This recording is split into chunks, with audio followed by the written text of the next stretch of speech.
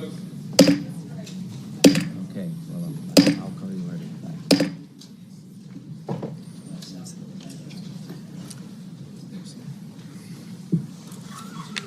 Obviously, there's a lot of interest in this hearing. I thank the Secretary for coming.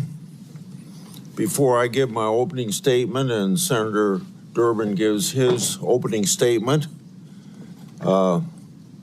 I think we can expect in a hearing this important that we ought to have utmost of decorum during this hearing. Both the witnesses and the members of this committee need to treat each other with respect, and I hope the people in the audience will likewise treat this very important oversight hearing with the respect that it deserves. Secretary Noem, if you get cut off before you're able to answer, I'll give you time to finish your answer after the member's 10-minute has run out. Also, at any time, if you need a break, just let me know. And I think we had a request from your office that take a break, maybe of 5 minutes halfway through the meeting, but if you want other breaks, just let us know. And for all the members, there's a 10-minute round of questioning, and I'm pretty liberal. If you got 5 seconds left in your 10 minutes and you start your question before the 5 seconds run out, I'll let you finish your question, but don't extend it into a 5-minute speech because we got to keep pretty much on time here. So once again, I would welcome everybody to the Judiciary Committee's oversight hearing for the Department of Homeland Security. This hearing comes amid a Democrat-led funding shutdown for the Secret Service, for FEMA, for TSA, and the Coast Guard. These agencies are vital to keeping our country safe.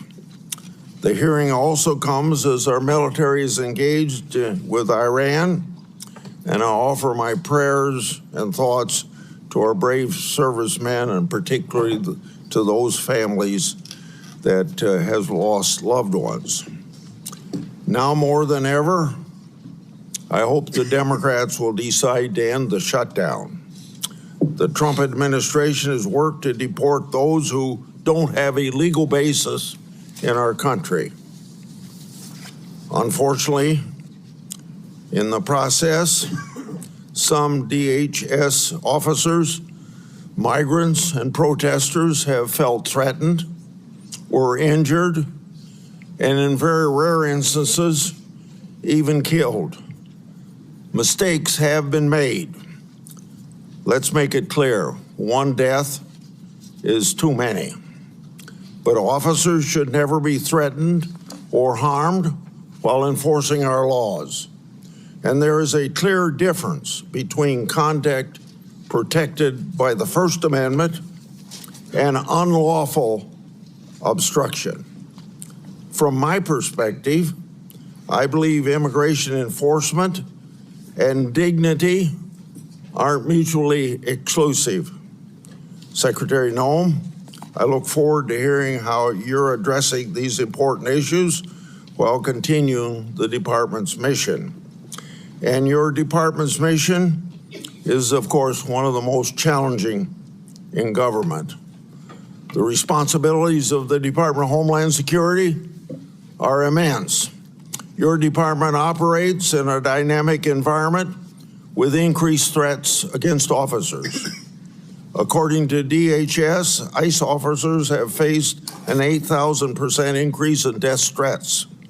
ICE officers have faced a more than 1,300% increase in assaults. Federal law enforcement officers risk their lives finding and arresting criminals.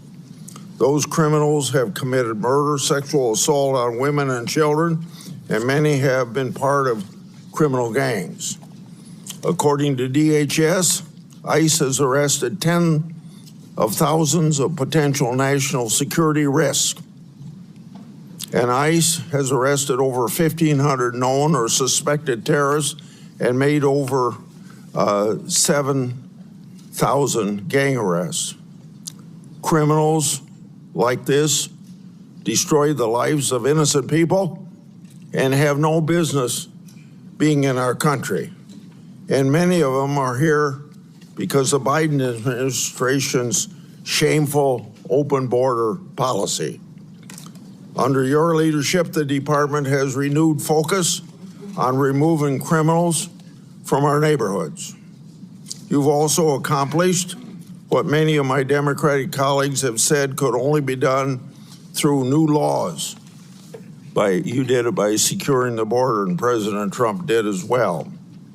In 2025, border crossings decreased 93%. According to DHS and Customs and Border Patrol, 0 illegal immigrants were released into the country for 10 consecutive months. And Customs and Border Protection has seized over 617,000 pounds of drugs. For more than a decade, I've done oversight of unaccompanied migrant children. The Biden administration lost track of thousands of children. The Biden administration disgracefully released children improperly vetted sponsors with addresses including gas stations, shopping malls, movie theaters, and even Disney World. That ought to shock the conscience of every American, and we all love children. The Trump administration has located over 145,000 of these children lost by Biden's open border policy. And thank God for finding those children. The department has taken important steps to ensure these children are located and removed from harm. The examples I just shared are results that keep our communities safe. The example, Secretary Noem, you've also been more responsive than your predecessors to a favorite effort of my part, my oversight requests. Now, I say how you've been responsive, but to be intellectually honest, from the previous administration, that's a low bar to overcome. In August last year, you provided updates regarding my longstanding Afghanistan evacuee oversight. Since 2021, I've investigated the Biden administration's failure to vet Afghan evacuees. The Biden administration hid vetting failures from the public, and multiple inspectors general have since confirmed these vetting failures. As one example, the Biden administration failed to vet evacuees against all available Defense Department tactical data prior to being paroled. On September the 9th last year, DHS told my office that as of August 12th, 2025, thousands of Operation Allies welcome parolees were potentially national security risks. Records provided by DHS also show the Biden State Department recommended a special immigration visa to Afghan nationals charged with shooting 2 National Guardsmen here in Washington, D.C. According to the Biden State Department, at that time, the terrorist, quote, poses no threat to national security, end of quote. The Biden administration's failure to put this country at risk. Yet, my Democratic colleagues keep trying to ignore that historical fact. You all know I'm a strong supporter of inspectors generals and oversight. Inspector General Kafari has told my office several times that he's been restricted by DHS memo from speaking to certain congressional committees about classified report. That report is about covert testing of the Transportation Security Administration checkpoint security screening. I hosted last year a bicameral, bipartisan, classified briefing with senior DHS officials on that matter to do what I can to bring about transparency. I asked the Inspector General, Kafari, to attend, but he declined, asserting that there was a memo in the department preventing him from doing so. I've also commissioned the Government Accountability Office to review the matter relating to that classified report.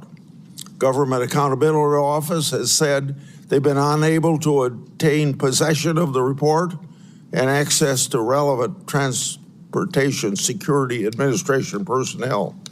Inspectors General and the Government Accountability Office help bring about transparency, and we all know transparency brings accountability to government.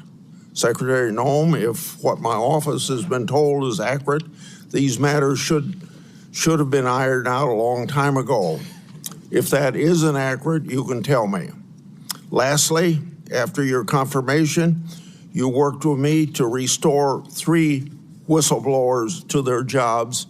Thank you for helping me, but more importantly, thank you for bringing justice to those people, because those whistleblowers faced tremendous retaliation for just reporting what the government should have been doing. They blew the whistle on the government's failure to comply with DNA Fingerprint Act of 2005. By executive order, President Trump has required compliance with that law. Now those whistleblowers have been elevated to supervisory roles. They'll receive back pay to cover years of financial losses. For 2 of them who needed it, their law enforcement credentials, badges, and firearms were reauthorized. Often I say whistleblowers are treated like skunks at a picnic, and these were treated like skunks by the previous administration. That administration failed to do right by these whistleblowers. I appreciate your leadership in righting the wrongs against those patriotic whistleblowers. Senator Durbin. Thank you, Mr. Chairman. Thanks for holding this oversight hearing. After months of excuses and delays from Secretary Noem, we finally gathered together. When I was chair, I restored this committee's long-standing tradition of regular oversight hearings with the Secretary of Homeland Security. Today's hearing is long overdue. We are joined today by friends and family members of individuals currently in ICE detention or who have been deported. I thank them for traveling here today. Their presence is a reminder that the policies implemented by DHS under your leadership, Madam Secretary, have a devastating impact on the lives of real people. Let me also say a word of those who have been, their families have been the victim of violence by immigrants. Although immigrants as a group commit less crime than native-born Americans, there is no excuse for violence, and what you've gone through is a just terrible situation that I will willingly acknowledge. From my point of view, we need an orderly process at the border to start with. And secondly, we should never knowingly allow a dangerous person into this country. And if someone is in this country seeking citizenship and commits a crime, serious crime, they should be asked to leave or incarcerated. Bottom line, there's a way to deal with immigration that is sensible and humane on both sides. More than a dozen years ago, 2 members of this committee, myself and another member, worked with a bipartisan group under Senator John McCain to write a comprehensive immigration law which dealt with many of the issues we've been working on since. It passed in the United States Senate with over 60 votes, bipartisan, supported by business and labor and religious leaders across the board. Unfortunately, the Republican leadership in the House of Representatives refused to take it up. Had we passed that and made it the law of the land, we could have avoided a lot of the terrible things that have occurred since.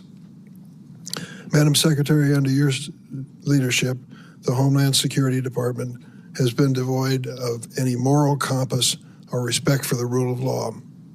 Without hesitation or remorse, DHS agents have wreaked havoc in our cities.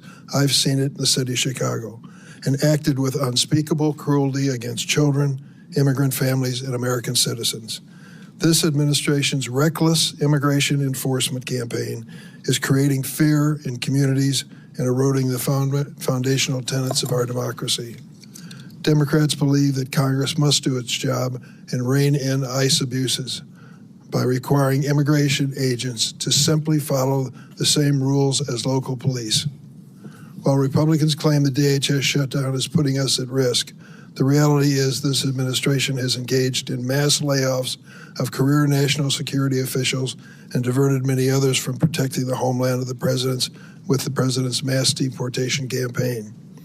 This is all while Secretary Noem is sitting on an unprecedented amount of appropriated funds, more than the United States Marine Corps. The Republicans in Congress gave her this and gave her virtual decision-making power in terms of the execution of policies. And she is spending nearly $300 million on a fleet of luxury private jets so she can travel in style. Really? Secretary Noem has repeatedly claimed that the department is arresting the, quote, worst of the worst and making American cities safe. In fact, less than 14% of immigrants arrested during Trump's first year back in office had charges or convictions for violent criminal offenses. Less than 14%, 1 out of 7. Immigration agents arrive in cities without consulting local law enforcement. They roam the streets in paramilitary gear and arrest and detain people based on the color of their skin, their accents, and the language they speak. The infamous Kavanaugh stops. That is not a public safety operation. That is a paramilitary occupation. And Secretary Noem has made excessive force the department's default position. In my home state of Illinois, during the so-called Operation Midway Blitz, agents violently attacked, tackled, arrested, and detained immigrants and citizens. They conducted a military-style raid on an apartment complex, kicking down doors and zip-tying children. A Border Patrol agent shot an American citizen, Miramar Martinez, multiple times, 5 times. She miraculously survived. After the incident, the agent bragged on the internet, 5 shots, 7 holes. And this administration didn't just shoot her 5 times.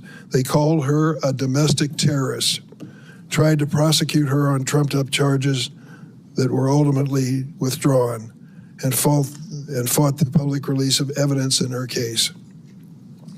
In Minnesota, your agents shot and killed Renee Good and Alex Preddy, 2 American citizens.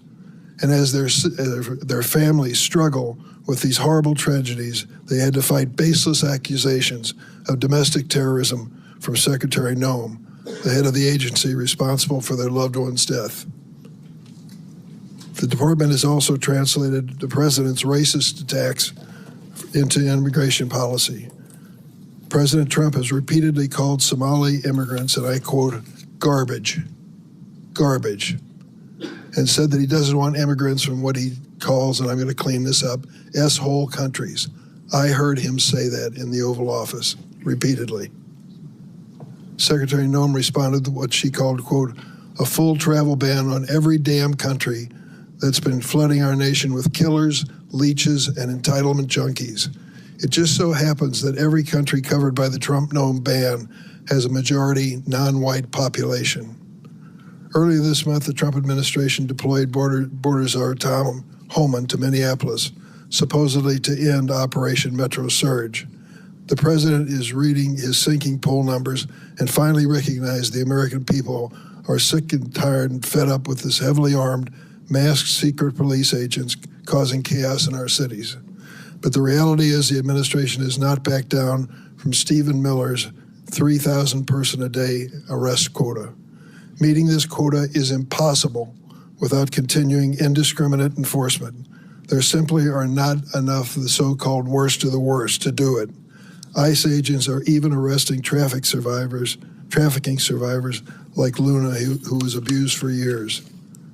In February 2025, the Trump DHS found Luna's application for a trafficking visa was bona fide. Today, Luna is still in detention. DHS has launched a cruel scheme to purchase massive warehouses for detaining immigrants, some designed to hold 8,000 people. To put that in perspective, our largest federal prison holds 4,000. Listen to what the U.S. Conference of Catholic Bishops said about this. The thought of holding thousands of families in massive warehouses should challenge the conscience of every American. Whatever their immigration status, these are human beings created in the image and likeness of God, and this is a moral inflection point for our country. Even with tens of billions of dollars at your disposal, the administration already cannot meet the basic needs of the 65,000 people currently in immigration detention. Detained individuals, including children and infants, are subject to abusive conditions and inadequate medical care. This includes Liam Ramos, the 5-year-old arrested with his father in Minnesota, who became ill in detention, and Amalia, an 18-month-old baby who became so sick with a respiratory illness she was hospitalized for 10 days, only to be returned to detention and denied medication. We have also seen an unprecedented number of deaths in ICE custody. 7 people died last December alone. 9 have died this year. This includes Geraldo Lunas Campos, who was choked to death by guards. This avoidable tragedy was classified as a homicide by the county medical examiner. The Department of Homeland Security's response? Try and deport the witnesses as quickly as possible. Secretary Noem and her rogue immigration agents seem to believe they are above the law and accountable only to the president and Stephen Miller's evil vision of a hateful America. Chief Judge Patrick Schultz of Minnesota, a Republican appointee, found that ICE violated at least 96 court orders in Minnesota in January, the month of January alone, which he said was, quote, likely more than some federal agencies have violated in their entire existence. And hundreds of federal judges have ruled more than 4,440 times that ICE is detaining immigrants illegally. That is an extraordinary rebuke from the federal bench. It hasn't stopped there. This department has trampled on the Fourth Amendment, forcibly entering private homes and businesses without judicial warrant. The Trump administration has also punished individuals for exercising their rights to free speech and peaceful protest under the First Amendment. They revoked a student's visa for writing an op-ed in America. In America. They have subpoenaed social media companies for information on Americans who have criticized ICE. ICE agents have found the addresses of peaceful protesters and showed up their homes to intimidate them. Now the administration is even threatening to interfere with our elections. President Trump has suggested that the federal government should nationalize elections. Top Trump ally Steve Bannon recently said, "We're going to have ICE surround the polls. We'll never again allow an election to be stolen," end of quote. Secretary Noem went further, and this is what you said, and I quote, "Make sure that we have the right people voting, electing the right leaders to head this country." And the administration has threatened immigration enforcement surges if state officials do not turn over their voter rolls and raided an election office in one swing county. We must ask, what is President Trump's endgame for this reign of state-sponsored violence against America's own citizens? History teaches us that immigrants are the first target when an authoritarian regime seeks to erode civil rights and consolidate power. But immigrants are never the last target. And we know that Donald Trump does not respect the constitutional rights of any American, regardless of party. Secretary Noem, this is the first time we met. I've been on this committee for more than 2 decades. I worked with every one of your predecessors of both political parties. I tried to meet with you before and after your confirmation, but you refused every request. I want to be clear, and you should know this. No official on this side of the rostrum or the other is above the law. You have no right to deploy immigrant agents as a paramilitary force in American cities. You swore an oath to uphold the Constitution. You have an obligation to answer questions posed by the member of this committee so that meaningful accountability can begin for the terror we are witnessing in America every day. Would you please stand to be sworn? Do you affirm the testimony you're about to give before the committee will be the truth, the whole truth, and nothing but the truth, so help you God? Thank you for that positive response. Please go ahead and give your opening statement. Kristi Noem, you should be ashamed of yourself. I'm a former female. Okay. Well. Your agency. FEMA employees should be responding to disasters, not ICE. You should be ashamed of yourself. Your staff say abolish ICE. Your staff say abolish ICE. Your staff say abolish ICE. You may proceed. Thank you, Mr. Chairman, and thank you to the ranking member, Senator Durbin, as well, and the distinguished members of this committee. I appreciate the opportunity to be with all of you today and talk about the important matters and work that the Department of Homeland Security does every single day. The Department of Homeland Security. Hey, could maybe pull the microphone closer to you, please? Okay. And the red light is on? Yep, it is. Okay, proceed. The Department of Homeland Security was established in the aftermath of 9/11, one of the darkest days in our nation's history. That resulted in the death of nearly 3,000 Americans. The mission of the Department of Homeland Security at that time was just as critical as it is today. We protect our American people, we prevent acts of terrorism, and we defend our homeland. Every action that the Department of Homeland Security takes is guided by that mission and by that responsibility. Thanks to President Trump's leadership and the hard work of the men and women of DHS, our department has delivered historic results and has made our communities safer. Since the start of President Trump's second term, daily encounters along the southwest border declined by 96% compared to the Biden administration's daily average. We've reached the lowest levels ever recorded in U.S. Customs and Border Protection's history. In President Trump's first year, total Border Patrol apprehensions along the southwest border were less than the average of a single month under the Biden administration. For 10 straight months, the Border Patrol has released 0 illegal aliens into the interior of the United States. And in President Trump's historic first year back in office, nearly 3 million illegal aliens have left the United States as a result of the administration's enforcement efforts from following the law. That includes 2.2 million that have voluntarily left and returned back to their home countries, and more than 675,000 detainments and deportations. A majority of the aliens that were arrested by Immigrations and Customs Enforcement have a criminal record and have been charged with or convicted of secondary crimes in addition to their initial crime of being in the United States illegally.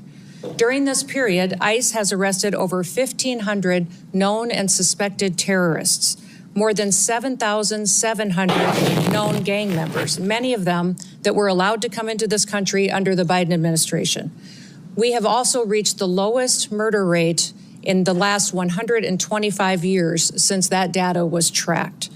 Under President Biden, more than 450,000 unaccompanied alien children went missing or were lost due to the dangerous open border policies that were embraced.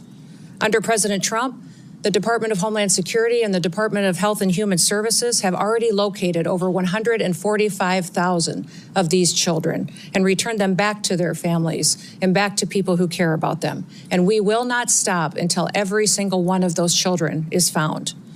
Fentanyl trafficking at the southern border is down. It's been cut by over 56% because of that secure border and the enforcement actions that have been taken there. And that's compared to the same period of time in 2024. The Coast Guard has seized enough cocaine the past year to prevent quantities capable of killing more than 193 million Americans, and it's kept them off of our streets. In fact, total interdiction efforts under the Trump administration have prevented 1.7 billion lethal doses of drugs from killing our next generation of Americans. These results reflect the fact that we are enforcing the laws that Congress has passed. I want to address the dangerous environment that our ICE officers face on the streets today. They are facing a serious and escalating threat as a result of deliberate mischaracterizations of their heroic work and rhetoric that demonizes our law enforcement. DHS has documented an 8,000% increase in death threats against our ICE officers and their families, as well as more than 1,300% increase in assaults while carrying out the lawful enforcement operations that they do every single day. I recognize that members of this committee may hold differing views about immigration policy, but it's important that we distinguish between disagreements over policy and the department's operational responsibility to enforce existing law that has been passed by Congress. It's our duty as a department to defend our homeland. The latest Democrat-led shutdown of DHS is reckless, it's unnecessary, and it undermines the American national security, and it harms the men and women who work at DHS and their families.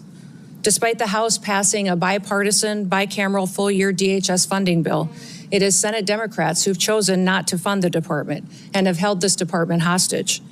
As a result, critical national security missions, including border security, immigration enforcement, aviation security, disaster response, cybersecurity, and the protection of critical infrastructure are all being strained. Our ability to provide for a safe and successful World Cup is being hindered as well. More than 100,000 dedicated DHS employees are once again being asked to work without pay for the third time in just 5 months. At a time when we've produced the most secure border in history and removed nearly 3 million illegal aliens from our country, disrupting the department responsible for those gains is indefensible. I want to thank the men and women of the Department of Homeland Security for their professionalism, for their dedication, for their commitment to keeping America safe and continuing to show up and work even though they aren't being compensated for it. They've kept us safe and they have patience, and our success is only possible because of their service and sacrifices. I also want to thank our angel families that are behind us to tell their stories and testimonies, and also thank my husband for being here in support as well. Thank you for the opportunity to testify, Mr. Chairman, and to all the distinguished members. I look forward to your questions today. With that, I yield back. I have spoken about the 10-minute times that we have. Get it up to 10 minutes for me. It's on 5 minutes. 10 minutes. Thank you for your testimony. The previous administration's open border policy brought millions of people to this country. We don't know everyone's background or true intent for entering, but we know many of these had ill intent. Given the Iran conflict, what steps has Homeland Security taken to protect the potential against potential Iranian sleeper cells and related terrorism? Well, thank you, Mr. Chairman. We work every single day with our intelligence agencies and law enforcement partners to make sure that we are investigating and finding any threats to the homeland here within our borders. We work with the FBI often, and Homeland Security Investigations specializes in this kind of work each and every day. Not only that, we go back and we are revetting some of the individuals and some of the programs that we may have concerns about, looking at social media, also going through those interviews that are necessary for some of our programs that the Biden administration abused and perverted under their time there as well. We look at the fact, Mr. Chairman, that over the last administration, when millions of people streamed across our border, we don't necessarily know who all came into our country. We know that we have many dangerous individuals that came in unvetted, and we are working every single day to find them and to make sure that we're preventing the next attack and preventing the next crime they may perpetuate against the American people. Yeah. You heard in my opening statement about the Inspector General's report on airport security screening. After Congress had been told of the report, you announced $1 billion in airport security upgrades. Press report have sources attacking you for changing the shoe removal policy. Does the $1 billion investment relate to the issue in the Inspector General's report? And then I have a follow-up to that.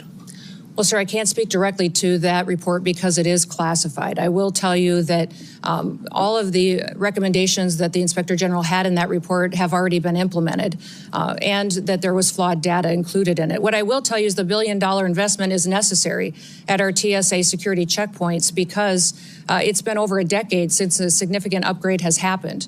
We have new technologies that can be used in X-ray baggage scanners, abilities to use information and new technologies to scan individuals that would be more efficient, allow people to get through the security checkpoint and get to their planes on time and ensure their safety. The number one priority of TSA is security, and we make sure that we are continuing to use all of the options and tools available to us to make sure that they are safe as they travel through our airports and in our airways. Thank you for that report. The follow-up is, was going to ask for those details, but you've given me those details. Have these details been communicated to the Inspector General?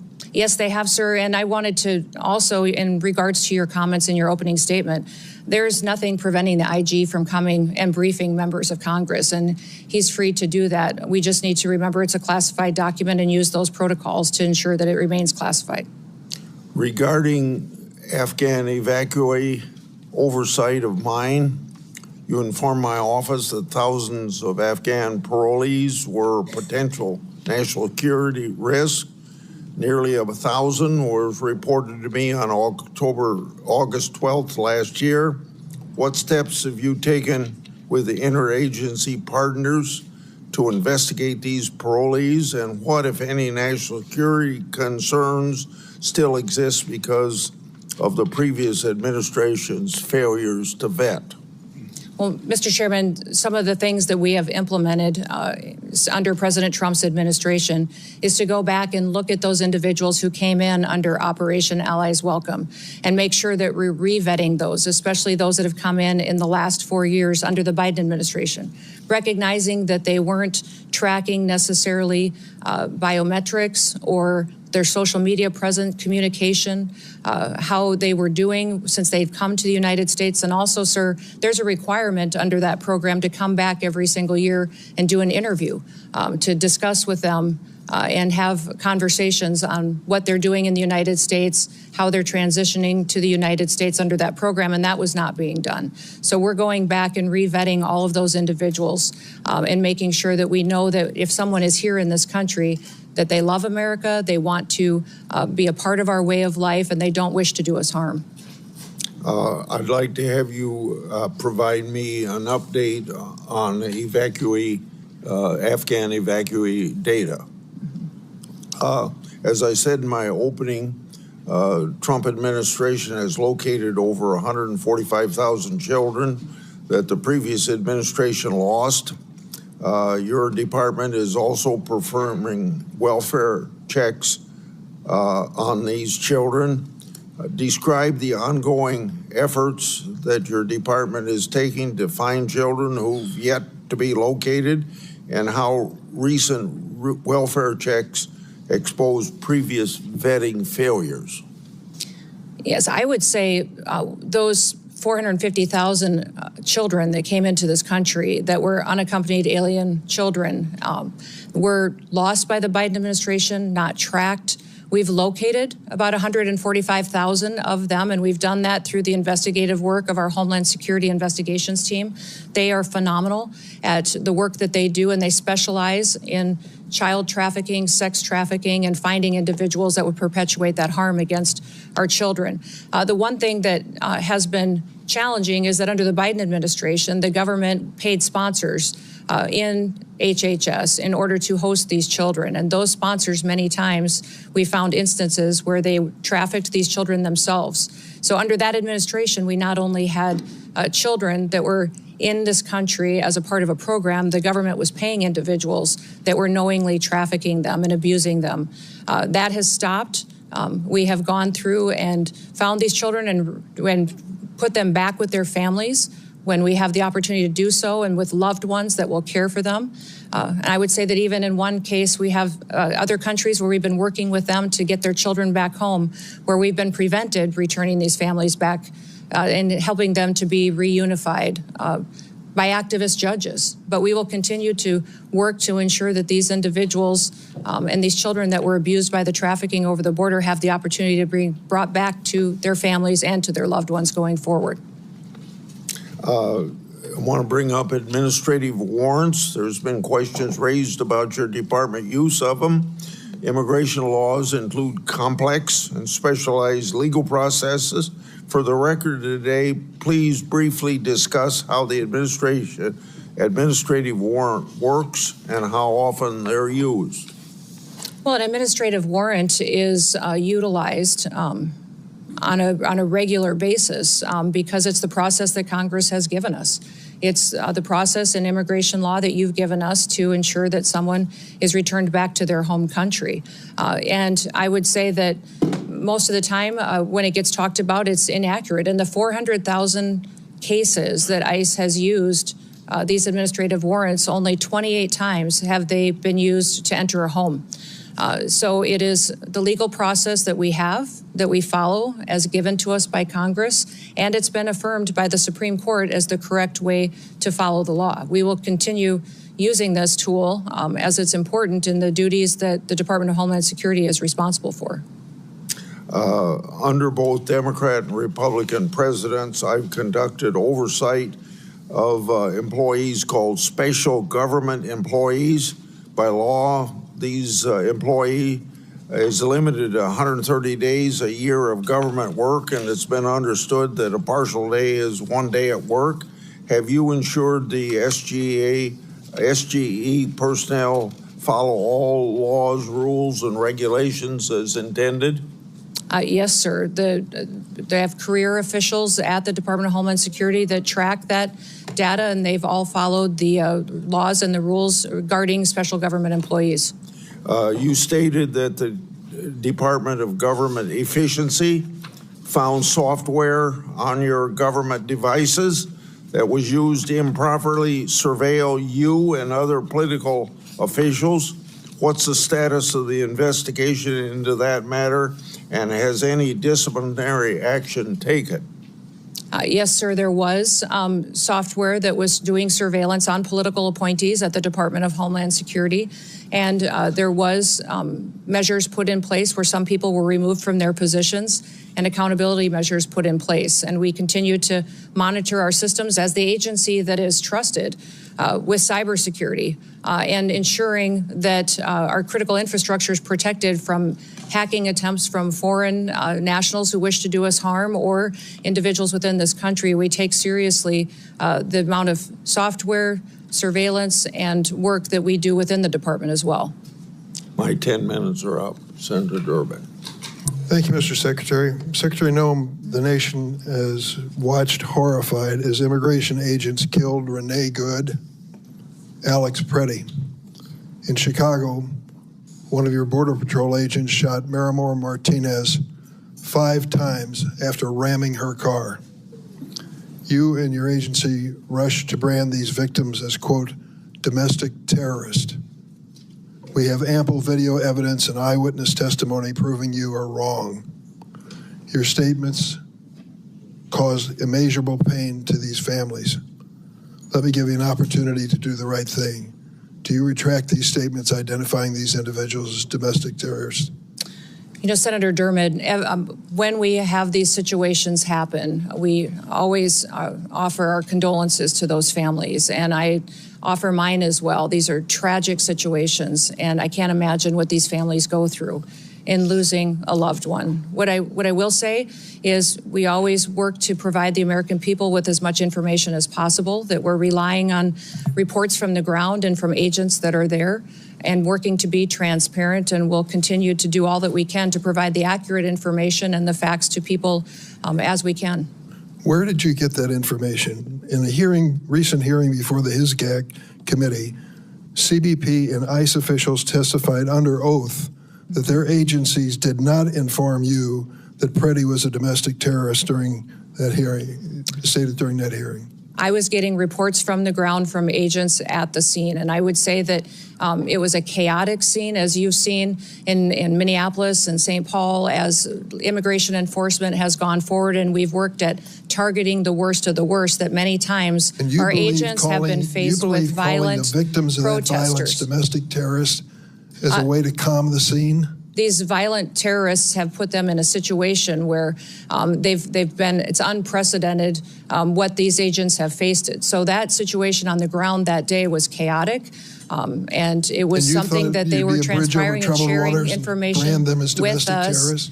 Can you explain why you decided to brand these victims that we all saw on video, who were out protesting the activities of your agency and were killed as a result of it? How did you think that calling them domestic terrorists at that scene was somehow going to calm the situation?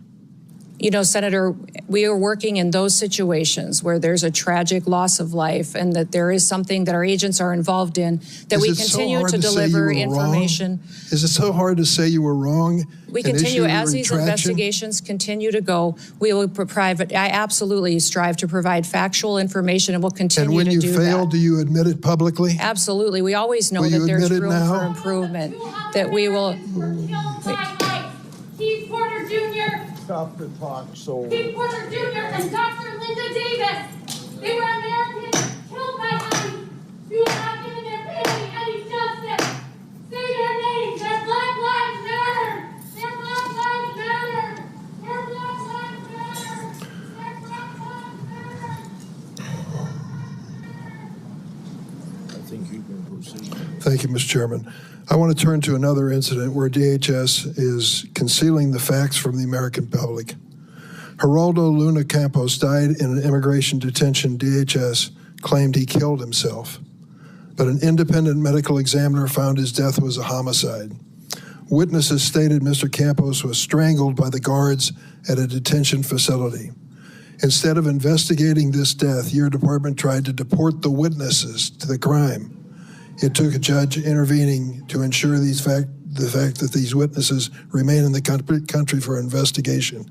Secretary Noem, who ordered those witnesses be deported?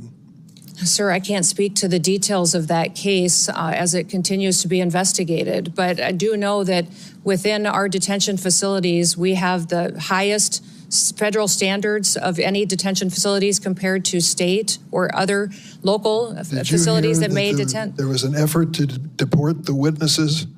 Sir, I'm not aware of that, and I will continue to look at that. Whenever there is an incident where we have someone who works for DHS that has done something wrong, there is always an evaluation, an investigation, and there is consequences for that. So we will continue to do that investigation and make sure that the right thing is done. If Who's something doing the investigation? there are internal investigations within. Investigation.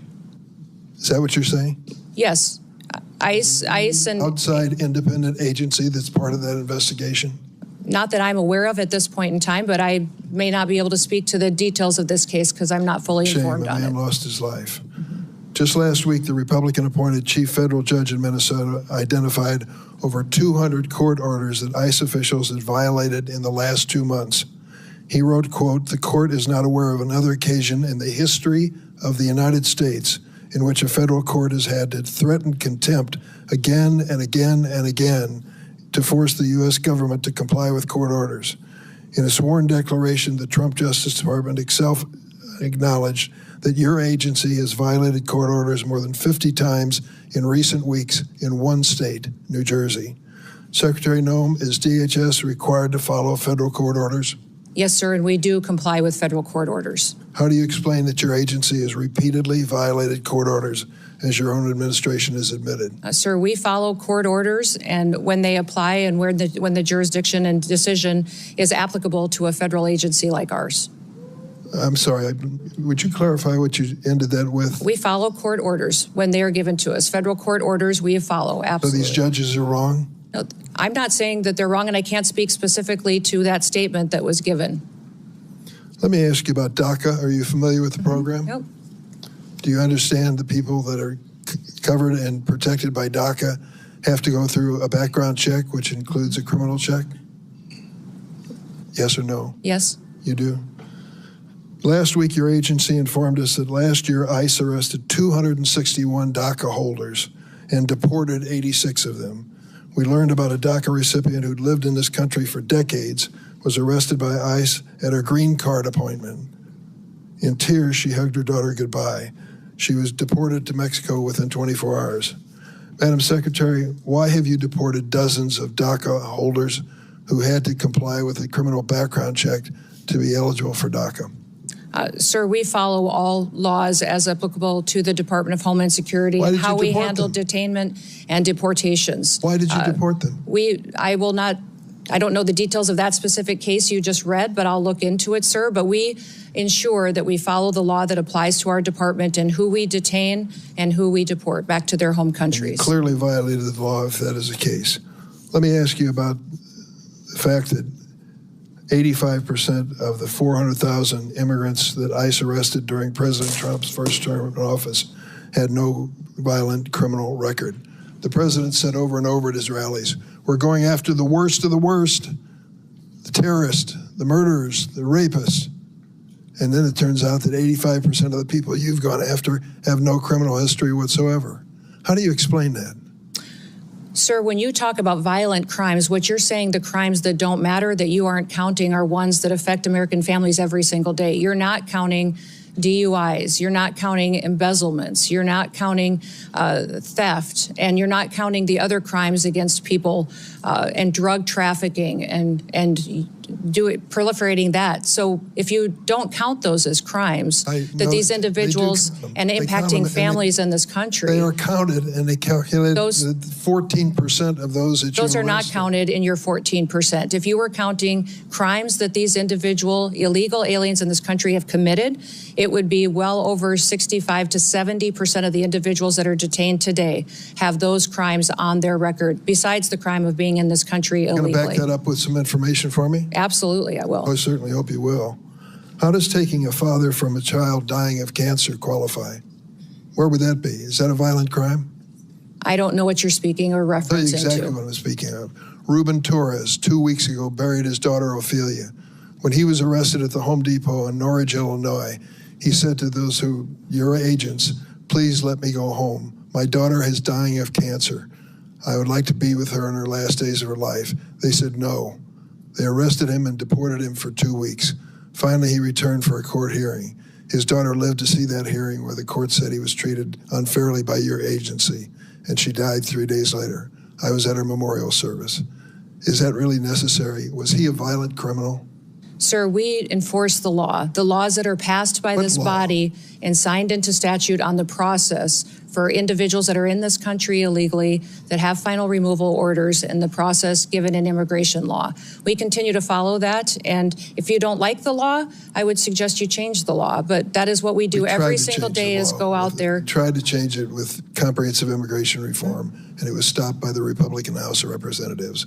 Our job at the department is to follow the law and make sure that we are a nation of laws, because a nation that doesn't follow the law is no nation at all. I yield, Mr. Chairman. Senator Graham. Thank you very much for coming. Can you hear me? Yep, now we can. Thanks very much. Well, let's talk about the scope of the problem you inherited here.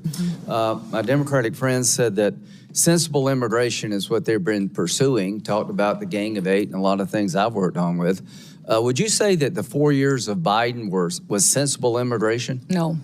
I wouldn't either. I would say it's an obliteration of the border. 11 million people came into this country during President Biden's term. He obliterated all controls.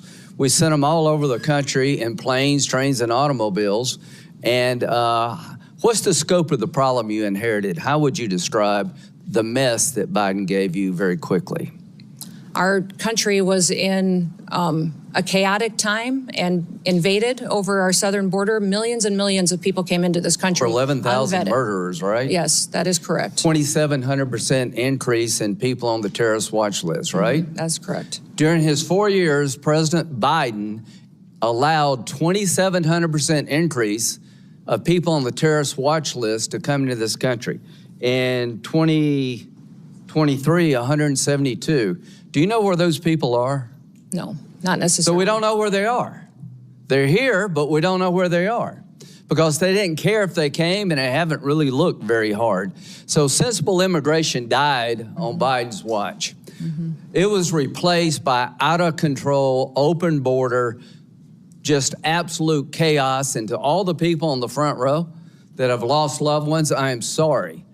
Your family members are a victim of an out-of-control, Democratic-led effort to obliterate the border, and every senator on this side of the aisle, that side of the aisle, did nothing about it.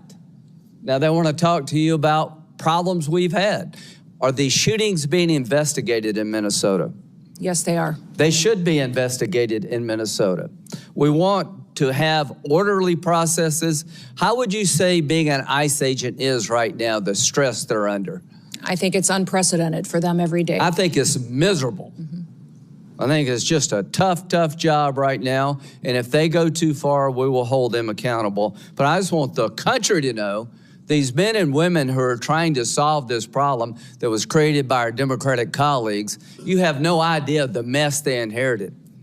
This country was overrun by illegal immigrants, murderers, rapists, and just average, everyday people. How many people did Barack Obama deport when he was president?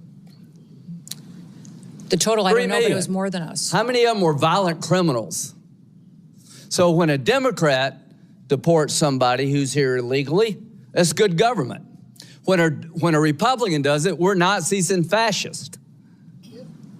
If you're here illegally, are you entitled to stay? No. They would allow you to stay. I want you to understand that these people have no interest in cleaning up this mess. In 2026, we're going to have an election about this, and they're openly saying, unless you're a violent criminal, you should be allowed to stay here. Is embezzlement a violent crime? No. Is it a crime without a victim? Yes. If somebody steals your stuff, even though they don't do it through force, is that a crime with a victim? Yes. So all of the Laken Riley, I think she was murdered by a man who was actually in custody. Are you familiar with the Laken Riley case? Yes, I am. Okay, she's a young lady about 60 miles from where I live. The man who murdered her was in custody, was detained by DHS, but was released because they had no bed space in Texas. He went to New York and committed a bunch of crimes. He winds up in Georgia and he murders this young lady. He was in our control. He was released not because he wasn't dangerous, because we had no place to put him. Do you agree those days are over? Yes. Do you agree the most secure border in American history has been achieved by you and those under your control? Yes. Working with President Trump. Are you proud of that? I am proud of that. So we're down to like nobody coming across. We went from a invasion to almost nobody. And I hope the American people appreciate that's a good thing for you. Now we're engaged in military action against the mothership of terrorism, Iran, which I hope will sink pretty soon. Do you think the threat level against the United States is up or down when it comes to radical Islamic terrorists? It's up. It's up? Yep. So you mean they actually may want to come here and hit us because we hit them in Iran? I don't think you have to be, a general to figure that out. Is the Coast Guard without funding? Portions of it. We're keeping some of the salaries paid, but So there's no funds in the appropriation bill for the Coast Guard. Is that correct? that is correct. Because your agency is not being funded. It's the one part of the appropriations bill where we haven't agreed on funding. Is that correct? Correct. So FEMA, no money, right?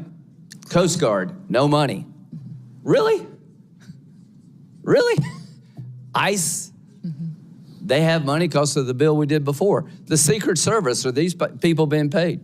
Yes, they are. They're being paid, but do we have money? Our law enforcement is paid, but their resources, their administrative They're not staff, being their paid out of contracting. appropriated funds Correct. this year, right? Correct. So in the appropriations process, we've got no new money for the Secret Service.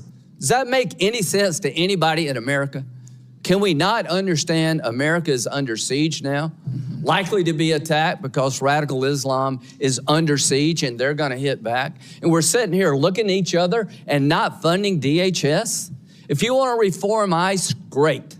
Count me in. If you want to make DHS more professional, count me in. If you want to investigate bad shootings, count me in. If you don't want to do away with sanctuary cities, count me out. What's a sanctuary city?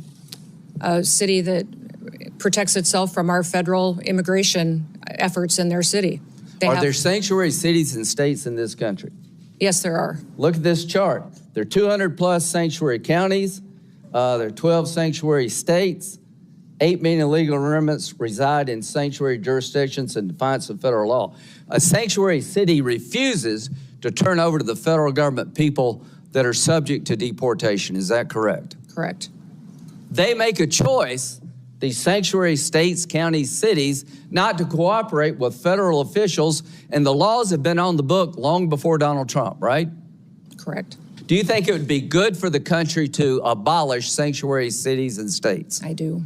Do you believe as long as they exist, it will be a magnet for future immigration, illegal immigration? Yes, I do. So if you're a legal immigrant and you can get to one of these sanctuary cities, states, or towns, you believe you'll never leave. Until you fix this, you're going to have illegal immigrant magnets. Do you agree with that? Yes. Would you urge the Congress to abolish sanctuary cities? Yes, I would, sir. And sanctuary states. When it comes to the threat level against our homeland, how would you characterize it right now?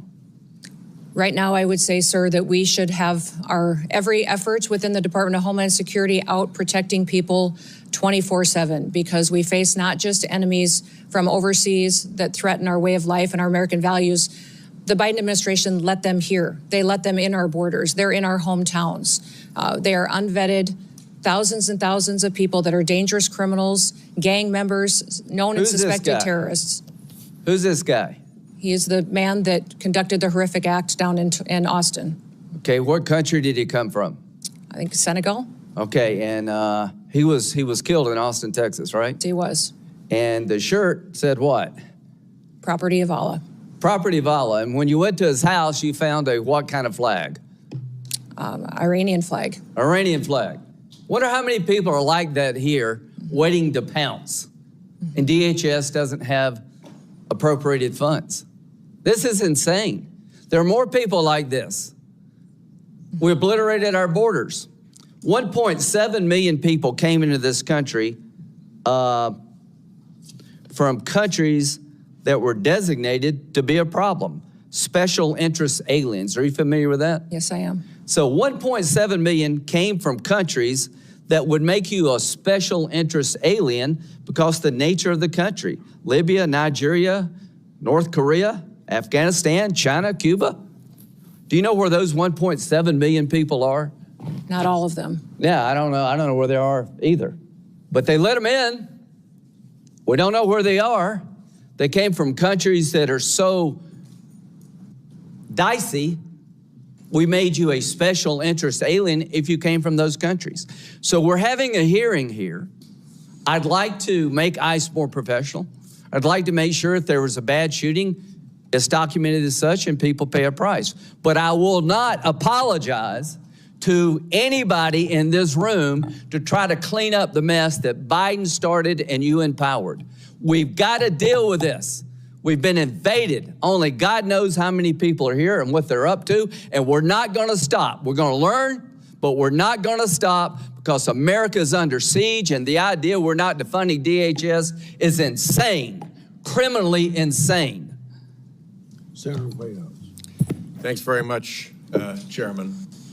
Let me start by noting that we have repeatedly said, our ranking member on the Senate Appropriations Committee, Senator Murray, has said that we are more than willing to fund TSA, more than willing to fund the Coast Guard, more than willing to fund FEMA, and that it is the administration that is holding those agencies hostage in order to extract additional funding for ICE and CBP. That is our quite clearly stated position, and I just wanted to recognize that now. Ms. Noem, I want to walk you through an incident that took place in Rhode Island. We have a courthouse in Rhode Island, our Superior Court.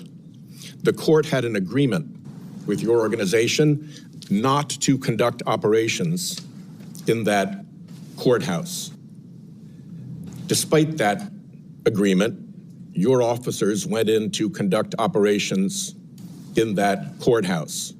They went in plain clothes and masked, so maybe they were aware of the agreement, maybe they weren't. Either way, it was unprofessional not to honor the agreement with the court.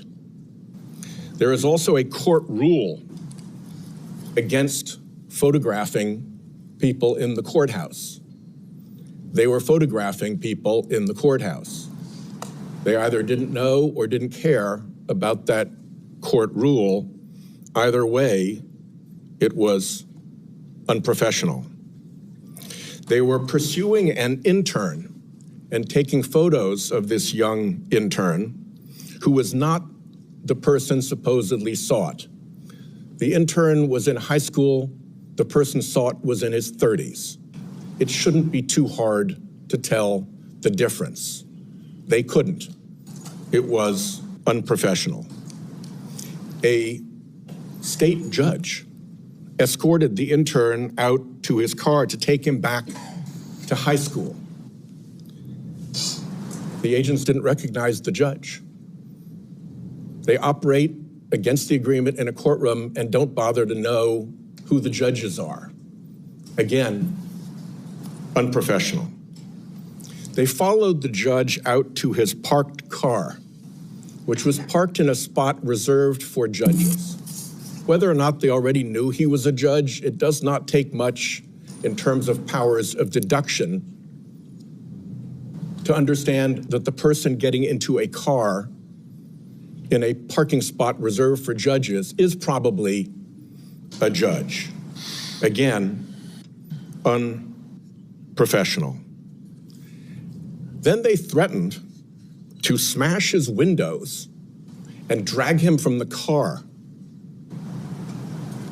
A judge with a high school intern in the car who's not the guy they're looking for.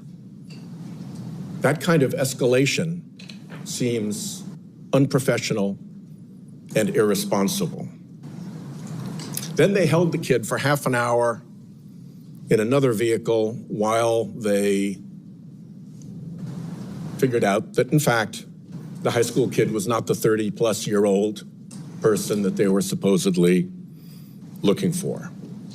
Nobody was hurt, but there was nothing professional about that entire exchange. And I would ask you to send a signal down to your folks to stop that kind of dangerous and unprofessional nonsense, particularly in our courthouses. Let me ask you, why don't you deconflict with local enforcement when you operate? Our officers do. We welcome cooperation from local law enforcement and want them at the state level, at the local level, to cooperate with us so that we can continue to conduct our federal operations with the safety of the cooperation that comes from those types of agreements. Deconflicting and cooperating are two different things. They can overlap, but they are two different things. You deconflict when you plan an operation in another law enforcement agency's jurisdiction, like here, the court sheriffs, and let them know what you're going to do. This all could have been headed off if you'd spoken to if your people had spoken to the sheriffs first and said, we're concerned about this guy. Oh no, he's an intern, he's in high school. None of this was necessary if they had bothered to deconflict. So please, send the message down to your people that there's a reason that deconflicting is standard law enforcement practice for, among other things, officer safety. Will you do that? Yes, sir, but I will tell you that our law enforcement are being doxxed at unprecedented levels. So at times we've run into situations in sanctuary cities or in sanctuary states where notifying that local law enforcement on some of these operations has doxxed them and their families and leaked a law enforcement operation, which puts people's lives in jeopardy. So they absolutely want to work with cooperative local law enforcement. About that, and in that case specifically, I strongly suspect that there's a big difference these between individuals, non-cooperation and actual interference with your operations. But I'll reserve that to a question for the record so you can substantiate that. Could you explain this? Sir, I'm looking at a picture of an interior, looks like a bedroom. Of an airplane? Yes, sir. You're not familiar with that? These photos are not accurate. If you're referring to the airplanes that the Department of Homeland Security has purchased and are purchasing, we're using them for long-range command and control aircraft that is dictated in statute by Congress for the Department of Homeland Security to have a plane. Luxury jet with a bedroom in it? Yeah, we used a 737. I've been on it once, but it is being used by other administration officials, and it is used for command and control flights for the department. The department has found that in purchasing our aircraft, that we will save the taxpayers hundreds of millions of dollars. Does it have a bedroom in it? In fact, we spent $1.42 billion on ICE deportation flights last year. Does it have a bedroom in it? I believe it's being refurbished and not having a bedroom in it. So it is being refurbished. Part of the room. What kind of deportee justifies being flown out of the country in a luxury jet with a bedroom and accommodations like this? There are aircraft being purchased that will be utilized for executive air travel and for deportations. Well, if you remember, in the this past, was we gonna have be used jets of this size and this configuration for deportations in the past. If you remember, In this configuration, by this configuration, you mean with I a didn't bedroom see the and inside luxury of them. accommodations like this That you've plane- used for deportations. Is that true? Sir, we have 737s that are being purchased by the department to replace contracts that we have on ICE deportations. That's what they're going to be used for. And in fact, the Coast Guard is the only entity within the Department of Homeland Security that has jets at this point in time. They had 2 G5s that were 20 to 25 years old that are being replaced so that they can continue to serve our Coast Guard and our military for years to come. About these aircraft. They've been reported as saying, although they don't want to say publicly this, but individuals described as senior administration officials have described these airplane purchases as the world's worst deal and an abuse of federal funds. Can you tell me what the Republicans on this committee who voted for what I call the billionaires bill that gave you the money to buy these jets knew about your plans to acquire luxury jets when they voted for that money? The dollars for these airplanes was appropriated by Congress. In fact, it's mandated from Congress and rules that you've given us that we need to have a long-range command and control aircraft that will seat up to 17 people in the Department of Homeland Security for national security purposes. We are complying with the law. Those planes are being refurbished and will be utilized for that, and they'll be utilized by members of the administration and other components. First, they will also cut our costs, sir, by almost 40%. We are saving the taxpayer 40% by purchasing our own aircraft and operating them rather than being susceptible to the contracts that they have today. May I have an extra 2 minutes to fill in the filibuster there? I'll give you 30 seconds beyond the 44 seconds you got now. Truthfully answer a question for the record about your role in stopping the civil rights investigation into the Minnesota shootings? Sir, I don't know what you're talking about. I did not stop any investigations whatsoever. Will you testify truthfully if you get a QFR? Yes, I testify truthfully. I did not And will you stop. testify in the District of Columbia Federal Court contempt proceeding? Sir, I do not know what you're referencing, and I would hope for some context. The Federal District Court contempt proceeding related to the deportation, contrary to a court order, of individuals to Venezuela. Will you testify in that proceeding? Sir, I think that you're referencing something that I have a gag order to, but I can certainly follow up with you. My time's up. Thank you.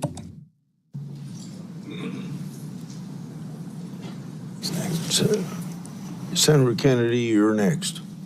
Thank you, Mr. Chairman. Thank you, Madam Secretary, for being here.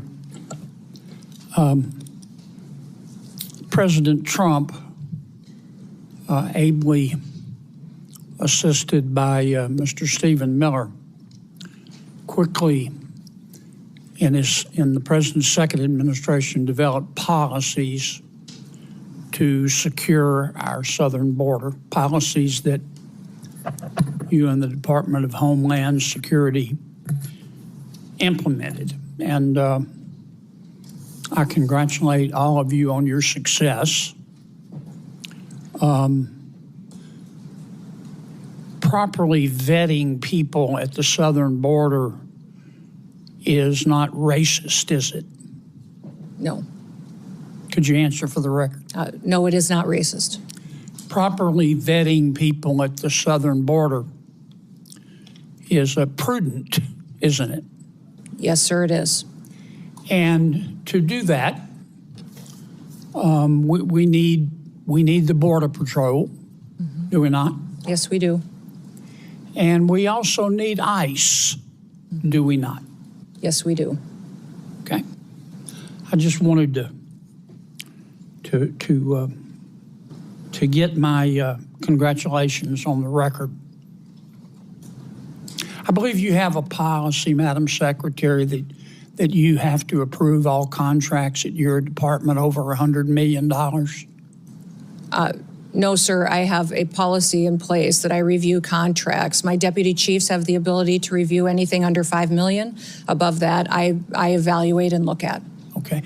And you do that, I understand, to try to curb waste and abuse of taxpayer money. Is that right? Yes, sir. In fact, it's been extremely effective. We've saved the taxpayers over $13.2 billion just by evaluating contracts, negotiating lower ones, and canceling ones that aren't necessary to do our duties. How do you square that concern for waste, which I share, with the fact that you have spent $220 million running television advertisements that feature you prominently? Sir, the president tasked me with getting the message out to the country and to other countries where we were seeing the invasion come from, with putting commercials out that told them that if they were in this country illegally, that they needed to leave, or we would detain them and remove them, and they'd not get the chance to come back to America the right way. That has been extremely effective. Ask you to run these advertisements, is that right? We had that conversation, yes, before I was put in this position and sworn in and confirmed, and since then as well. Okay. Did you bid out those service contracts? Yes, they did. They went out to a competitive bid, and career officials at the department chose who would do those advertising commercials. And the people that you ended up picking were people who had formerly done your political work back in South Dakota. Is that right? No, that's not correct, sir. I think it is. No, it's not, sir. The individuals who, I believe the careers who they chose were two different media firms. There's been conversation about their subcontractors, but we have no legal authority to look into subcontractors on work like that. Okay. And you're saying that you're testifying that President Trump approved this ahead of time. Is that my understanding? We had conversations about making sure that we were telling people. No, ma'am. I'm asking you, sorry to interrupt, but the president approved ahead of time you spending $220 million running TV ads across the country in which you are featured prominently. Yes, sir. We went through the legal processes, did it correctly. Did the president know you were going to do this? Yes. He did? Mm-hmm. Yes. Okay. And one thing, Senator, I think would be helpful to know is how effective that communications has been. That well, they overwhelmingly were effective in your name recognition. I mean, I personally just, I mean, to me, it puts the president in a terribly awkward spot.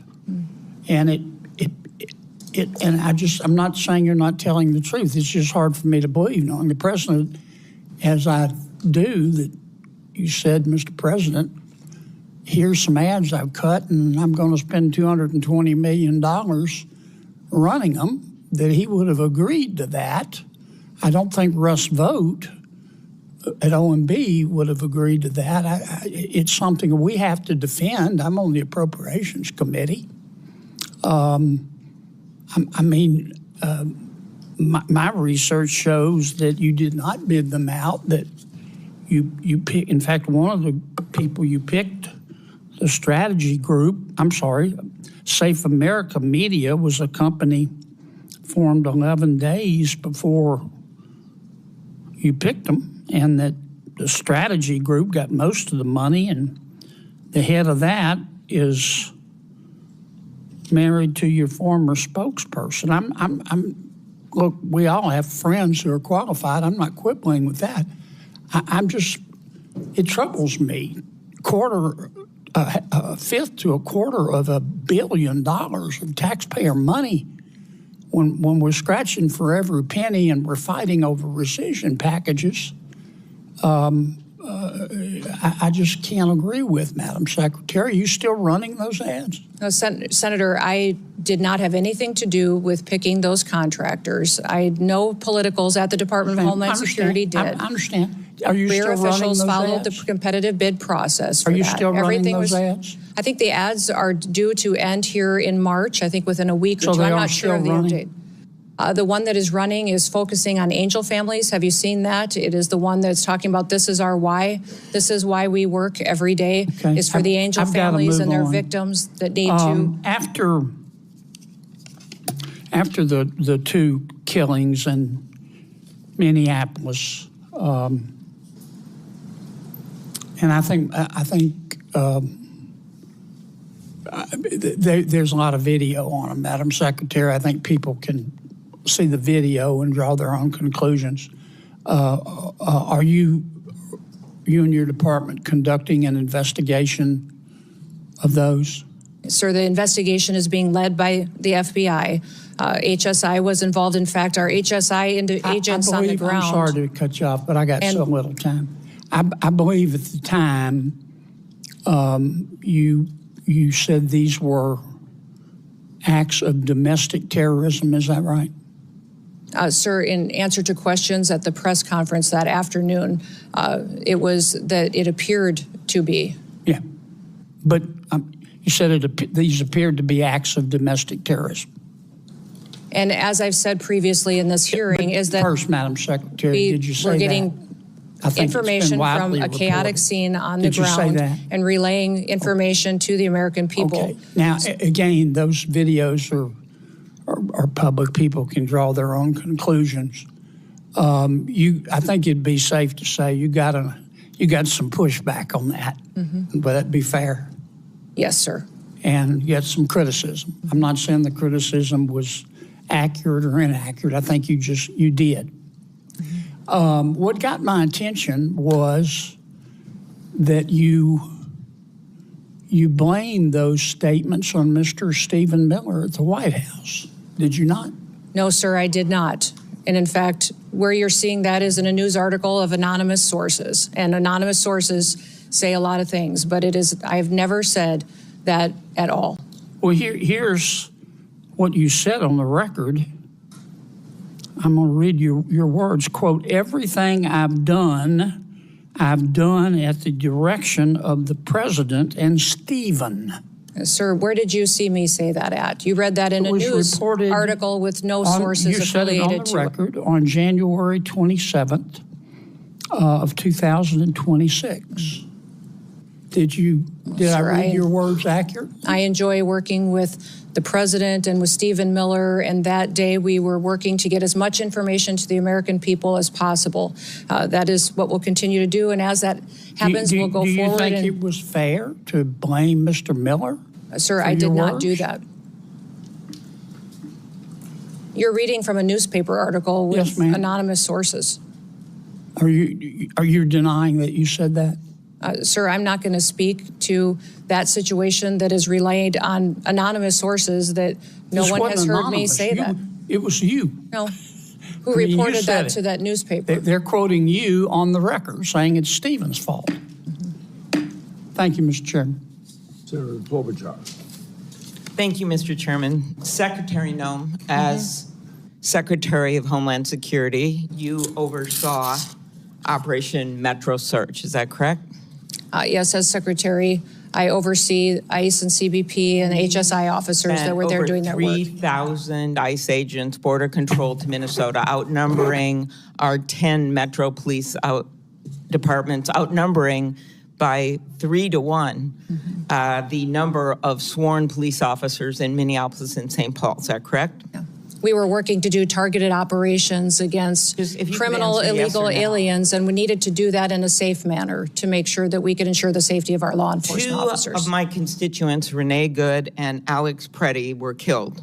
They should be alive today. In fact, in 1 month in the city of Minneapolis, when you look at the 3 fatalities that were results of shooting, 2 of 3 were committed by federal agents. Are you aware of that? Yes, I am.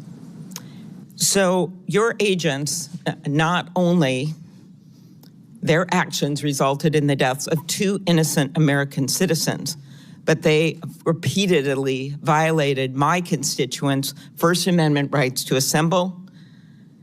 You say you believe in the Second Amendment right to bear arms, but Alex Preddy was criticized repeatedly by officials in the administration for having a lawful permit to carry and having a gun. Your agents violated the Fourth Amendment rights of my constituents by ramming through doors of innocent people's homes, innocent citizens' home, without any kind of a warrant, and violated the Fifth Amendment right to due process. So as I've shared with my colleagues, if you believe in federalism, in freedom, and in liberty, you should be horrified by what the Department of Homeland Security did in Minnesota. So my first question is, having spoken to Mr. Homan, what is the exact number of DHS agents still in Minnesota? Well, I believe that there is still close to 650 there, counting the investigators that are there, working to get to the bottom of the unprecedented fraud that has been found in the Medicaid Was funding. Was 5-year-old Liam involved in that fraud? As you know, I am all in on prosecuting fraud. I put in place the U.S. attorney who exposed the fraud under the Biden administration and brought the bulk of the prosecutions, and also recommended to Mr. Blanche that Joe Thompson be the acting U.S. attorney who led those prosecutions and now has left the office because the Department of Justice asked him and many others to investigate Renee Good's wife instead of doing their jobs doing fraud. So what I want to know is, when are you going to get down to the original footprint as promised to us? We're continuing to work at that, although those investigators will continue to stay there to get to the bottom of that fraud, to make sure that those vulnerable people that rely on those programs actually get services from those federal dollars that are spent, that it's not stolen by criminals and used by individuals to enrich themselves and send it out of the country. Secretary Chung-Li Tao, are you aware that agents bashed in the door of a U.S. citizen, a Hmong elder with no criminal record? I can't speak to the specifics of that case. Did you see the photos of that man being dragged out of his house in Crocs and in his underwear? Yes, I did. Do you believe that he was involved in fraud? I do not know where that status of that investigation is. Are you aware that he is a son of a beloved nurse that treated our soldiers in Vietnam? I believe that we have laws in this country that need to be enforced and need to be applied equally to everyone. Speaking of enforcing the laws and following the laws, did they have a judicial warrant when they rammed through an American citizen's door? Our law enforcement officers follow the same protocols and procedures that all law enforcement do. Are you aware that he tried to show his identification to show that he was an American citizen and they didn't want to see it? Again, these officers conduct themselves in processes. If something was done inaccurately, then certainly we will make sure that we correct it and rectify it in the future. Are you aware that the person they were looking for was in prison and had been in prison for years?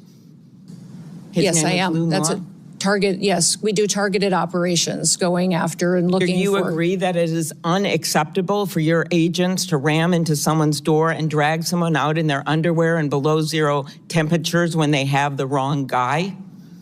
Our officers conduct targeted operations and utilize the law processes that are given to them and the tools. You will not answer that you think that's wrong. They needed to identify that individual, and they couldn't identify him by looking at his identification. Instead, they had to drag him out, throw him in a car, and drive him around for an hour. How about pulling off off-duty police officers, Madam Secretary, every single one of whom made clear who they were? They were people of color, off-duty police officers. In Brooklyn Park, Minnesota, the chief described how one off-duty officer someone of color, a U.S. citizen, was stopped and confronted by ICE agents with their guns drawn, demanding her proof of citizenship. As Chief Bruley said, I wish I could tell you that this was an isolated incident, but the other chief said it had happened to their own officers. Why were these officers stopped?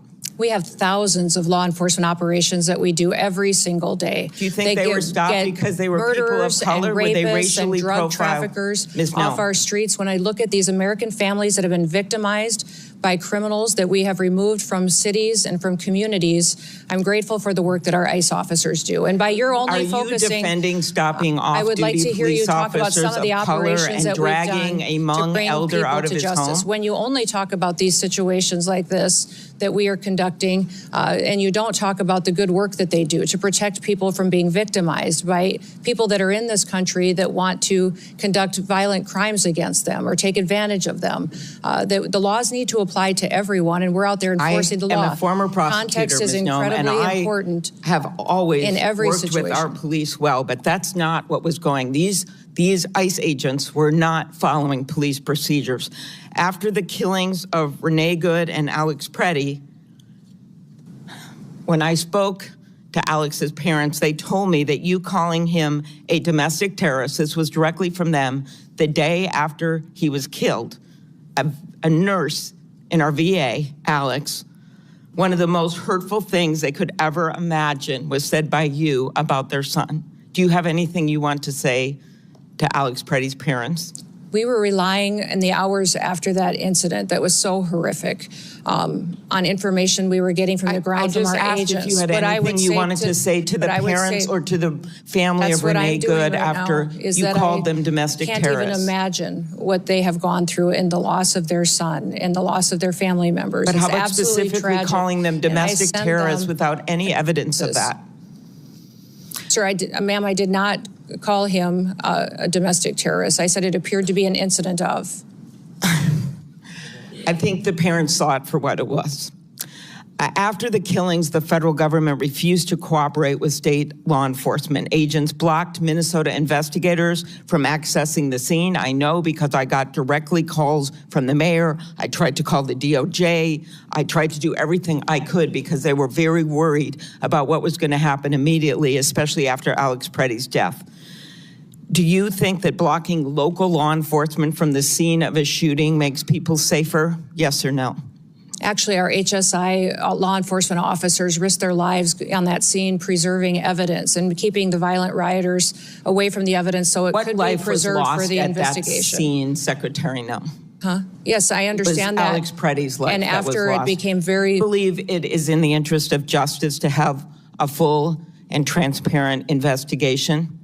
Is the investigations being led by FBI and internal investigations as well into this incident? Will you commit to reversing the decision to cooperate with the Minnesota Bureau of Criminal Apprehension, an agency of seasoned professionals that the agents worked with directly, FBI agents worked with directly to investigate after the shooting assassination of Speaker Hortman, after the killing of those two little kids in that church with the bullets going through those stained glass windows? In both incidents, our federal and local law enforcement worked together and are working together in those investigations. But they have been blocked, the locals have, from being part of this. Why is that, Ms. Noem? The FBI is leading this investigation, and I would leave that question for them to answer.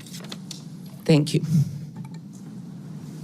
Before Senator Blackburn, without objection, I'll introduce into the record unaccompanied children case study that the Trump Health and Human Services provided to my office. These records describe horrible cases in which children were forced to work to pay smuggling fees, physical assaulted by sponsors, and denied a chance to attend schools. The unaccompanied children case study are further evidence of the previous administration's policies to put children in harm's way. I appreciate the cooperation of the Trump administration. Is there any objection? Mr. Chairman, Proceed. I do not object, but I would like to have unanimous consent to enter into the record the details of the 3 instances where the Secretary refer to the victims that we've discussed and as engaged in acts of domestic terrorism. We have the exact statement, the exact date and time that you made those statements. I'd ask unanimous consent to put those in the record. On both requests, any objection? No objection heard. Senator Blackburn. Thank you, Mr. Chairman. Madam Secretary, thank you for being here today. And I want to thank you so much for the work that DHS and FEMA have done in Tennessee with the recent ice storm, but also previously with Hurricane Helene, and the responsiveness we have gotten from FEMA, the difference from the previous administration and your administration has been noted by people in Tennessee, and I just want to express my gratitude to those employees that are working so hard. So we truly are grateful for that. I want to go back to something Senator Durbin said in his opening statement. He referred to the Biden policy, immigration policy, as sensible and humane. And in his comments, he said there was a sensible and humane way to deal with immigration, but he felt like Biden's policy was sensible and humane, and what you all are doing is not sensible and humane. And this struck me because the Biden administration allowed hundreds of thousands of those illegally entering the country. We have seen hundreds of thousands of migrant children that have been lost. There is nothing sensible and humane about that. There is nothing sensible and humane about having terrorists walk across our border and come into this country. There is nothing sensible and humane to these wonderful families who are grieving the loss of loved ones, that somebody illegally came in the country and took the life of their loved ones. So those comments really struck me. And I want to provide you the opportunity to respond to what Senator Durbin supported, the Biden immigration policy. We had hours and hours of hearings dealing with such. He supported the Biden DHS. But to me, there is nothing sensible and humane about allowing millions of people to violate the rule of law in the United States. And I yield to you for a response. Yes, well, thank you, Senator. When you look at the Biden immigration policies, I think Senator Durbin is ignoring the consequences of illegal immigration. Over 30% of the young girls that crossed that border during that invasion were raped and brutally harmed by people along the way. There's nobody that crossed that border, came in from Mexico, that didn't have to pay a cartel member to get into this country. Those cartels have been enriched and made sophisticated and professionalized by the money that Joe Biden facilitated putting into their pockets by allowing that invasion to happen and funneling people into the cartel's hands. I also would say that 4,000 people died during that invasion. When people were coming into this country, died because of the inhumane circumstances that were going on, from the heat that they were having to deal with, from drowning in the river. It was not humane what we saw being facilitated by the Biden administration. So every day, the people at the Department of Homeland Security get up to defend this country and our borders and the citizens that live here. I know, Senator Durbin, that you appear to be very concerned about illegal immigrants that are in this country. I will tell you that as a Secretary of Homeland Security, I am very concerned in doing my job and protecting American citizens. That's my number one priority, and I will continue to enforce the law and make sure it applies equally to everyone that's in this country. Thank you. Joe Kent, who is the director of National Counterterrorism Center, last year told the House Homeland Security Committee that there are at least 18,000 known terrorists. that are here in this country. And I've heard from Tennesseans all weekend long about their concerns. The attack in Austin was really quite unsettling. And the awareness that there are these terrorists that are among the citizens here in our country. So would you lay out, not only for this committee, but for the American people, what steps are you and your team taking right now to make certain that we apprehend, detain, and prosecute these terrorists before they have the ability to conduct any act of evil? Well, Senator, when you let millions of people into this country unvetted, you truly don't know how many dangerous, known and suspected terrorists there may be in this country. We continue to do our investigative work. We continue to look at individuals that are here that may be committing crimes and working with local and state law enforcement where possible. What I would say is anybody that we know that the Biden administration has given green cards to or naturalized. We're going back and re-vetting those individuals, those who came in under refugee programs. We are re-vetting those individuals and interviewing them and talking to them to ensure that they are someone who is here appropriately and they didn't come in under a program that was abused by the Biden administration. We continue to use our intelligence and analysis department under the Department of Homeland Security to gather intelligence and cooperate with other intelligence agencies and with the FBI to go after and to prosecute those who would wish to do us harm. We're grateful for the American citizens that work with us. And we understand that people who are in this country illegally and have final removal orders should be detained. Our priority is going to continue to go after those worst of the worst and to make sure that we are getting them out of our country as soon as possible and brought to justice if they've committed crimes here.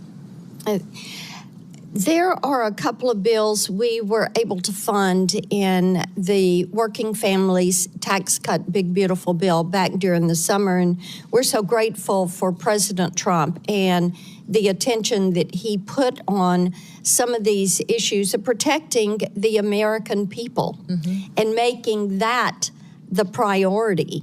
And you know, that's a part of upholding our oath. I think many of us were struck last week when the president asked, do you think it's the first order of business to protect the American people? And many of our colleagues on the other side of the aisle just sat there. That was stunning. So we're grateful for this focus on protecting our people. There were two bills, the Prince Act and the End Child Trafficking Now Act. These are pieces of legislation I've pushed forward.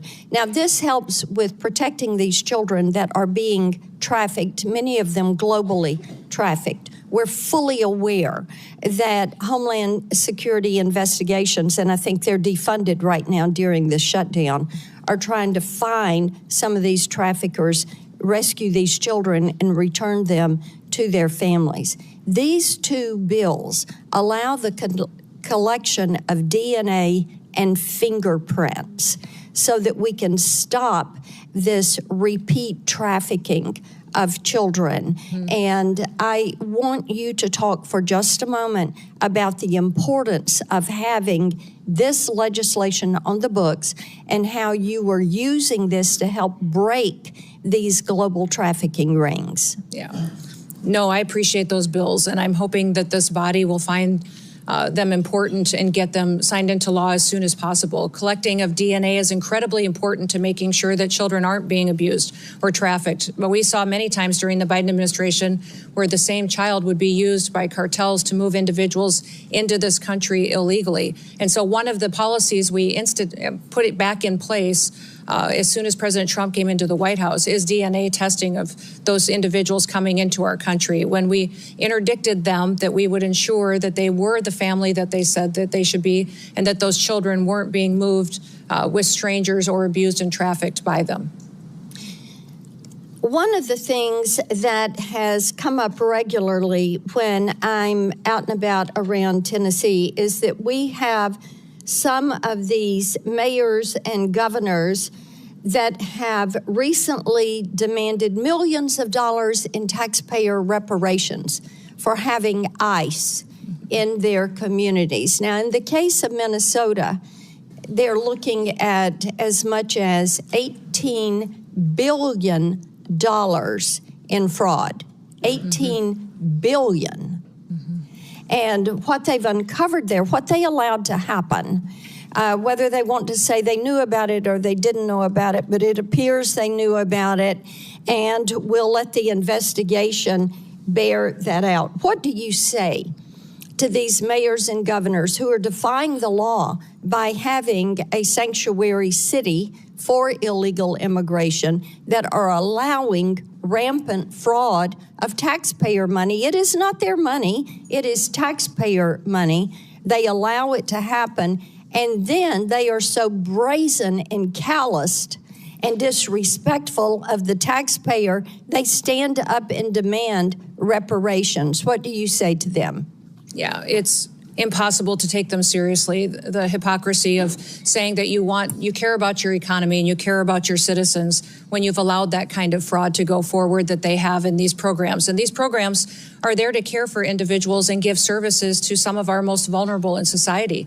Those individuals that have developmental disabilities, individuals who need special services in order to care for them and to help those families for a period of time with individuals and their family members that need to be that specialized care. They have stolen that from them, allowed individuals to abuse those programs, and have done it to the detriment of not just their families there, but also the businesses there and the educational entities and even their credibility to speak. You know, those are the same individuals that called our ICE officers the Gestapo and demonized them, and their rhetoric is very detrimental to the environment that we face every day on their law enforcement operations. So my hope is that we'll continue to get to the bottom of those investigations and bring those criminals to justice. Before Senator Coons, Senator Durbin wanted to.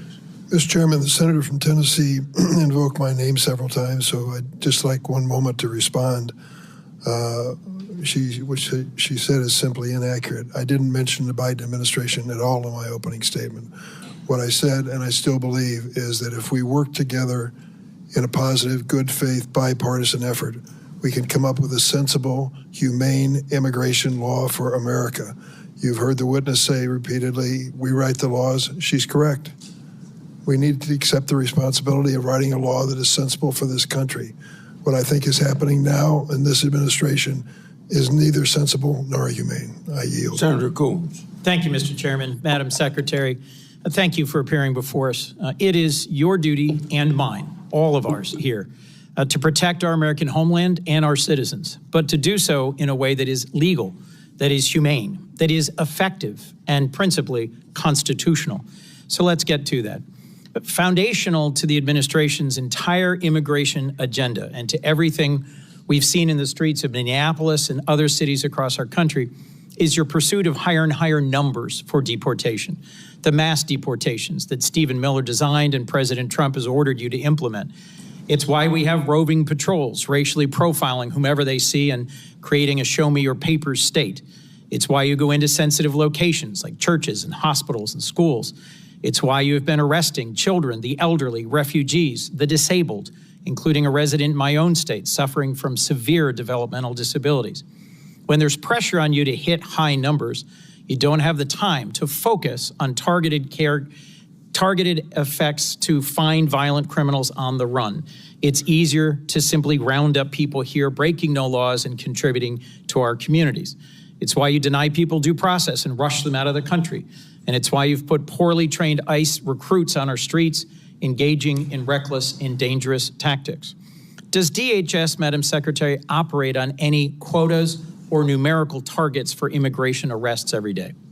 No, Senator, we do not. We do targeted law enforcement operations going after those worst of the worst criminals that are here illegally. I would certainly prefer it if you did targeted operations against the worst of the worst. But just last year, Stephen Miller, who's the president's Homeland Security advisor and deputy chief of staff, went on Fox News and said, we're setting a goal, a minimum of 3,000 arrests for ICE every day. And President Trump is going to keep pushing to get that number higher and higher.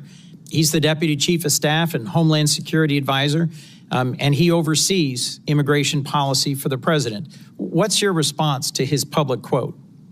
Sir, there is no quotas at the Department of Homeland Security. When we do law enforcement operations, we do them on targeted enforcement, getting public safety threats off of our streets and out of our communities to protect the American people. Thank you. And you agree that setting quotas would actually put improper pressure on law enforcement to conduct themselves in ways that might not be in the best interest of their safety or the public? Senator, we don't have any quotas on our law enforcement operations. Have you operations. ever issued any guidance rejecting the use of numerical targets or quotas? I usually put out notices on things that are impacting our operations. There's been no discussion or requirement on numerical quota targets. Therefore, there would be no need to reject them in a memo unless I feared that they were being implemented, which they're not. Here's why I think there might be real value in your putting out a memo saying, I reject any quotas. It's not just what Stephen Miller said last May. He's reportedly, and I have many press accounts of this I can submit for the record, making conference calls, berating agency officials, threatening to fire them, threatening to fire the leadership of field offices that are in the bottom 10% of arrest numbers. I would suggest that it's this constant drive for higher numbers that has been behind a lot of what we've been seeing in terms of the failure to actually focus on the worst of the worst and targeted enforcement, and to instead do things like roving patrols and profiling. Let's move on. Steve Bannon, long an advisor to the president, one of his earliest public supporters, recently said that ICE should be deployed at the polls in the next election. Will you rule out the deployment of ICE or CBP to polling places this November? There are no plans to have ICE officers at our polling locations. And I'm glad to hear that, but would you rule it out? Would you say it will not happen? Do you plan on illegal aliens voting in our elections, Senator? I do not. In fact, then the there should Heritage be no Foundation, need to, unless you plan on illegal Madam aliens Secretary, voting. The Heritage Foundation recently concluded that over a 20-year period where they reviewed hundreds of millions, billions of voting cases, they found only a small handful of actual cases of illegals voting. So I'm concerned by your rebuttal, which suggests you may be unfamiliar with 18 U.S.C. Section 592. Are you familiar with this federal statute that relates to sending armed men to polling places? There are no plans to send any of our law enforcement officers to polling locations. But Madam Secretary, you're clear it would be a federal crime for you to do so. There are illegal aliens that have voted, and it's been proven in the past in certain cases in certain states. We provide a program to states. I think we have 27 different states that utilize our SAVE program now to verify individuals that are eligible to vote in their elections. And as states run their election systems, we encourage them to use that to make sure they maintain their election integrity. Madam Secretary, can you understand how when Steve Bannon says publicly, we should have ICE at the polls, and you say there are no plans, that's not enough to rule out the possibility of a violation of this long-standing federal law?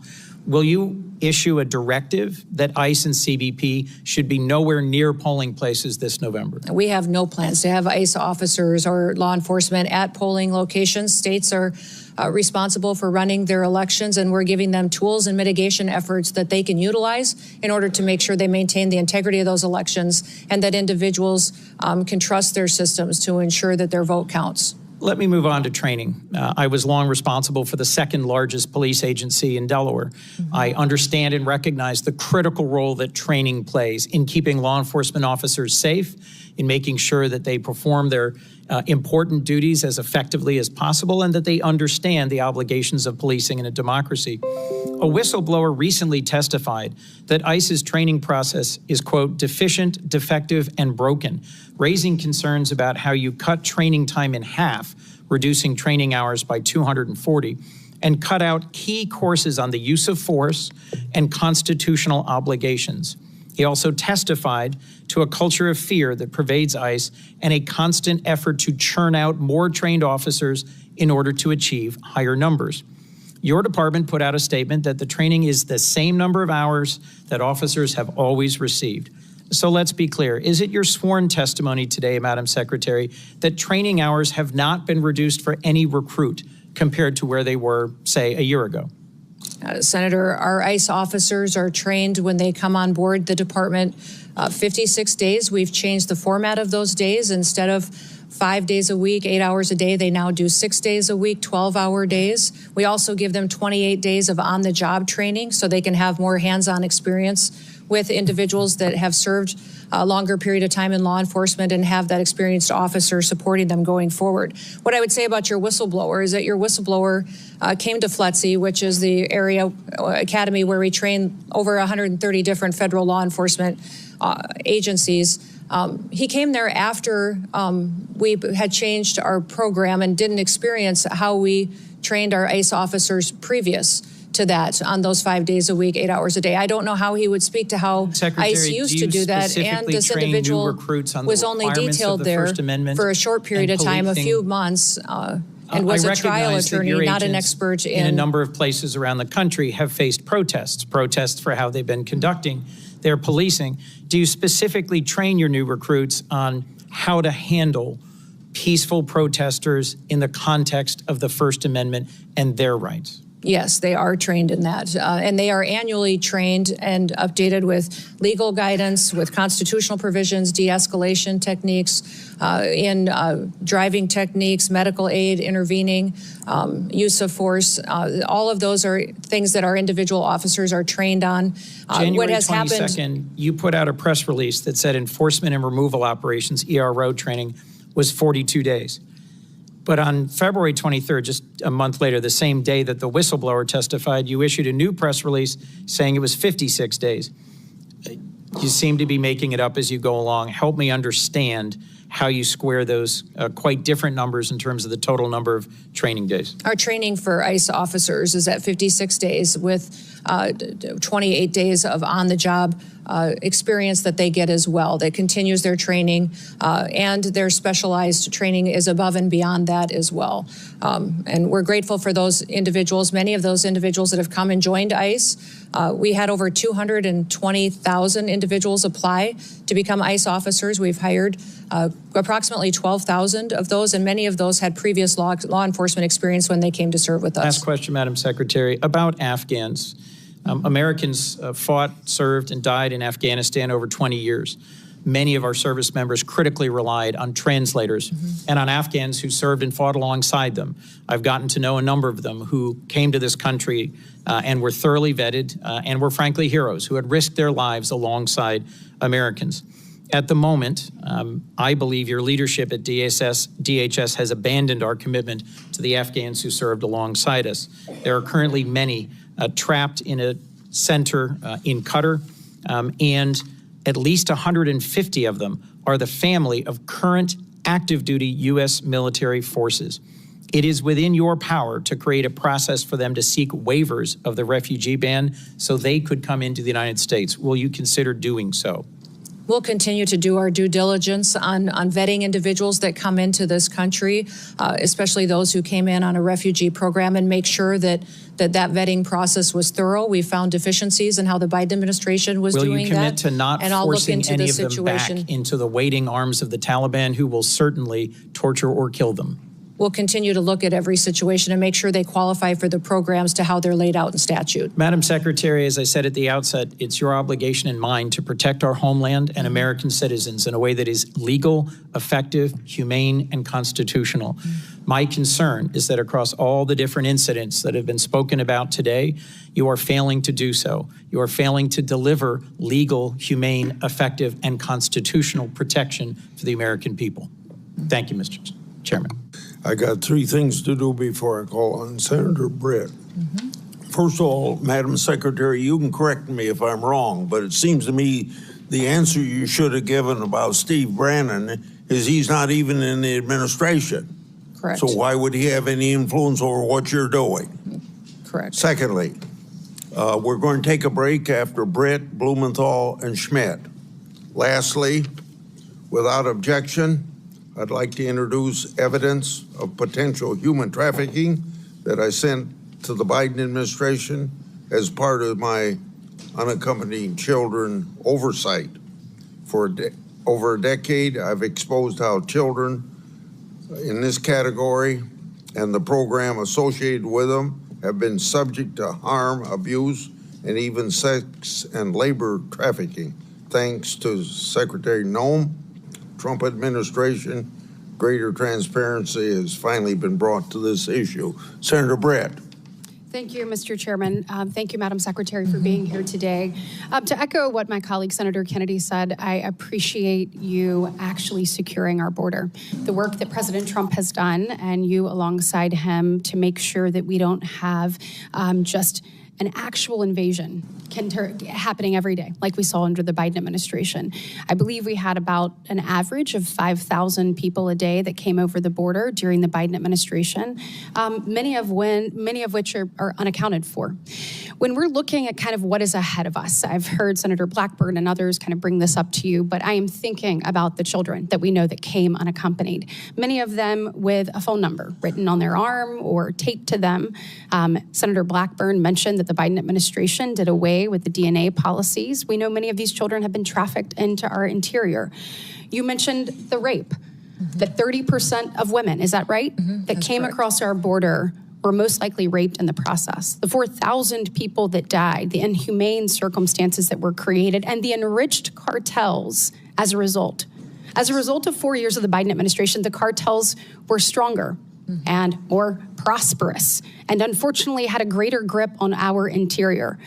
It is your job to make sure that we unwind that we keep American families safe, that we abide by the law, that we enforce the law. The way we do it matters. We have to do it the right way. But there are countless families sitting behind you who have either had a loved one injured or lost because of the lack of enforcement of the previous administration. Do you commit to me today that you will ensure that no family has to go through this again, that you will use the tools at your disposal the right way to protect American citizens? Yes, I will use every tool I have available to make sure that we're protecting as many Americans from having to go through what these families have had to go through. And Secretary Noem, I want to talk to you about these children. Where are they? Yeah. We didn't have hearings about them under the previous administration. I want to know where they are. How many children do you think are in our interior unaccompanied for? Are they being sex trafficked, labor trafficked? Where are they? Yeah. And how many have you found? And what is your plan to find all of them? Every one of those children deserves to be seen, deserves to be found, and I appreciate the president's commitment to making that happen. I want to know what you're going to do to follow through with it. We're going to continue to do our work. We found 145,000 of those children so far, identified them, returned them back to their loved ones, and taken care of them. We will continue until we find every single one of them. The Homeland Security investigations teams are the most specialized law enforcement officers for getting into these networks, these trafficking networks, and making sure that they're not just finding one child, but finding the network that is trafficking hundreds of children, and make sure that we're bringing them back home and helping them heal. Well, let's actually talk about HSI. We have heard ICE be vilified across the nation, called Nazis, called Gestapos. I want to talk about ICE HSI for a second, because you just mentioned it. When we are looking at finding child predators, when we're looking at finding people who are exploiting children, when we're looking at cyber crimes, human trafficking, when we're looking at drug smuggling, weapon smuggling, HSI does the hard work, do they not? Yes, they do. I want you to see behind me. These are some of our most notorious and high-profile criminals in recent years. Sean P. Diddy Combs, El Chapo, R. Kelly, Jared Fogle, Josh Duggar, the Merchant of Death, Victor Boot. And what do all of these criminals have in common? All of them were brought to justice with the help of ICE, HSI. Does that sound like the work of Nazis or Gestapo, Madam Secretary? No, it does not. This sounds like an agency that is working for the American people, who is taking bad actors off the streets and is doing the hard work for our most vulnerable. Can you speak a little bit to the work that you've seen HSI do?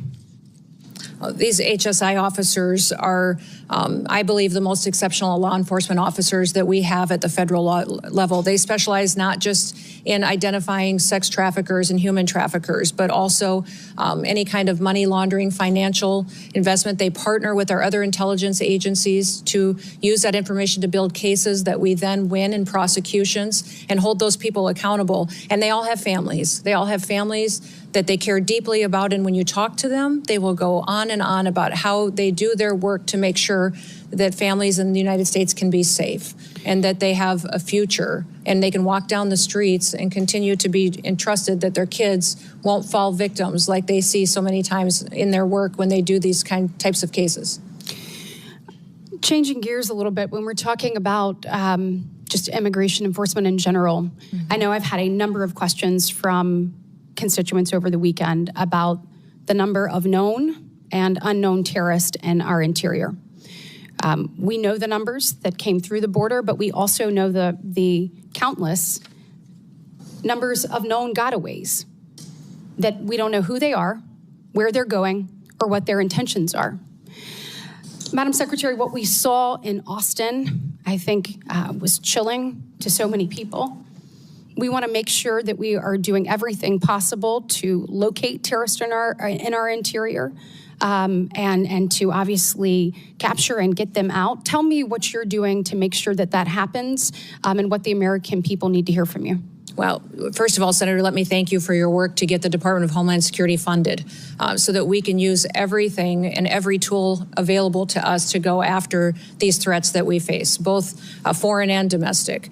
These individuals that we've brought to justice already include over 1,500 known and suspected terrorists that we have already found in the last year that President Trump has been in the White House, and we brought them to justice and removed them from our country. We also have thousands and thousands of gang members, MS-13, TDA members that have partnered to victimize people and perpetuate violence upon them. We're continuing to do that work and will every single day, but we need funding to make sure that all of our law enforcement agencies have the tools they do to bring them to justice. Well, let's actually talk about that. So when we are looking at the department having gone unfunded now for 17 days, I'd like to know what are the real implications of that. So I think a lot of people, when you look at the Department of Homeland Security, we've obviously seen in the news, ICE and CBP. We just talked about some of the good work that ICE has done, particularly ICE HSI. We look at the border, customs protections, people coming through, making sure whether it is weapons being smuggled or whether it is drugs, that those things are caught by those men and women there at the border. Then we look at the other missions that fall under the Department of Homeland Security, our courageous men and women in the Coast Guard. You look at those serving in FEMA. We have been ravaged by storms both in the South and up the Northeast, and these people need assistance and they need help. That all comes through your department. You look at the Secret Service and you look at where that is. You look at the Center for Domestic Preparedness, for example, in Anniston, Alabama, which I hope I have your commitment to continuing to make sure that our law enforcement officers are trained there in the event of something unthinkable. Yes, And absolutely. As we look at all of this and our TSA officers, I was struck by what I saw. Actually, you have put this up here behind me. When you see what's happening with people going without pay, again, so you have people like a TSA officer that went without pay for 43 days in the previous Democrat-led shutdown. And here they go once again. The financial insecurity that comes from that is tremendous. We heard reports of officers sleeping in their cars at airports to save money on gas, selling their blood and plasma, and taking on a second job to make ends meet.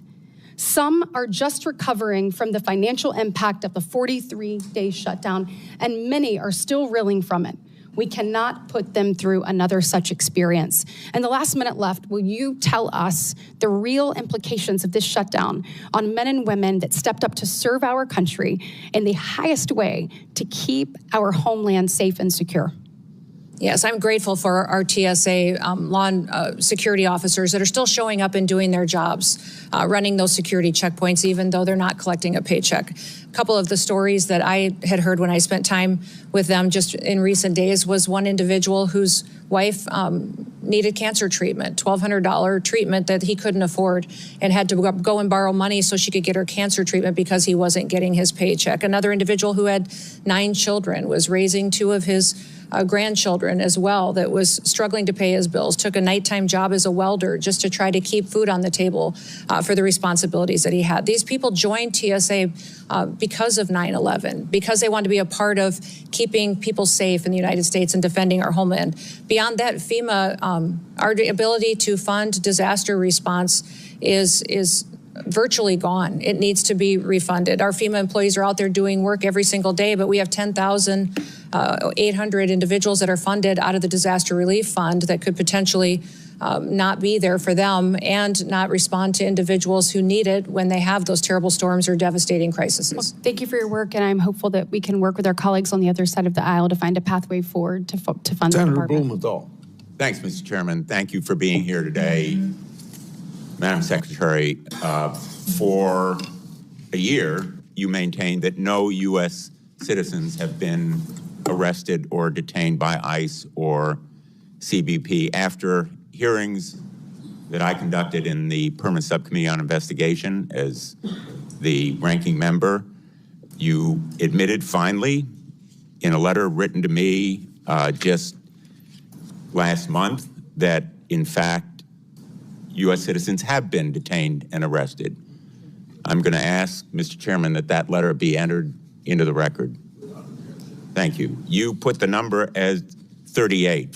Far more American citizens have been arrested by ICE and CBP, probably in the hundreds, perhaps the thousands.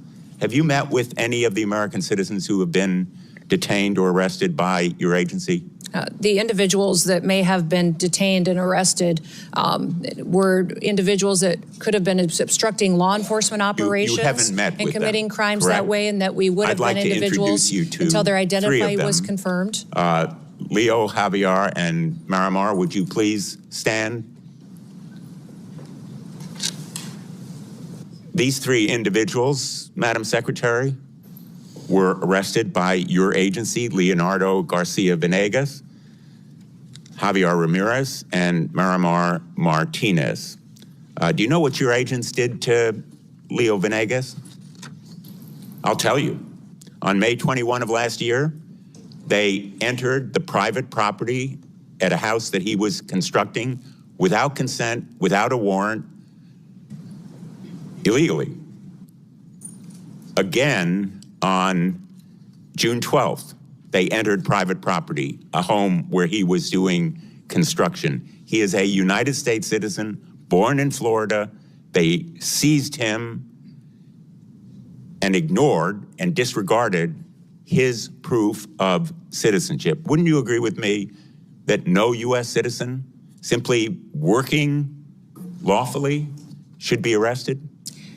In law enforcement operations across the country, there are times when U.S. citizens simple yes or may no. be arrested or detained until Would their you identity agree is with me, confirmed Madam and that they Secretary, haven't committed that a U.S. crime. citizens should not be arrested when they are obeying the law, they have no criminal record, and they are engaged in a lawful activity?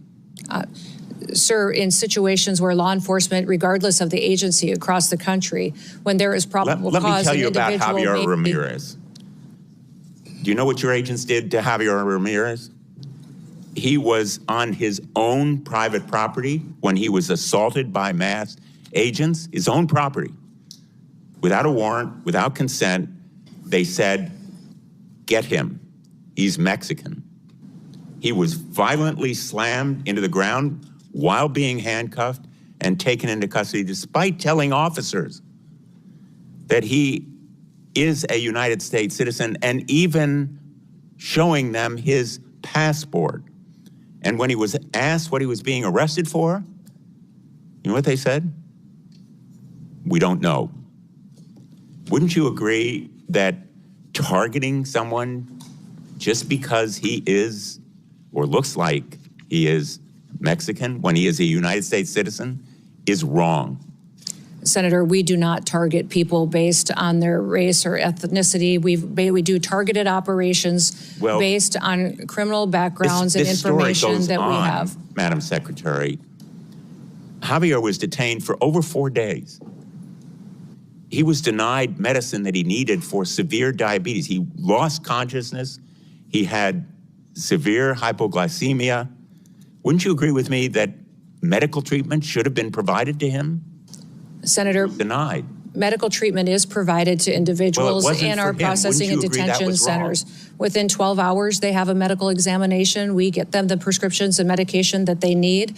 They also have a full evaluation. Will you commit to take action and to look into why he was denied medical treatment? Yes, I will look into that case specifically for you, Senator. Miramar Martinez is with us today as well. She's standing right behind you. She was on her way to donate clothing at her church when she came across an unmarked car. The agents sideswiped her car. 3 masked agents in camouflage stormed out, and one of them pulled out his gun and fired at her moving vehicle, hitting her 5 times. She almost bled to death. Wouldn't you agree that shooting Miramar Martinez on her way to donate clothing at her church, a United States citizen from Chicago, is wrong? Sir, I don't know the situation or the case. I'll look into it to ensure that all the procedures are followed properly. Miramar, by the way, was falsely charged with impeding law enforcement, but the case actually fell apart. The judge dismissed it as being trumped up. He dismissed it with prejudice. And in fact, the agent who shot her, I'm not going to name him, but you know who he is, was quoted on social media the day or so afterward. And he said, quote, "I fired 5 rounds and she had 7 holes. Put that in your book, boys." And quote, "Cool, I'm up for another round of around and find out." Will you join me in condemning that agent? Sir, that situation, I don't know the details of, but I will look into that. I don't know why you can't join me in saying it was wrong to shoot Miramar, almost cause her death, and then brag about it. Wouldn't you agree with me that it was wrong? Well, sir, the way that you have portrayed it, it appears to be, but let me look into the case so I can speak to the specifics of it. In fact, apparently, contrary to what you just said, you actually supported the agent who shot Ms. Martinez 5 times. He's quoted as saying, when he was asked, everyone has been supportive, including Chief Bovino, Chief Banks, Secretary Noem, and El Jefe himself, referring presumably to President Trump. Is the agent who shot Ms. Martinez still on the job? Sir, our law enforcement officers conduct operations every day according to procedures and to training and the experience that they have. When there is something that is not done properly, Ms. Martinez still on the job carrying a gun? I don't know the details. I will find out and get that information to you. Would you agree with me that he shouldn't be on the job carrying a gun? I will look into this case and get back to you on the details. I'm not familiar with it. I think Americans would find it absolutely terrifying that that agent is still on the job carrying a gun. And the fact that you can't tell me that you will take him off? Sir, do you know who Angel Samanago is? Do you recognize that name?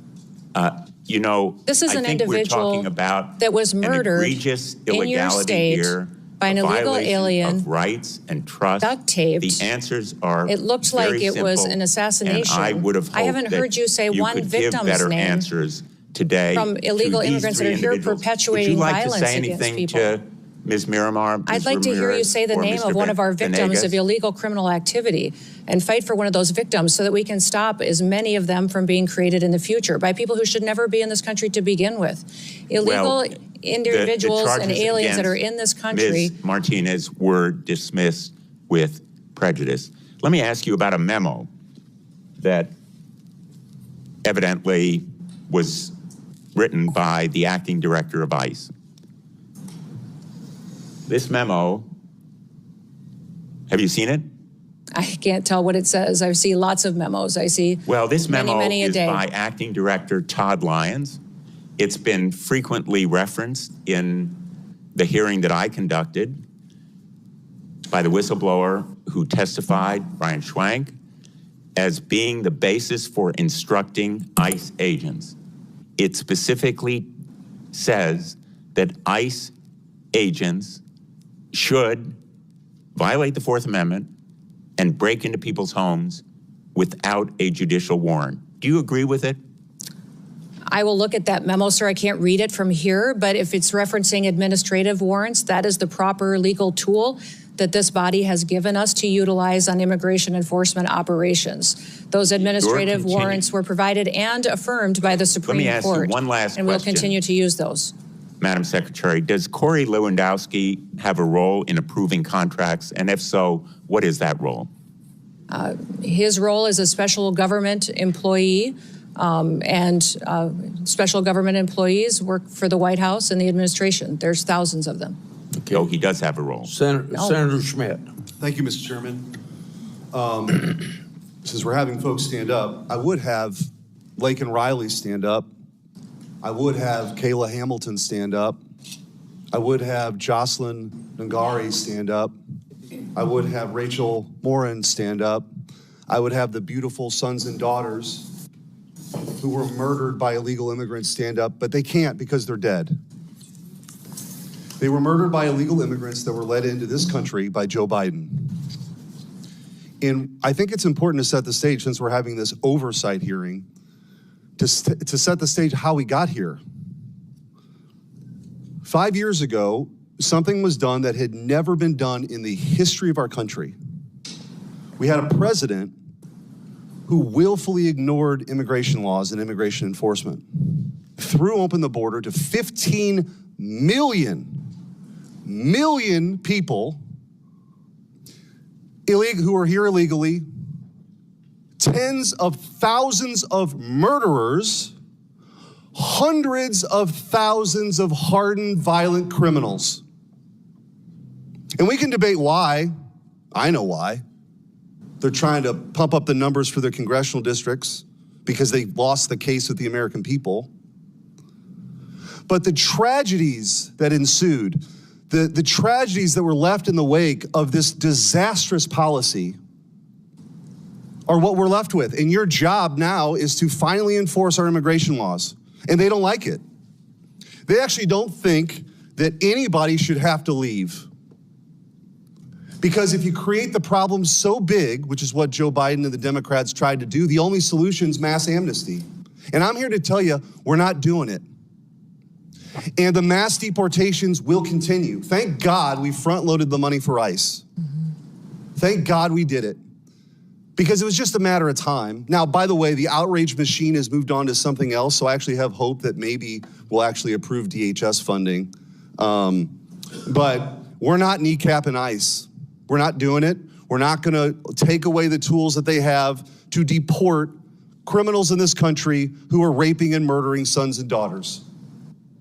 So for all the spectacle that the Democrats want to create, the American people will not lose sight of what this mission is, which is to restore American sovereignty.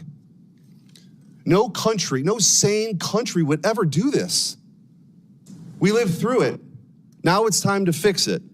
And this sanctuary status that many of these jurisdictions, there's about 11 that matter the most in this country. But what is that about? What does that really mean? It means that the local leaders will not tell ICE when rapists and murderers and criminals are released from prison so they can be deported. Think about that. Think about that. That's what's happening. And by the way, it's happening in Northern Virginia. The new governor just today said that this brutal killer, Abdul Jallo, an illegal immigrant from Sierra Leone with more than 30 prior arrests, who brutally stabbed to death Stephanie Minter, a mother and American citizen, less than 50 miles from here. She will not work with ICE. If for some reason this monster gets released, she will not let ICE know when he's being released. Think about that. That's what is happening in this country. So forgive me if I don't want to be lectured by the Democrats on this point. I would think in a different time, in a different place, that we could all actually agree that if somebody is here illegally and they're being released from prison, that we would let federal law enforcement know about it. Apparently not. And so if you want to know why we had the flashpoint in Minneapolis, it's because it's a sanctuary jurisdiction that wasn't letting anybody cooperate. It wasn't responding to 911 calls for law enforcement and encouraging people to engage in this kind of confrontation. So I just want to go through a few of these. I mentioned Abdul Jallo. Let's talk about the difference between states that actually work with ICE and states or jurisdictions that don't. This is the contrast. Cecilio Lopez Vaquez was an illegal alien from Guatemala. He was arrested by the Missouri Highway Patrol for DUI. Cecilio had previously been deported in 2006 and had an active rape warrant in Guatemala. Missouri is not a sanctuary state and turned Cecilio over to ICE. He was deported. Thank God. Hernando Garcia Morales was an illegal alien from Mexico. He was arrested multiple times in New Jersey for crimes including burglary. New Jersey is a sanctuary state, failed to notify DHS or ICE. He was released. On January 9th of this year, he threw a baseball-sized rock at a school bus, shattering a window and hospitalizing a third grader. Ariel Nunez Figueroa was an illegal alien from Mexico with an arrest warrant tied to the murder of 43 students at the Ayotzinapa Teachers College. ICE arrested him in Houston, Texas, not a sanctuary city. DHS deported him on March 6th. Christian Espinozo Sarango was an illegal alien from Ecuador, arrested in New Haven, Connecticut for sexually assaulting a minor. He was charged with multiple serious offenses. Connecticut sanctuary laws prevented cooperation with ICE, and he was released into the community before being rearrested by ICE. Mayama Sese was an illegal alien from Liberia. She was a former rebel commander linked to war crimes, including recruiting and leading child soldiers. Despite a removal order entered in 2022, she was not taken into custody by ICE until April 19th of 2025. The previous administration refused to deport her. She has now since been deported. Hector Balderas Ahorne was an illegal alien from Mexico arrested in California for a felony hit and run that killed an 11-year-old boy. California, a sanctuary state, rejected DHS's detainer. Hector has a bond of $100,000 that could allow this guy back on the streets. We don't know. If he's released, they're not going to tell ICE. Luis Elias Santos was convicted of statutory rape in Boone County, Missouri. Missouri cooperated with ICE. ICE took him into custody on February 20th, 2026, and assuming he will be deported. Finally, Hugo Rene Hernandez Mendez was arrested in Prince George's County, Maryland, for DUI. The county did not cooperate with ICE and released him. Months later, he murdered Dakara Thompson, a 19-year-old woman. She would be alive today had Maryland cooperated with ICE.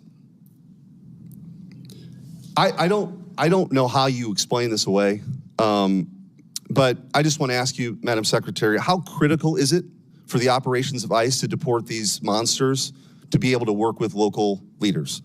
Oh, it's absolutely critically important. It keeps our officers safe. It allows them to do their operation in an efficient manner to make sure that the public is safe as well. And when you talk about these sanctuary jurisdictions turning murders and rapists loose on the street, I picture every time listening to Rachel Morin's mom telling the story of how she died, how she was brutally raped and murdered, and a mother of 5 children that no longer have a mother.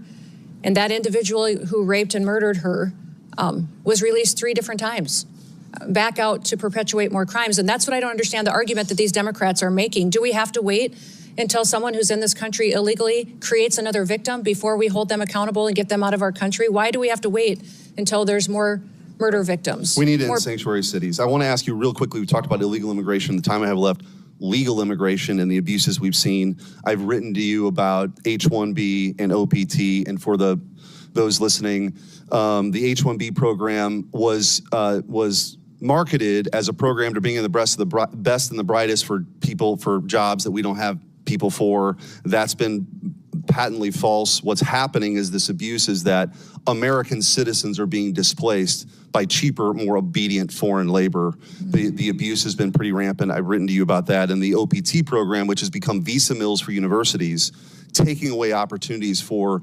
American students because they don't have to pay taxes on the foreign labor for at least a year if you have this visa for OPT. Anyway, there's been rampant abuse we've seen. I've written to you about this. I appreciate your response. I want to just, with the remaining time, you committed in that letter to reevaluate OPT's scope and duration.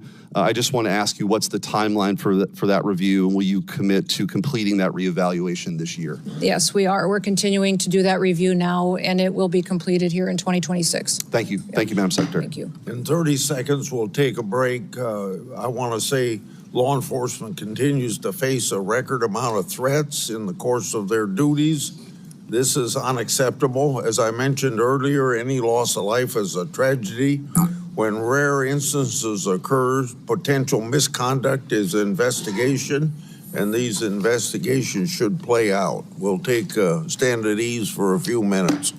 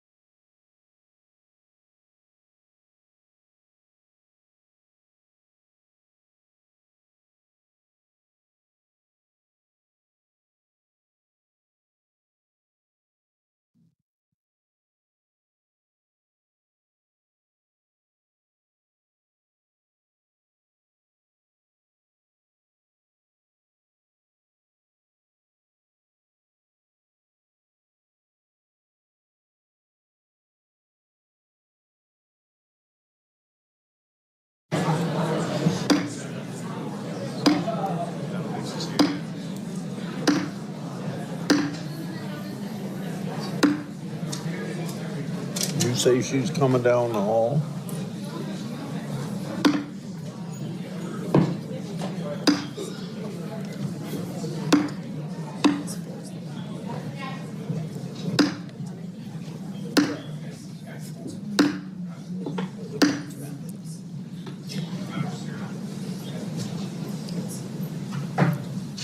The secretary's just about here, and when she gets here, Senator Ronald will be the first person to question.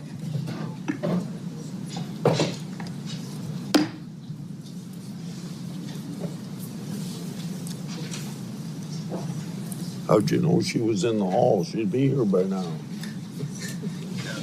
At least that's what they tell me.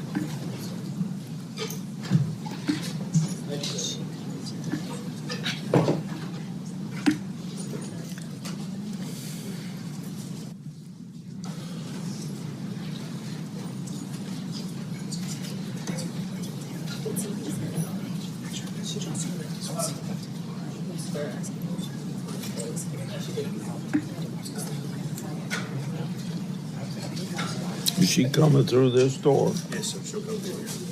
Go see if she's coming down the hall.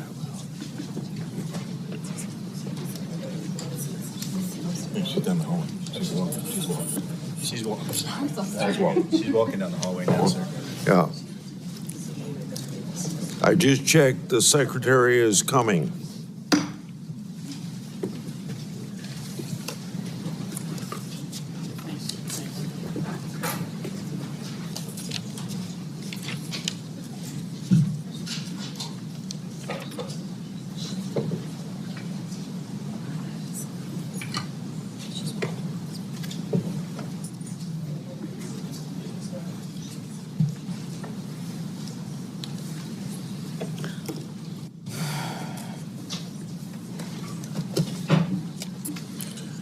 Tell me, Secretary, when you're ready. Yes, Mr. Chairman, I'm ready. Yes, sir. You're ready? I'm ready. Yes. Senator Ronald? Thank you, Mr. Chairman. Over the last year, the American people have watched in horror as DHS agents have terrorized our communities. We've all seen pictures and videos of ICE agents dragging people out of their cars, shooting them with pepper balls or worse, murdering people in the streets. This is not normal. But it's what communities being targeted by ICE are forced to face every day under this regime. It is why Americans of every background across the country are up in arms and raising a hue and cry about ICE. My first question, Ms. Noem. Last August, DHS attempted to deport 600 children to Guatemala in the middle of the night. When challenged in court, the lawyer representing DHS said a request had been made by either their parent or legal guardian to justify deporting these children. A federal judge found that statement had no support. In other words, no evidence that the parents have been asked. That statement by the lawyer representing DHS was false. That was a lie, yes or no? Ma'am, in that situation and in many others, we're working to return children back to their parents so they can be with their families. And specifically in Guatemala, we were stopped by an activist judge from returning those children to some of their family members. And we'll continue to work to reunite them. That was a lie so that we because can the keep judge people said together. You lied. These poor Angel families behind me will never have their children again. And that's one of my motivations every day. After DHS agents shot Marimar Martinez 5 times, 5 times, your department was quick to label her a domestic terrorist and claim that she ambushed and rammed federal agents with her car. She was even criminally charged, only for those charges to be completely dropped when body camera footage showed the truth, that during the incident, the DHS agents announced that it's time to get aggressive and then rammed her car. Secretary Noem, DHS was lying when it said Ms. Martinez was a domestic terrorist who ambushed federal agents?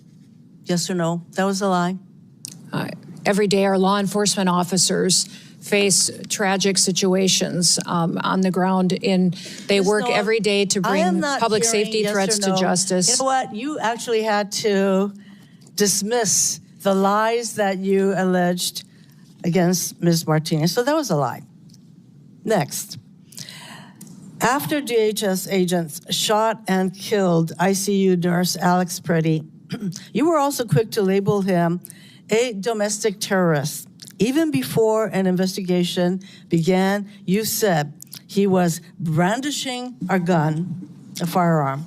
You also said he was apparently trying to do maximum damage and massacre law enforcement.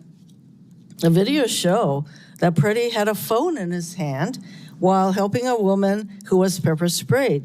He never touched his gun.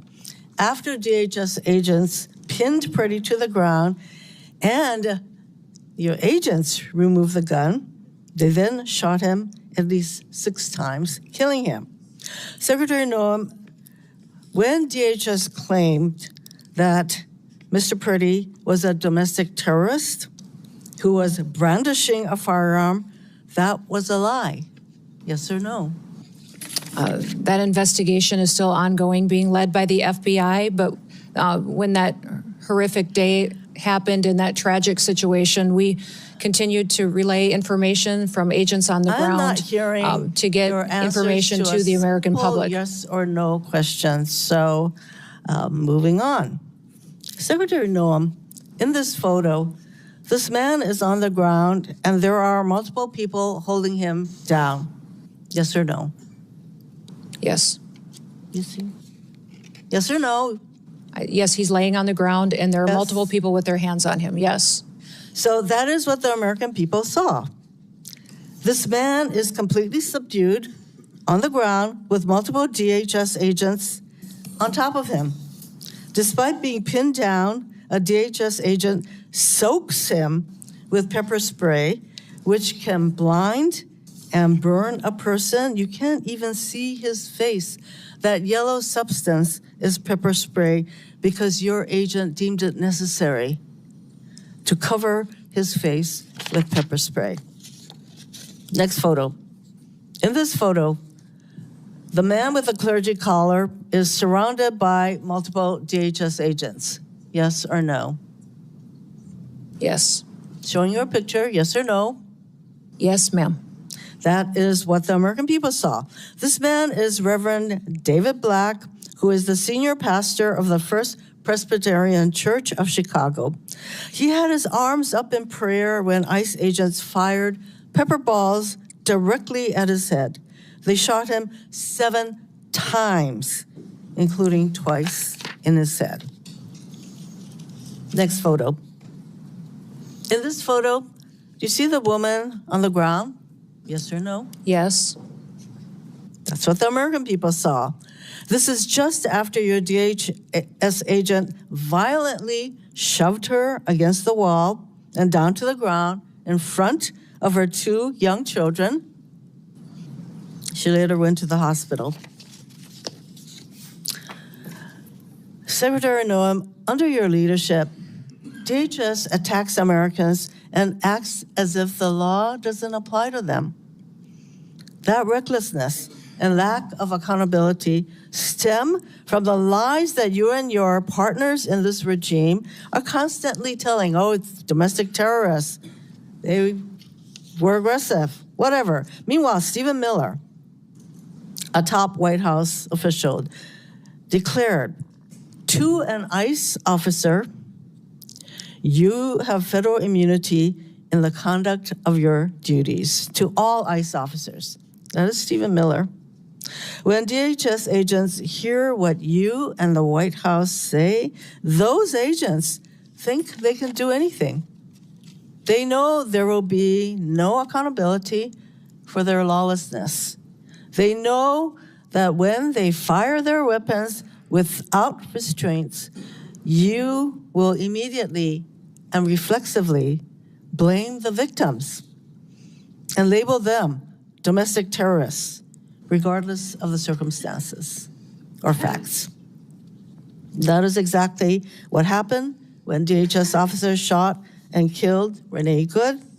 DHS agents pulled up to her car, surrounding her. Moments later, a DHS officer shot her 3 times through the car window. She died. In response, you blamed Renee Good, saying she committed an act of domestic terrorism. Vice President Vance was then quick to say that the ICE officer who killed Ms. Good is protected by absolute immunity. No wonder we saw DHS shoot and kill another innocent person mere weeks later. The lies that you and this regime spread are creating a culture that fosters abuse of power. This is the reason we need clear guardrails on DHS. No more masks, no more warrantless searches, no more roving gangs of officers terrorizing our communities. We need DHS to meet the same use of force standards that local police need to meet. They have the same requirements to identify themselves like local police have, and use the same warrants that local police use. In other words, we need immediate guardrails to rein in the lawlessness that you have unleashed. Mr. Chairman, I am done with this witness.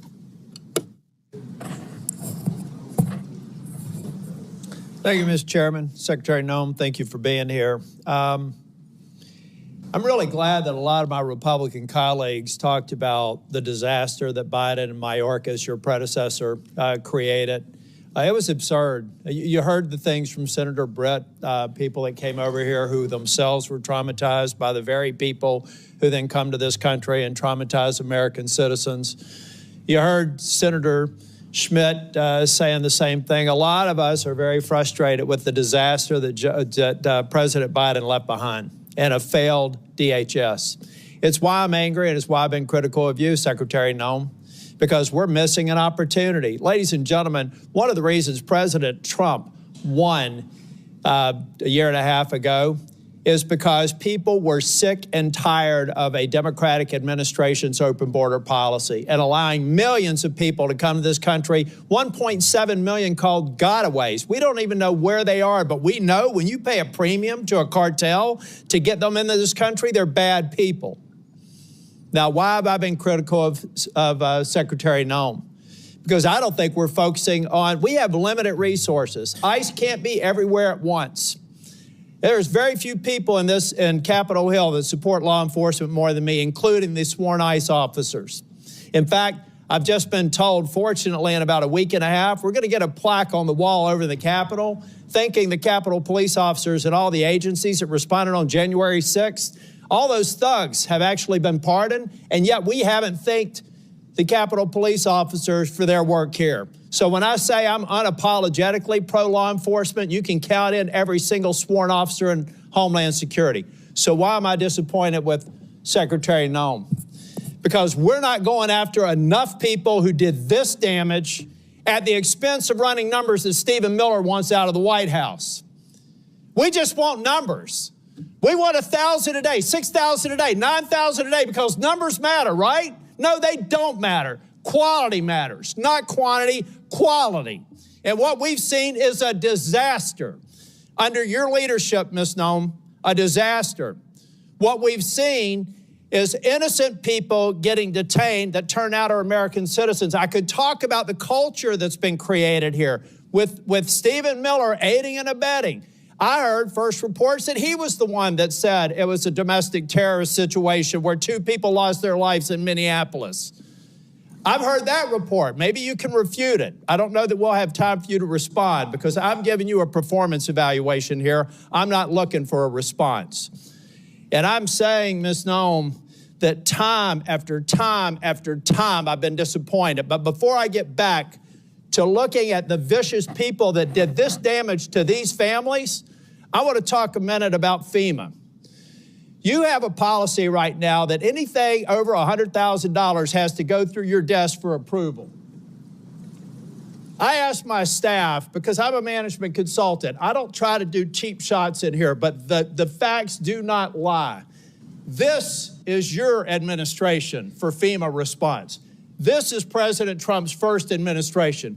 Which one would you like to have? If you're a state that has a $60 billion disaster, your biggest disaster in South Dakota that I can tell that when you were an elected official was about $500 million. So 1/100th of this single storm where thousands of people are hurting in North Carolina and you're just barely catching up. This is what competent FEMA leadership looks like. This is what incompetent FEMA leadership looks like. And people are hurting in Western North Carolina from the most significant storm they've ever experienced. This is what we need more of. I'm convinced you can't do it. If you're requesting a review of $100,000 and up, then it begs the question, why? Why would you be involved in that? Why would that be a policy? And in a minute, I'll ask about some people that are involved, some special government employees. Why are they involved in it? Thank you. Senator, no, that you can finish that $100,000 only had to do. And I will hold the clock until I finish. Okay. The bottom line is, I've done the analysis, and you can say whatever you want to. I've worked with a Democrat governor. I've worked with a Republican governor. I've worked with fiscal research. We have people contacting my office now to get the information to better understand the failure of this department. You failed at FEMA, and in fact, if I get to it, actually, why don't I cover this right now? The Homeland Security Act of 2002 expressly prohibits the Secretary of Homeland Security from restricting or diverting FEMA resources from the agency's mission. Based on your disaster response, the chart that I just showed you, I have reason to believe that you're violating the law, either knowingly or unknowingly. So I'll be asking and getting a submission to the record, submitting a question for the record, what the total amount of FEMA reimbursements are currently being held by DHS, awaiting for final approval. Held by DHS, awaiting for final approval for an agency that you should not be obstructing the disbursement on. I'm going to give you time to answer to it under penalty of perjury so that we can get it right. Now, going back to Minneapolis, why can't we just say we made a mistake? I will ask you one question, if you can just give me a quick response. Who does Tom Homan work for? You or the president? The president. Okay. Why is that? Because I believe the president recognized that you weren't getting it done in Minneapolis, and you're putting us further away from pointing to this. We're beginning to get the American people to think that deporting people is wrong. It's the exact opposite. The way you're going about deporting them is wrong. The fact that you can't admit to a mistake, which looks like under investigation, is going to prove that Ms. Good and Mr. Petty probably should not have been shot in the face and in the back. Law enforcement needs to learn from that. You don't protect them by not looking after the facts. Not only should the FBI be investigating it, but every single law enforcement agency in that jurisdiction should be invited to it, so our law enforcement officers do not have this pall cast upon them. One of the reasons why ICE officers are having threats, and damn the people that threaten ICE officers, because so many of them are doing a good job, is because you've cast a pall on them by acting like we should investigate things differently. Officer-involved shootings have a formula that we should go through every time. And we're not going through that formula. As a matter of fact, in Ms. Good's case, I think that they were even saying that maybe there wasn't even a need to do it in the DOJ. I hope that that's changed. But I'm telling you, it was a civil rights review. I saw your frown. You can correct me if I'm wrong. But originally, Blanche said there wouldn't be an investigation. Folks, law enforcement, we've got to have their back. We've got to make it clear when they make a mistake, then they get corrected for it. But you don't walk away from it, and you've done it too many times. Now, Secretary, I read your book last week. And honestly, some of the parts of it impressed me, but some of it distresses me. And I'll give you a good example of one that does. The passage where you talk about killing a dog that was 14 months old. I train dogs, all right? and you are a farmer, you should know better. You should know that if you're going out to a hunting lodge and you're putting pheasants out and you're putting dogs out, you don't take a puppy out there. A 14-month-old dog is basically a teenager in dog years. You decided to kill that dog because you had not invested the appropriate time in training, and then you have the audacity to go into a book and say it's a leadership lesson about tough choices. It's in your book. We could play it if we had time. At that same lunch hour, you killed a goat. And you killed the goat because you said it was behaving badly. You are a farmer. You don't castrate a goat. They behave badly. You should have probably done that before. But my point is, those are bad decisions made in the heat of the moment, not unlike what happened up in Minneapolis. We're an exceptional nation. And one of the reasons we're exceptional is we expect exceptional leadership. And you've demonstrated anything but that in the time that I've seen you responding to the emergency in North Carolina and across the Southeast, and acknowledging when mistakes are made, and speaking too soon for the expedient of social media or whatever it is. I'll leave you with this, Ms. Noem. I'm expecting answers to Charlotte's Web. I requested it a month ago. That was one of the investigations in Charlotte, 20 minutes from where I live. All I asked for, if it had to be anonymized, was information so that I could determine if your hit rate is right. I want to find more of those people, and I want to detain fewer of the others. And Mr. Chair, in my remaining time, I have a lot to go. But I want to submit this letter from the Office of Inspector General that cites 10 different instances under Ms. Noem's leadership where they've been misled and not allowed to pursue investigations that they think are critically important. Does anybody have any idea how bad it has to be for the OIG in this agency to come out and do this publicly? That is stonewalling, that's a failure of leadership, and that is why I've called for your resignation. And if I don't get an answer to these questions, I don't want an applause. Please don't do that for me. If I don't get an answer to these questions, if I don't get an answer that you've had a month to respond to, and the remaining ones, as of today, I'll be informing leadership that I'm putting a hold on any en-bloc nominations until I get a response. And in 2 weeks, if I don't get a response, I'm going to deny quorum and markup in as many committees as I can until I get a response. Thank you, Mr. Chair. Okay. Now it's Senator Booker's turn. Thank you, Mr. Chairman. Secretary Noem, you're in charge of your agency. The buck stops with you, correct?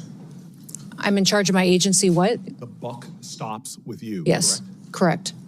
And you had to swear an oath to the Constitution before you took this job, right? Correct. So one of the most sacrosanct ideals of our nation, enshrined in our Constitution, is freedom, is liberty. Mm-hmm. It is an idea that the government has a very high standard should they take away liberty and freedom from an American citizen.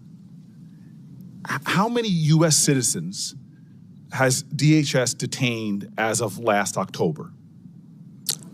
Senator, if you're talking about detained and arrested, is that those that have been violating and obstructing our law enforcement operations? Is that what you're referencing? Because it could be hundreds and hundreds. We have faced violent riots across the country, you are specifically in Portland and in Minneapolis. The only people you've detained are committing crimes, but you and I both know No, that's I haven't not true. said that. I didn't so then say that. how I asked many which ones you people were referencing. have you detained? I can't give you an accurate number because we've literally detained and arrested many for those obstruction of law enforcement operations, and also public others records, that had probable let me tell cause. you what my staff researched. And then released May I yes.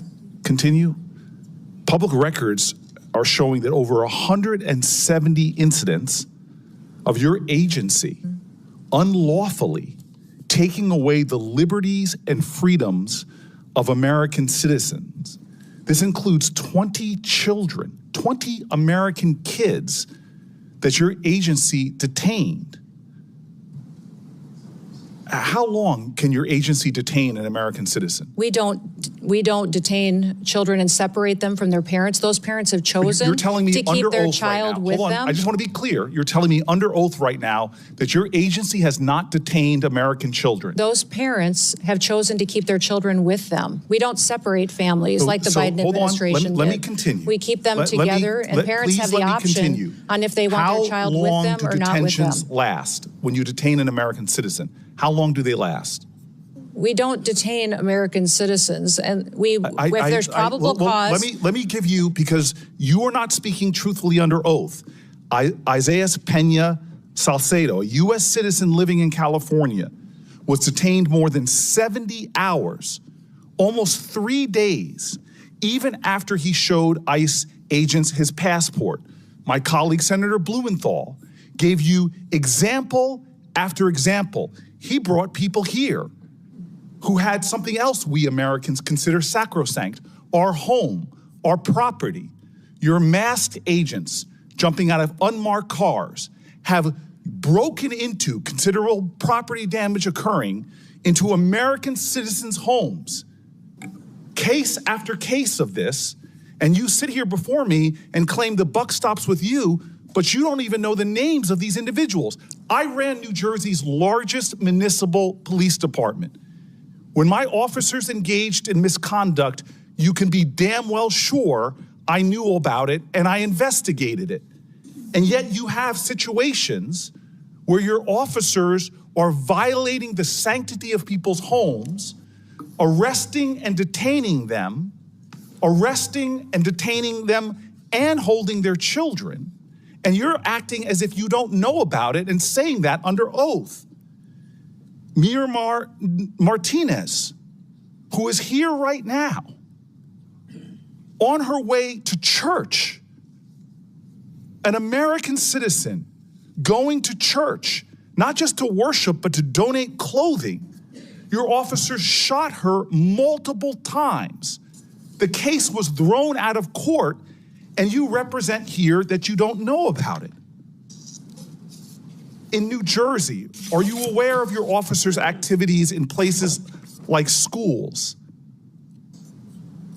Are you aware of your officers' activities at our public schools? Sir, we don't go into schools and do targeted law enforcement operations. We do targeted law enforcement operations like other agencies So you're and law telling me that enforcement ICE do. officers entered the grounds of a high school in Minneapolis? That's a fact. Elementary school children in New Jersey are terrified of your agents. When they came upon a school bus stop, they fled. Another school, a higher education, Columbia University, your agents reportedly lied to students, told them they were searching for a missing person to gain access to private spaces, to non-public areas of campus.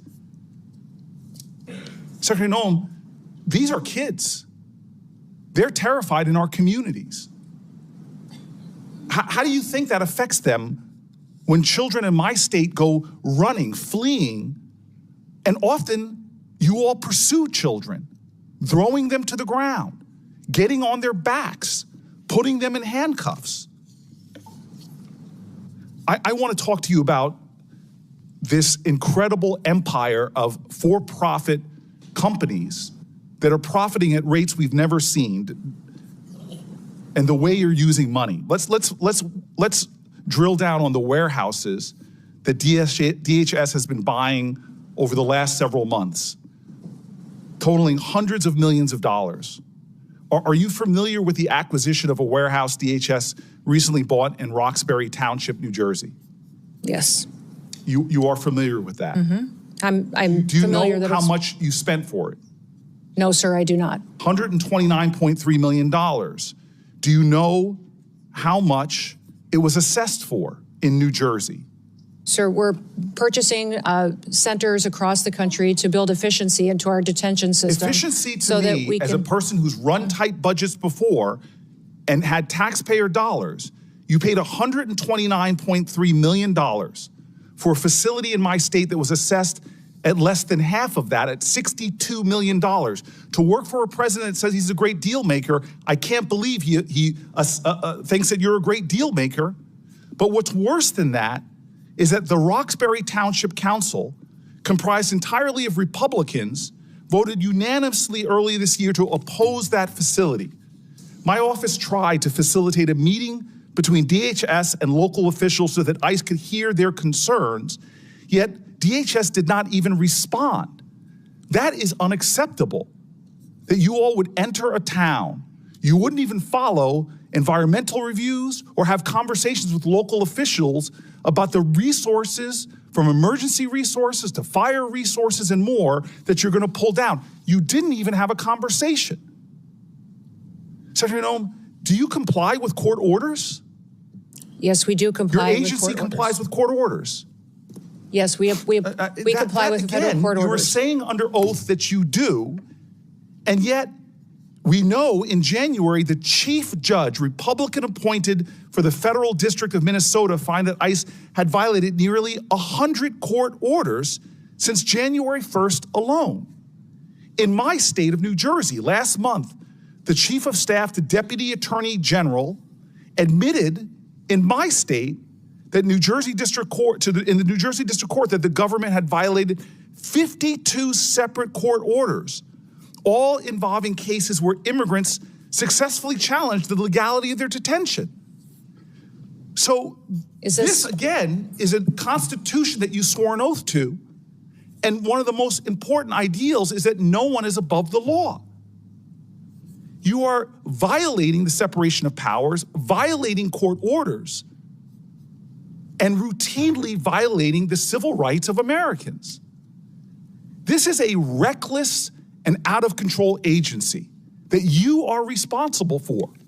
You seem to have no situational awareness whatsoever of some of the most egregious examples of Americans being completely attacked, violated, undermined in accordance with our laws by their own government. And this is what is phenomenal to me, is immigration was your president's #1 issue, overwhelmingly popular with the American people. But now it's overwhelmingly unpopular.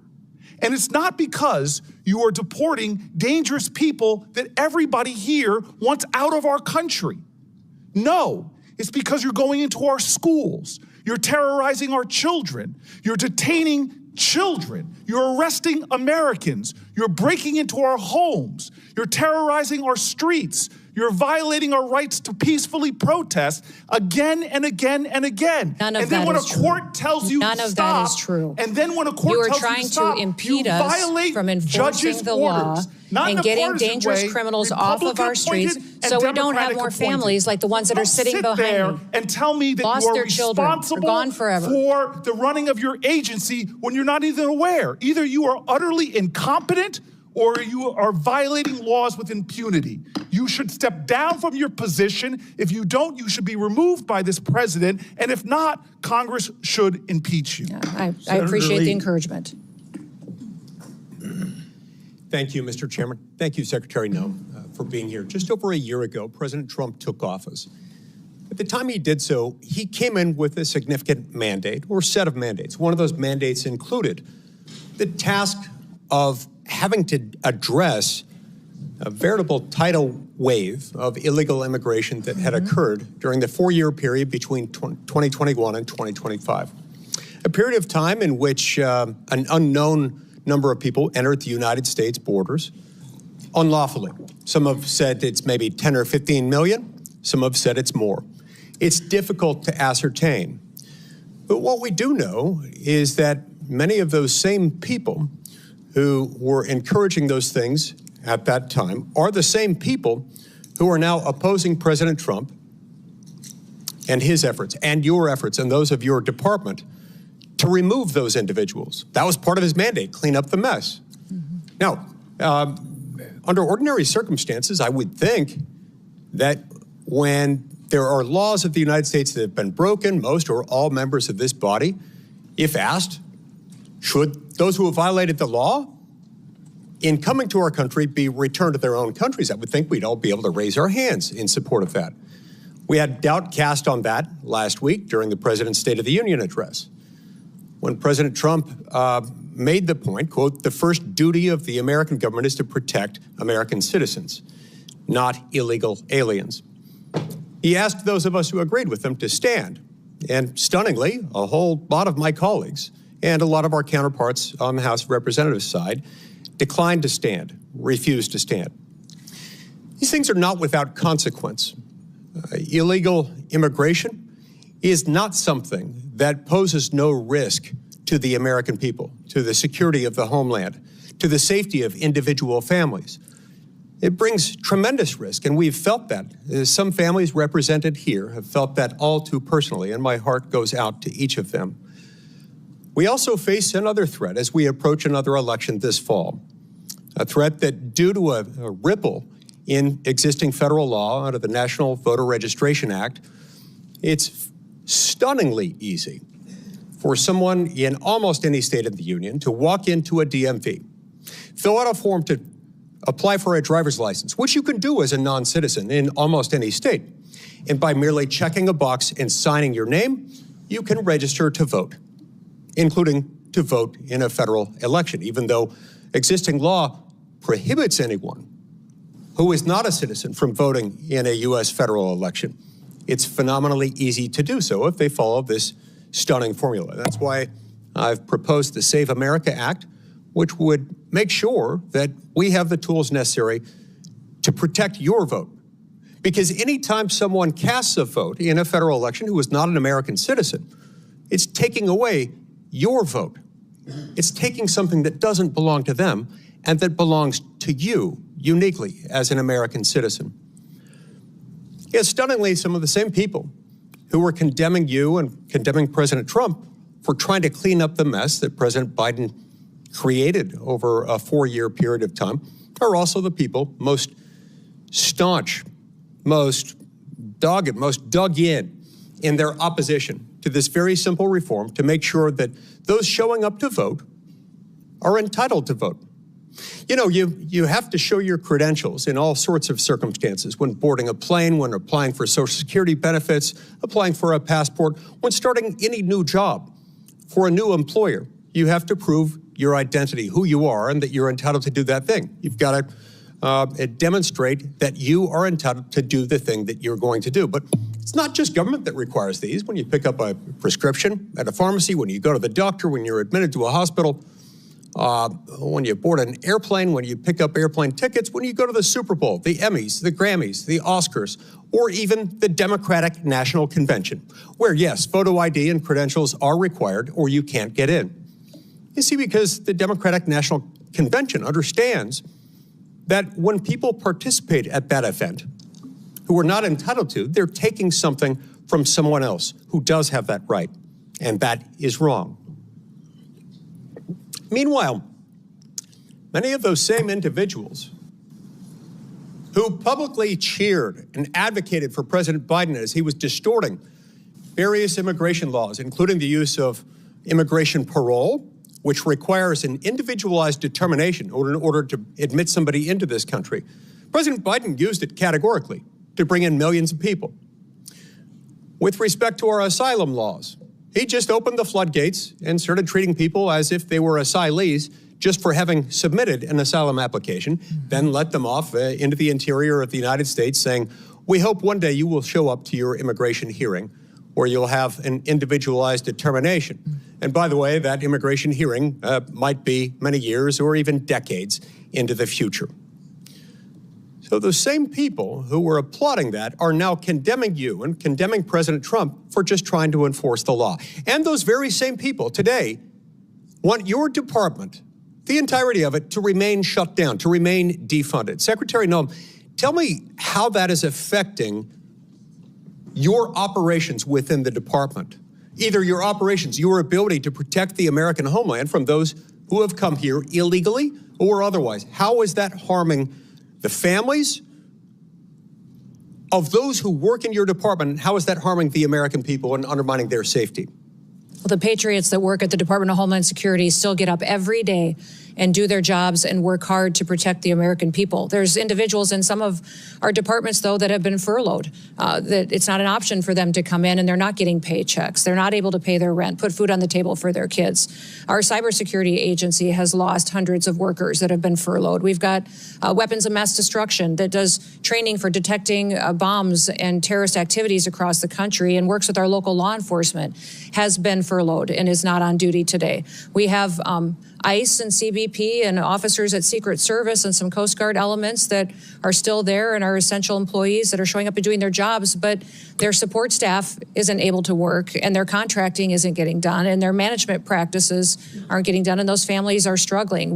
Many of these TSOs at TSA that are running these security checkpoints are borrowing money so that they can get through a short period here without paychecks, but they just got through one of those, and they're still in debt from paying the fines and penalties for late bills. So we are damaging families to make a political point, that the Democratic Party is damaging families long-term to make a political point when it has no effect on what we're able to do for immigration enforcement out there every single day, because that agency is funded. Now, you've heard from some of those same colleagues of mine today on this stand that they're negotiating, that they've made their offer, that they've made it fairly easy for us to fund your department with their conditions.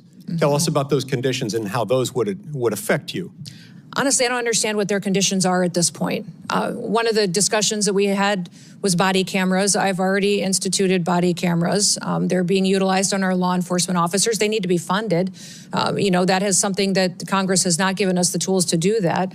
They talk about masks, yet they're the party that in 2020 mandated masks and penalized and put crimes on U.S. citizens if they didn't have a mask on. And now they don't want our law enforcement officers to be protected from doxing and from threats where people have threatened their families and come after them for just doing their jobs. And that, to be sure, is why they don't want them wearing masks, right? They want to be able to dox them? They want to be able to dox them and to dox their identities and have them be bullied, threatened, and potentially victimized by people out there who don't support them upholding the law. Merely for doing their job. Correct. Doing their job, which means enforcing the law. Now, who in this room would not want the U.S. government doing its job enforcing the law and sending people back to their home country if they came here illegally? I can't imagine why somebody would not want that. It's stunning to me that particularly during a time like this, they'd want to carry out that kind of shutdown operation. Now, tell me this. Over the last few days, we've had a few new developments on the world stage and domestically with what happened over the weekend in Austin and with what happened on the other side of the world over the weekend. Tell me how that has uniquely intensified the effects of the now 2.5-week-old shutdown of the Department of Homeland Security, which has been shut down a couple of times now in the last 5 or 6 months. We have known and suspected terrorists in this country that we don't know where they are. We have always faced threats here on our homeland, and that is our department's duty, is to do all that we can to protect the American people. But when we have conflicts overseas, we see that the ramifications are higher threats here at home as well. And more resources are needed to be out there to do due diligence, to try to do everything we can to prevent any kind of attack on our homeland against our American citizens. If we're going to be a country and if we're going to be a safe country, we've got to fund the Department of Homeland Security. We should focus on nothing else until that's done. Thank you, Mr. Chairman. Before I call on Senator Padilla, I expect DHS, just like any other executive branch agency, to comply with all lawful court orders. That's why we have an independent judiciary. All local and state law enforcement ought to support their federal law enforcement partners. Our laws need to be followed, even in instances where officials might disagree with them. We have this public safety issue because previous administration refused to enforce our immigration laws. The previous administration let millions of illegal immigrants without proper vetting and creating a humanitarian crisis at the border. President Trump and his administration have acted swiftly to address the crisis and with great success. Senator Padilla. Thank you, Mr. Chairman. Secretary Noem. I'm Senator Alex Padilla, the senior senator for the state of California. Last June, you were in Los Angeles when you publicly declared that the mission of DHS in Los Angeles was to liberate the people, not just of Los Angeles, but the state of California from its duly elected leaders. The National Guard that was federalized and deployed into Los Angeles to assist DHS in this mission, that whole deployment was deemed unlawful, as I'm sure you are aware. Thankfully, those Guards members and the Marines who were also deployed to assist DHS in Los Angeles have also returned home and to their primary missions. Meanwhile, ICE and CBP are still conducting operations. My first question, the first of several yes or no questions, do you declare mission accomplished? Senator Padilla, our mission is not accomplished until we get every single illegal criminal out of this country and protect American citizens, until we protect all of our children and these families behind me don't ever have to go through what they had to go through. I'm trying to ask a question here. Thank you. Trump advisor Steve Bannon, among others close to President Trump, has called for ICE agents to, quote, surround the polls, unquote. However, acting ICE director, your acting ICE director, Todd Lyons, has said, quote, there's no reason for us to deploy to a polling facility, unquote. And just last week, your Deputy Assistant Secretary for Election Integrity, Heather Honey, told a bipartisan group of state election officers on a call that ICE would not be present at polling places. I know this question came up earlier, but I have two specifics. One, which is it? Do you, Secretary Noem, agree with Steve Bannon, or your acting ICE director and your Deputy Assistant Secretary?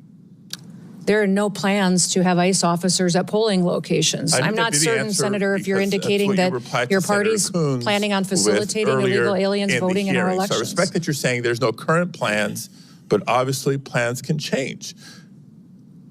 No plans is the right answer, but not definitive enough. Sending ICE agents to the polls to intimidate voters is illegal. Yeah. And so I want to ask you explicitly, if President Trump or Stephen Miller directed you to do it anyway, with or without a bogus national emergency declaration, would you say no? Sir, there is no plans to send ICE officers to polling locations, and we're not planning on doing that. Are you planning on sending illegal aliens to vote? No, is that that's what already you're planning illegal to do? And extremely rare. But people have done it in the past. It's amazing, Mr. Chairman, that we even have to ask these questions, because just a couple of weeks ago, Secretary Noem, when you visited Arizona, claimed that DHS has authority over certain aspects of elections. So enlighten me here. What statutory authority are you referring to? The Department of Homeland Security has mitigation responsibility over critical infrastructure, and our election system is defined by statute as critical infrastructure. Therefore, it's under our department to put forward and point out vulnerabilities that may be in our election systems, and then recommend mitigation. In elections as a former Secretary of State. Third area that I wanted to ask. I know that states run elections. We just point out vulnerabilities that may exist Mr. Chairman, and offer mitigation. Here.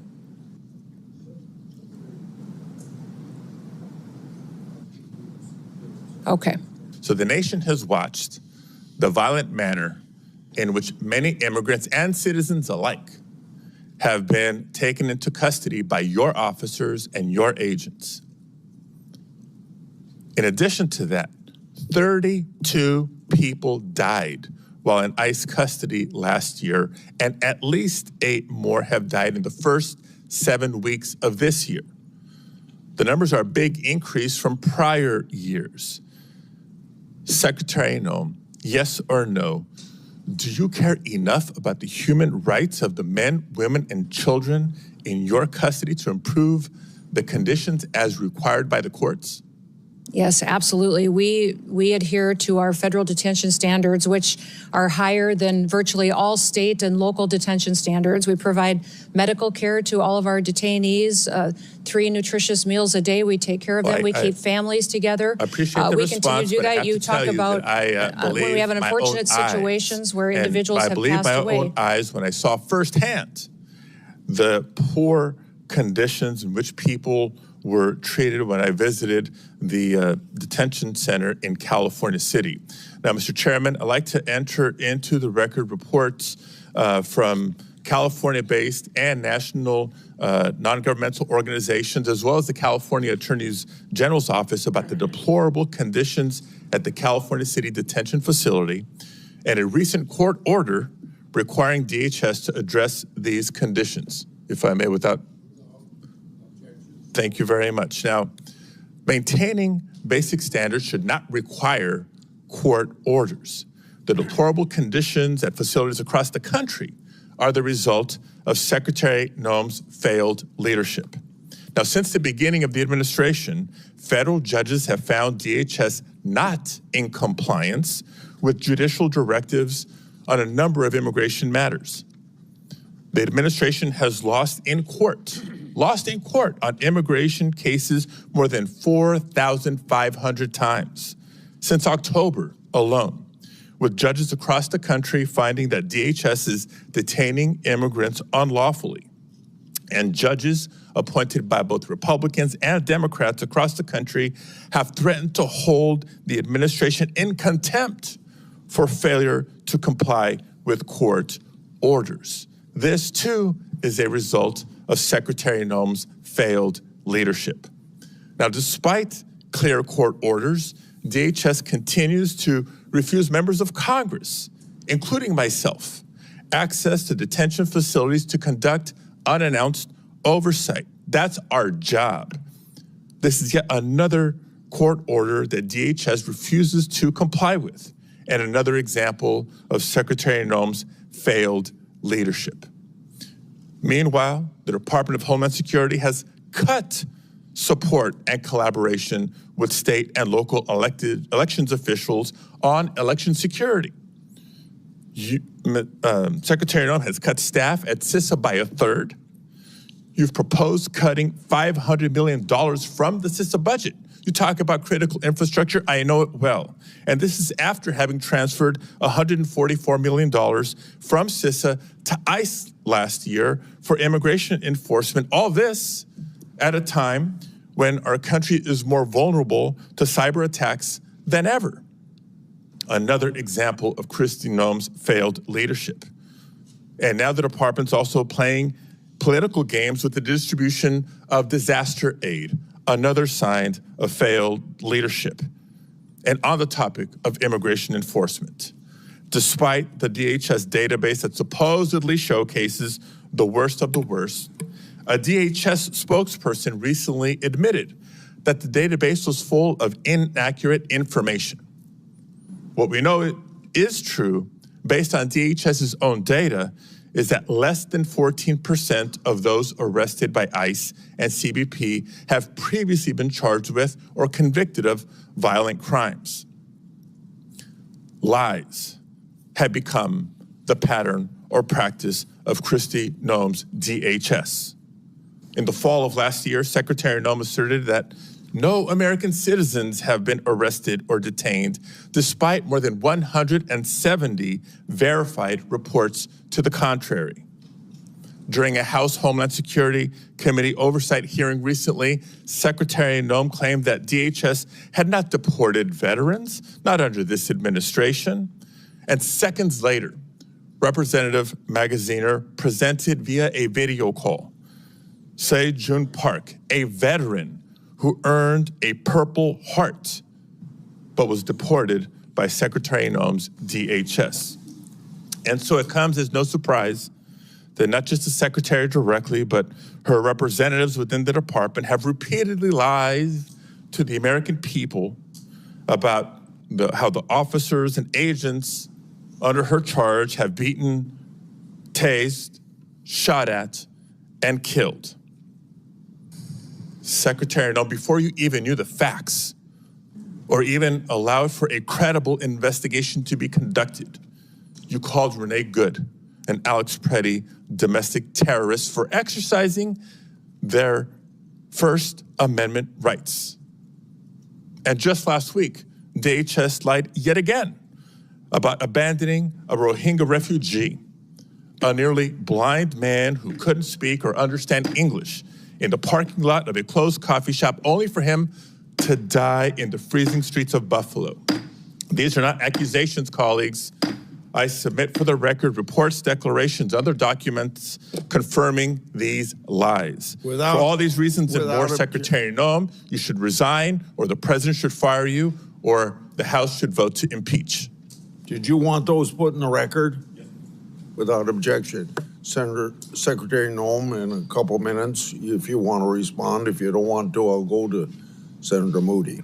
I just wish that Senator Padilla would have used his time to talk about Kate Steinle or other families that lost loved ones that aren't here anymore because of violent, illegal criminals that are in this country that we are charged with removing to protect American citizens. He didn't use any of his time to talk about victims that have been perpetuated by Joe Biden's invasion over the southern border. He didn't talk about the 1.7 billion lives that were saved by the amount of drugs that we've stopped in the last year from coming into our country and killing Americans and many other people. He didn't talk about the fact that we have the lowest murder rate in the last 125 years because of President Trump and the work that he has done to keep Americans safe. He didn't talk about the fact that American citizens should be the priority in this country because they're American citizens. I know he's very concerned about illegal aliens, but my job as a Secretary of Homeland Security is to get up every day and to put American citizens first and keep them safe here in the homeland. And I'll continue to defend the homeland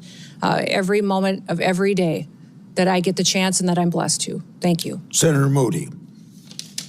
Thank you, Mr. Chairman, and thank you, Secretary, for being here today. I know it's been a long morning, and certainly we appreciate you being here to answer some really tough questions. But I think questions that are important to have for the American people to know what their government is doing and how it's placing their interests first, finally, and caring about the sovereignty and safety and security and stability of this country.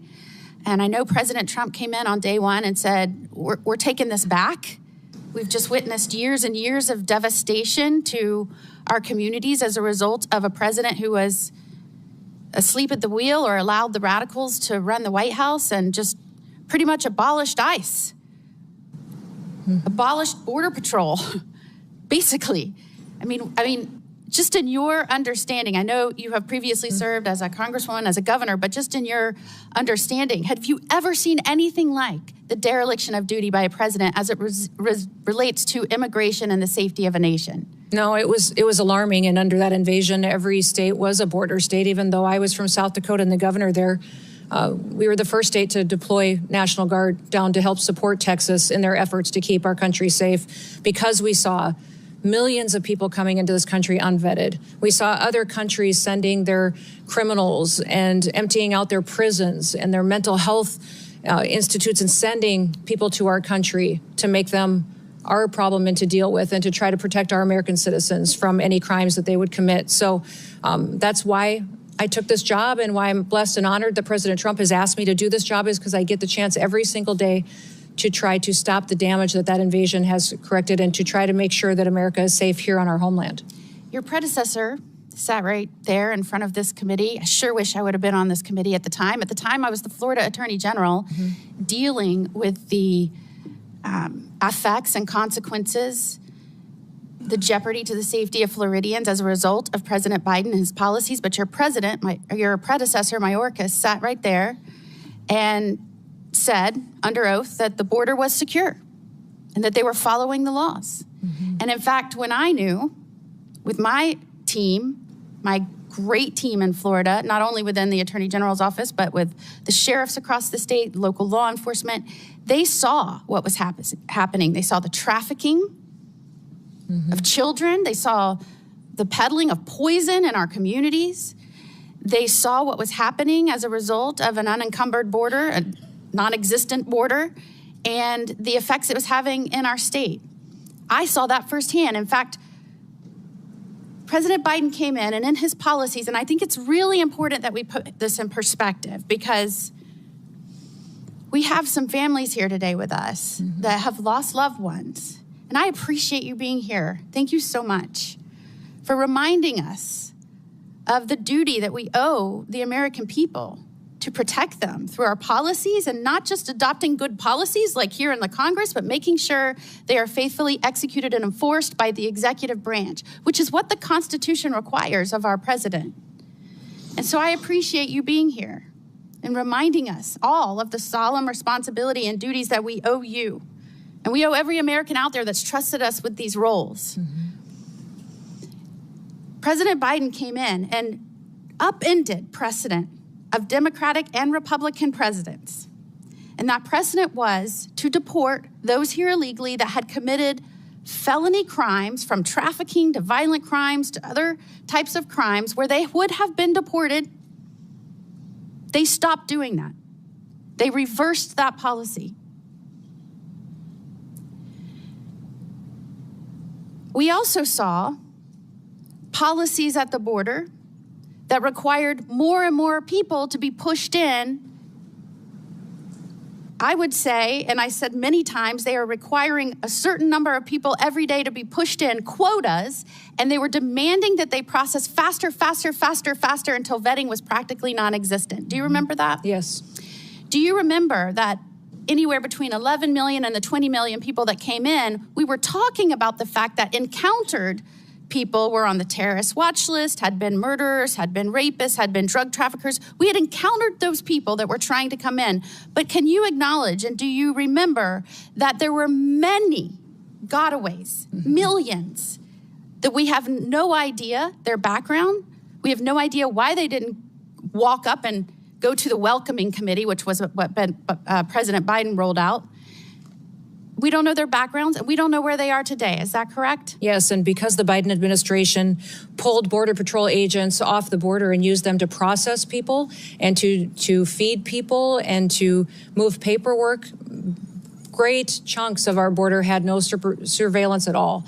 There was no security on other chunks of our border, and the cartel used that as a mechanism to divert attention. They would push thousands of people across the border in locations so that the other part of the border miles down could be exposed, and they could move their human trafficking and their drugs across the border unimpeded.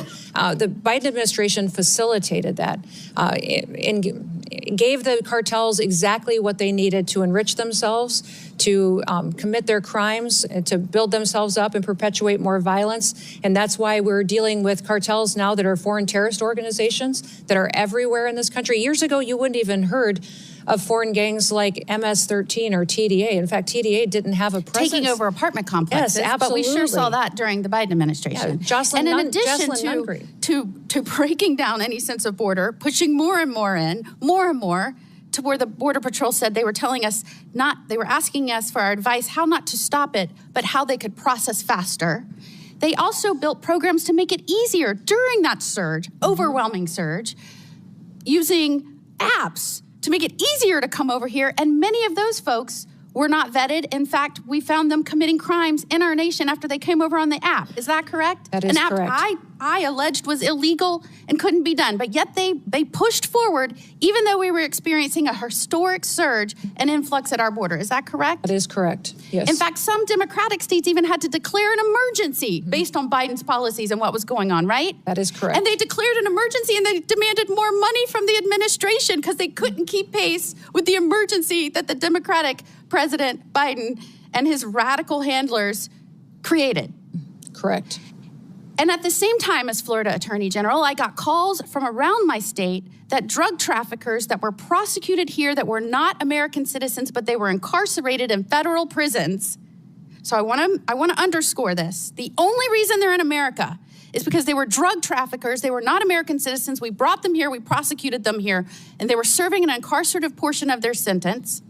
And after that, instead of deporting them back to their country after they did that, they were pushing them back into the communities where they were prosecuted, even though they weren't citizens. Is that correct? That is correct. And did you know that during that time period, when I pressed for information on who they were and where they were going and where they were being pushed, do you know that they They stymied our efforts and would not give us that information.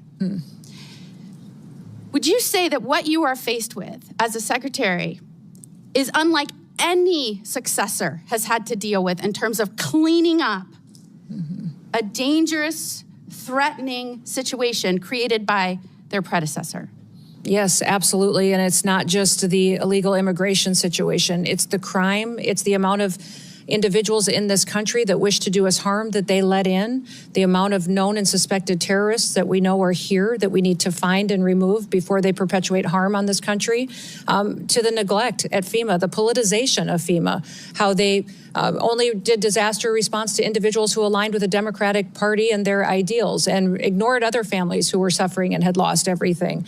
What we saw as far as not investing in Secret Service and TSA and intelligence and analysis. And then CISA was manipulated and censoring people's First Amendment rights. It was deciding what was misinformation and disinformation and trying to manipulate election outcomes, and that has been fixed. So under the 23 agencies. How important is it?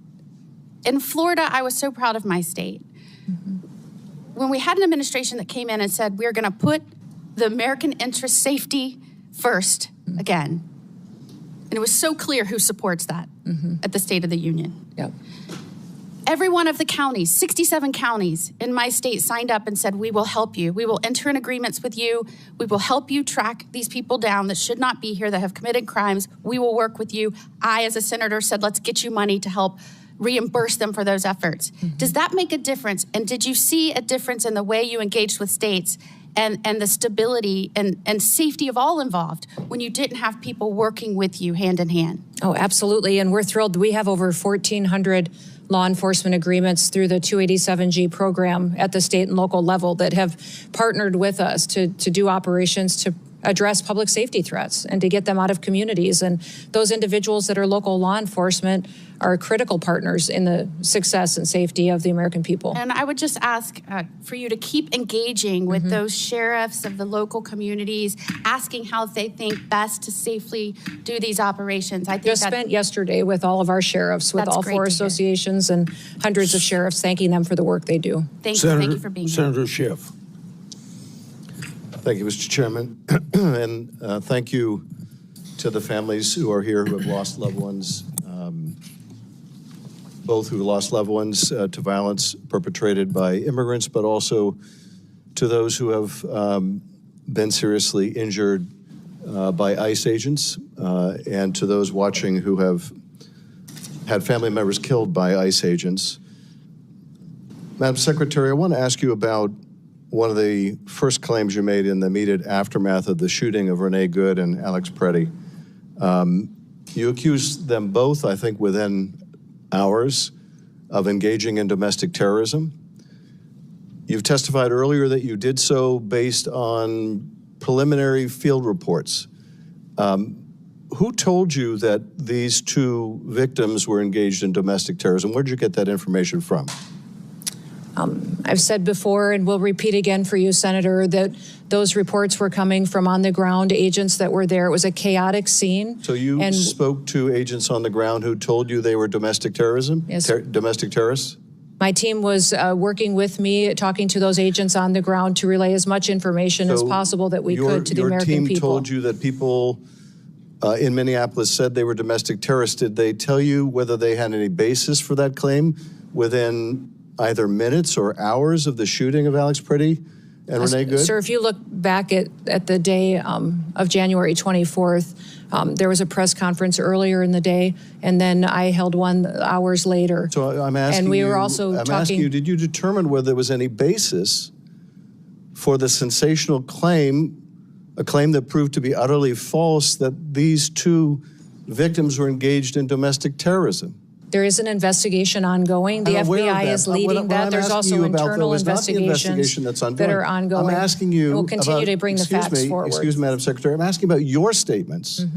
In the immediate aftermath of these shootings, your statements based on completely unvetted information that if it was even provided to you proved to be utterly false, that you were content to tell the whole country Do you have any concern about misleading the whole country? Don't you think in the immediate aftermath of a shooting that you should provide only vetted information to the public? How do you imagine you're going to gain the trust of the American people if you're pushing out false information about the shooting of American citizens? I work every day to get factual information to the American you people. Didn't on that day. You didn't on the day that Alex Preddy was shot, and you certainly didn't on the day Renee Good was shot. You weren't getting out good information. You were making a spurious claim that has caused endless injury to the victims' families on the basis of God knows what. And then your agency doesn't allow local investigators. They essentially push away independent investigators. How is the public to have any confidence in investigations done of excessive use by ICE agents if, number one, you make immediate and false statements about the victims, and number two, you don't let any independent agency conduct an investigation? How is the public supposed to believe anything your agency says or finds? These investigations are being done in the same way that they always are. No, and the FBI is leading. There are internal investigations as well. In these situations, ICE has an internal investigation. Excuse me. Well, would you like to hear about the investigations that are ongoing? You're not allowing state and local investigators to participate. That is not my decision. And furthermore, the Department of Justice and the FBI decides how investigations go. They're not being conducted in the way investigations are always done. Are you telling me that in the case of Miramar Martinez, that having an agent involved in shooting her, drive a vehicle that was used to ram into her vehicle, drive that vehicle, that evidence away from the scene and 1,000 miles to Maine, you're telling me that's the way investigations are always done? That you let an agent involved in an officer-involved shooting drive a key piece of evidence 1,000 miles away? Is that how you conduct investigations at DHS? I'm not conducting these investigations into these. The Department of Justice with the FBI is conducting those investigations, and CBP. For how investigations are conducted when agents under your control are engaged in the use of force? The investigations into our officers have not changed under my leadership or the president's leadership than what they were under the previous administration. That's being done by Pam Bondi's Justice Department. I'm not responsible for that. Our internal investigations are following the same policies that they always have. Stephen Miller, so I'm not responsible for that either. But you are responsible. You are responsible. You could insist on independent investigations, but you're not. You could wait until there's good information after a shooting before you go to the press and the public and mislead them. Let me ask you about a different subject, and that is the waste of resources at your agency, the continued allegations of favoritism and contracting, and let me in particular focus on the $220 million ad campaign, many of which feature you very prominently. An ad campaign that is more expensive than the whole budget for One Fight After Another or any Hollywood blockbuster film. So let me ask you, you said that the president approved this vast expenditure on a media campaign that largely profiles you. How do you know that? Did he approve it to you personally? This media campaign was critical in telling the world and this country that we are enforcing the laws in the United States of America. That if you're in your country illegally, then you should leave now, or if you want the chance to come back to the United States someday in the future. If you don't, you will be detained and will be removed and never get the chance to come back. It's been extremely effective in sending the message. Excuse me, Madam Secretary, how do you know the president approved of this $220 million contract? We had conversations and worked with OMB to make sure that the funding was there. Excuse me, I just want to clarify. So you had conversations directly with the president where he approved this $220 million ad campaign that significantly features you? Sir, this campaign was talking about making sure that people knew that our laws were being enforced. Again, I want to make sure that we continue to go through the process. It was a competitive bid campaign. I had nothing of choosing. Excuse me, so the president approved this expenditure? Sir, I've been explaining this to you how it went. It was a competitive process. The career officials at the Department of Homeland Security you don't want to chose confirm the best president's role in this, and I can understand why. But you say it was a competitive process, and yet this contract went to a company that didn't exist 2 weeks before they got the contract. Sir, I can't speak to that. I don't know the name of that company. You're saying you can't speak to it, but let me ask you this. Are you saying it's just a coincidence? It's just a happy circumstance? It's just a fortuitous event that 143 million of that went to a subcontractor that you worked with extensively as governor in South Dakota or during your campaign, that is just coincidental? The same process was followed for this media contract than any other media contract that's happened. Just a coincidence. The Department of Homeland Security. I had nothing to do and no political had any. Nothing to do with it. No choosing of who the contractors. And we don't have a legal process for weighing in on subcontractors. It doesn't exist. Excuse me. Just a coincidence. Also, then, that this $143 million. To ask questions, you should want the answers. I'm trying to ask a question. You're trying to say that this was a political decision, and it absolutely was not. I'm just asking you. So it's just a coincidence that a $143 million subcontract went to the husband of your press person, also someone that Corey Lewandowski, one of your special government employees, worked with extensively. So that was all a coincidence, right? Because you had no knowledge of this, no involvement. Media company that and none gets of the people around you had any involvement. The ability to choose the taxpayers should just subcontractors. assume We don't this is weigh a in coincidence. on who subcontractors are. There's not a legal process for us to determine what subcontractors are a part of a contract that goes out for a competitive bid. Can you state and for the only record, career employees at DHS were in on the choosing of those media contracts. Can you state for the record then that neither you nor Mr. Lewandowski nor your press secretary married to the husband of the person who got this $143 million contract. We were not a part of the decision-making. Can you state for the record that none of you that I've just described had any role, played any part, made any communication with any government agency that was involved in deciding who would get that contract? To the best of my knowledge, none of us were involved in deciding who got those contracts for the media campaign. But were any of you involved in advocating, communicating, or expressing a preference to my knowledge, in Senator, any way not to with my the government? knowledge, Excuse me. Let me just finish the question.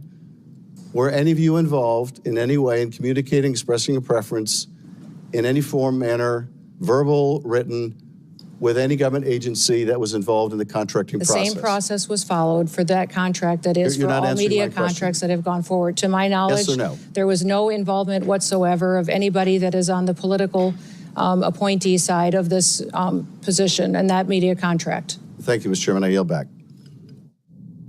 Thank you very much, Mr. Chairman. Secretary Noem, good to see you again. Good to see you, too. If I could just start with a Missouri question. Last time you and I visited over in the Homeland Security Committee was shortly following a massive series of tornadoes in the state of Missouri. And you and I talked about that. You pledged your full support and FEMA support in cleaning up the devastation which has happened. I thank you for that. I just want to follow up on one challenge that has come in the wake of the devastation. In the partnership with the state of Missouri, the city of St. Louis has stood up a debris removal project. Local officials currently estimate that about 10,000 homes, these were very significant tornadoes, about 10,000 homes in the area will require some assistance, debris removal assistance, by the time that efforts are completed. FEMA has very helpfully helped to fund this debris removal. Thank you for that.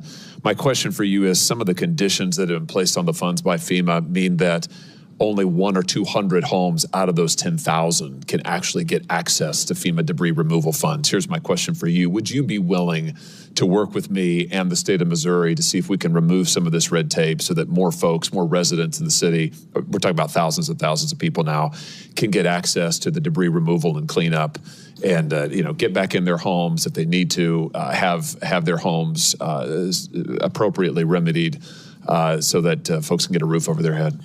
Yes, I will. Thank you. Thank you again for all of your help on this. It's really been tremendous.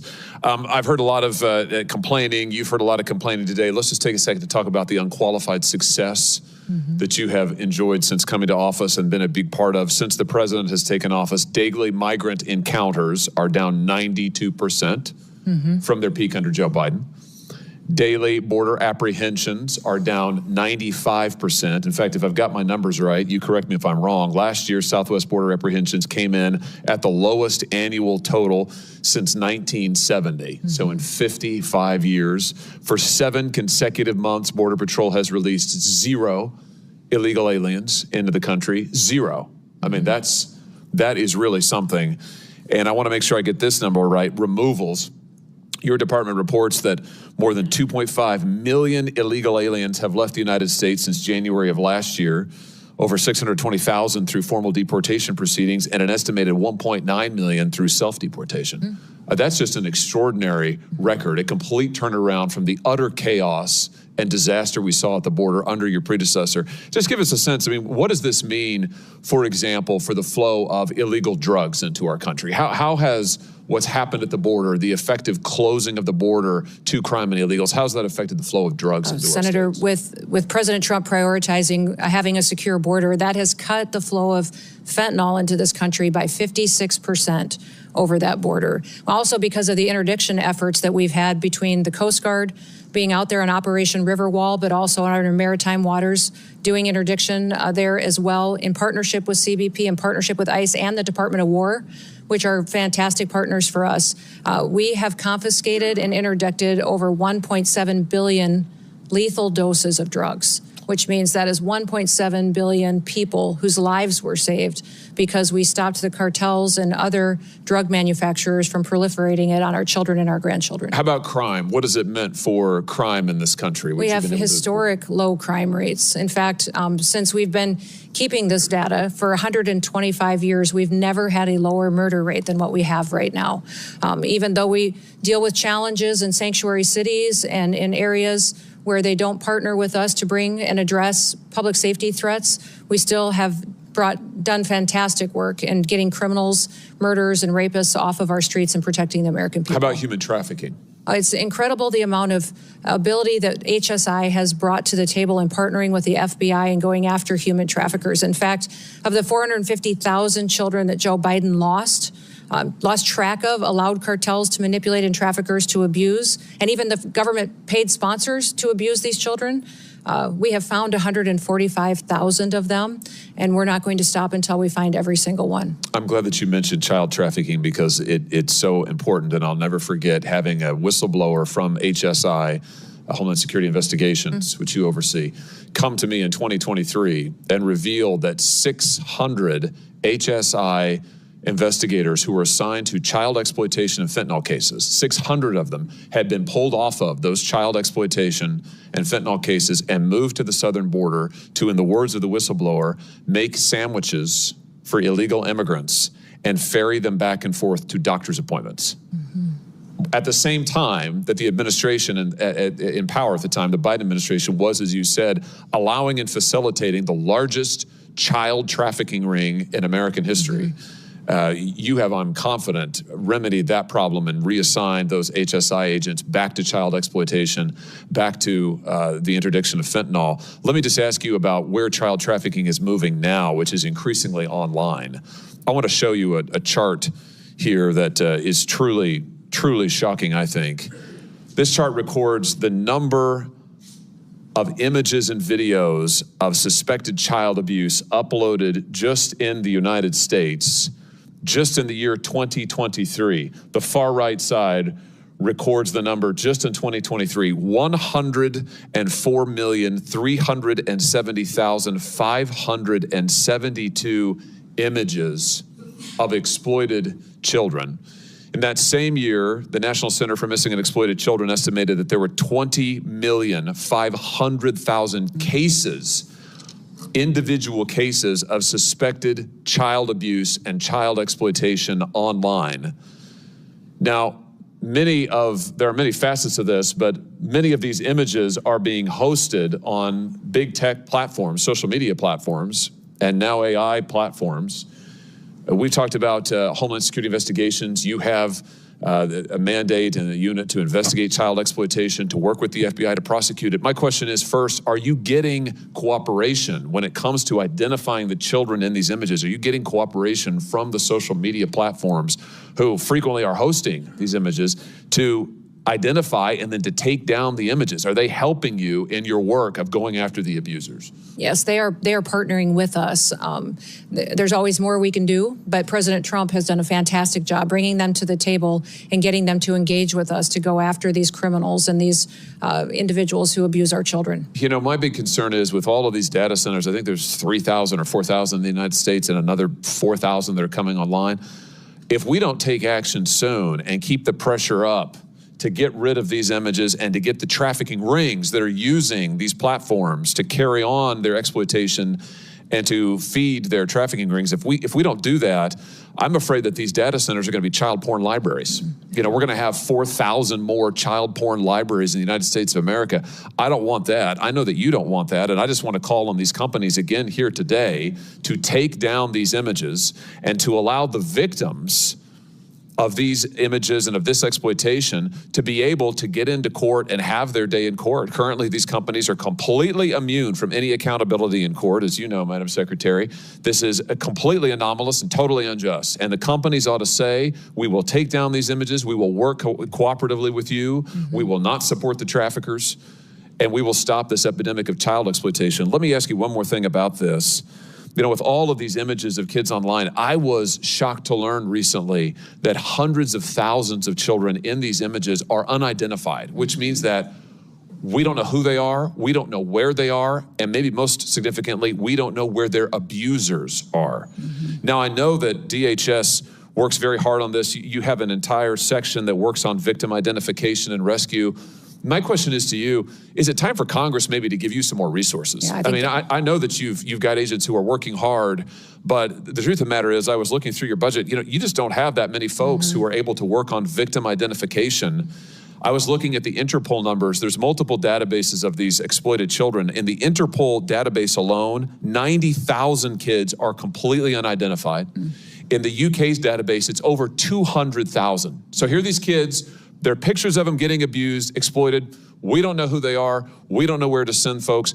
Would it be helpful to you? Here's my question. Would it be helpful to you if Congress said, you know what, we're going to create more analysts, more child abuse expert positions, more forensic analysts, and more prosecutors to give to you to look at these images, figure out who these kids are, and go after their abusers? Would that be helpful in tackling this epidemic? Yes, it'd be incredibly helpful, and especially HSI are experts at this work, and to have more resources to focus on these investigations would free more kids from that life of victimhood. Tremendous. Well, I look forward to working with you on that. I'm going to introduce legislation to do just that. Thank you for the terrific work you're doing to end the epidemic of child exploitation in our country, to find the missing children that were brought in over the border, but also to find these children and to bring their abusers to justice. Thank you, Mr. Chairman. Senator Welch. Thank you very much, Mr. Chairman. First of all, I would like to acknowledge the families that are here, and you have my condolences. We appreciate your participation. I'd also like to acknowledge others who've lost their lives as a result of violence that did occur with ICE agents. Second, on the question of, Madam Secretary, welcome, on the question of Alex Preddy and Renee Good, I heard your answers to my colleague, Senator Schiff.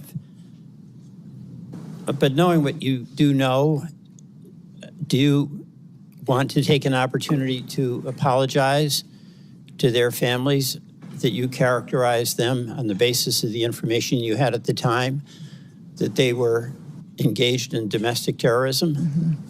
Yeah, I certainly offer my condolences to these families and for their loss. And it's a tragic situation that we saw in Minneapolis, and we continue to work to make sure that those situations are handled appropriately. In my question. I understand you're offering condolences. You said something that accused them of being domestic terrorists. A 37-year-old mother of three, a 37-year-old Veteran Administration nurse. One question. Do you want to apologize for that characterization that they were domestic terrorists? I will continue every day to get up and to work hard to give All right, thank you. everybody You won't get factual it. information I wanna and do all move that I on. can to portray it. I want to move on to the use of department resources. Senator Kennedy asked a number of questions about this contract, $220 million. Senator Schiff asked about it as well, and I do too. I don't want to question what the purpose was, but how the award was made. This is $220 million. It was an advertising campaign, as I understand it, that featured you, and you on a horse at Mount Rushmore. The contract was a no-bid contract. You acknowledge that? I wasn't involved with this contracting process, so my understanding is that there was many companies that competed for this contract. The answer to that is yes or no. I don't believe it was. I believe other All right, companies competed for this because there was two different vendors that were chosen. I have here a document from usspending.gov. And this document specifically states the justification for no bid contract that goes to Safe America Media and People Who Think. Those are the two entities that did the campaign, correct? I believe it is. I wasn't a part of this contracting process. Let's get serious here. Yes. Okay. Make the Safe America was incorporated 11 days or 7 days by my count before they got an award of $143 million. You have any dispute with that?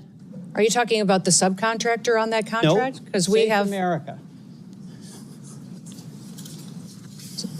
Senator, I wasn't a part of this decision. Okay. We followed the same processes that have been our policies and how this was conducted appropriately. I will go through this and then you can answer. I don't want us to be talking over each other.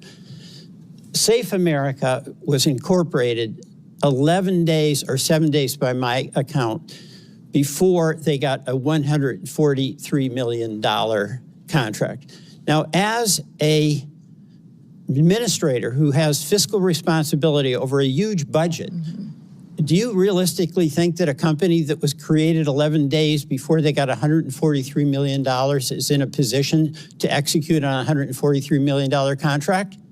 Senator, I can't speak to their business model. I will tell you that since I've been at the department, I have reviewed over 10,000 contracts. Okay, I let have me saved keep going the through taxpayers this. I don't over want to filibuster. $13 billion I want to go through this, by Madam renegotiating Secretary. contracts and being more efficient. Mr. Chairman, I don't want the filibuster.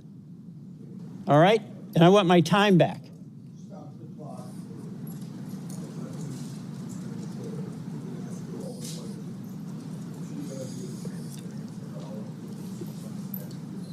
I'm not denying her a chance to answer. I'm asking you to deny her the abuse to filibuster.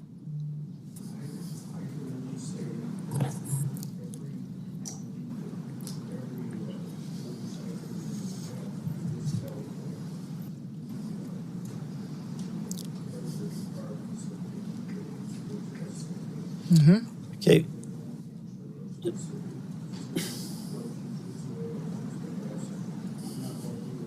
Free of that.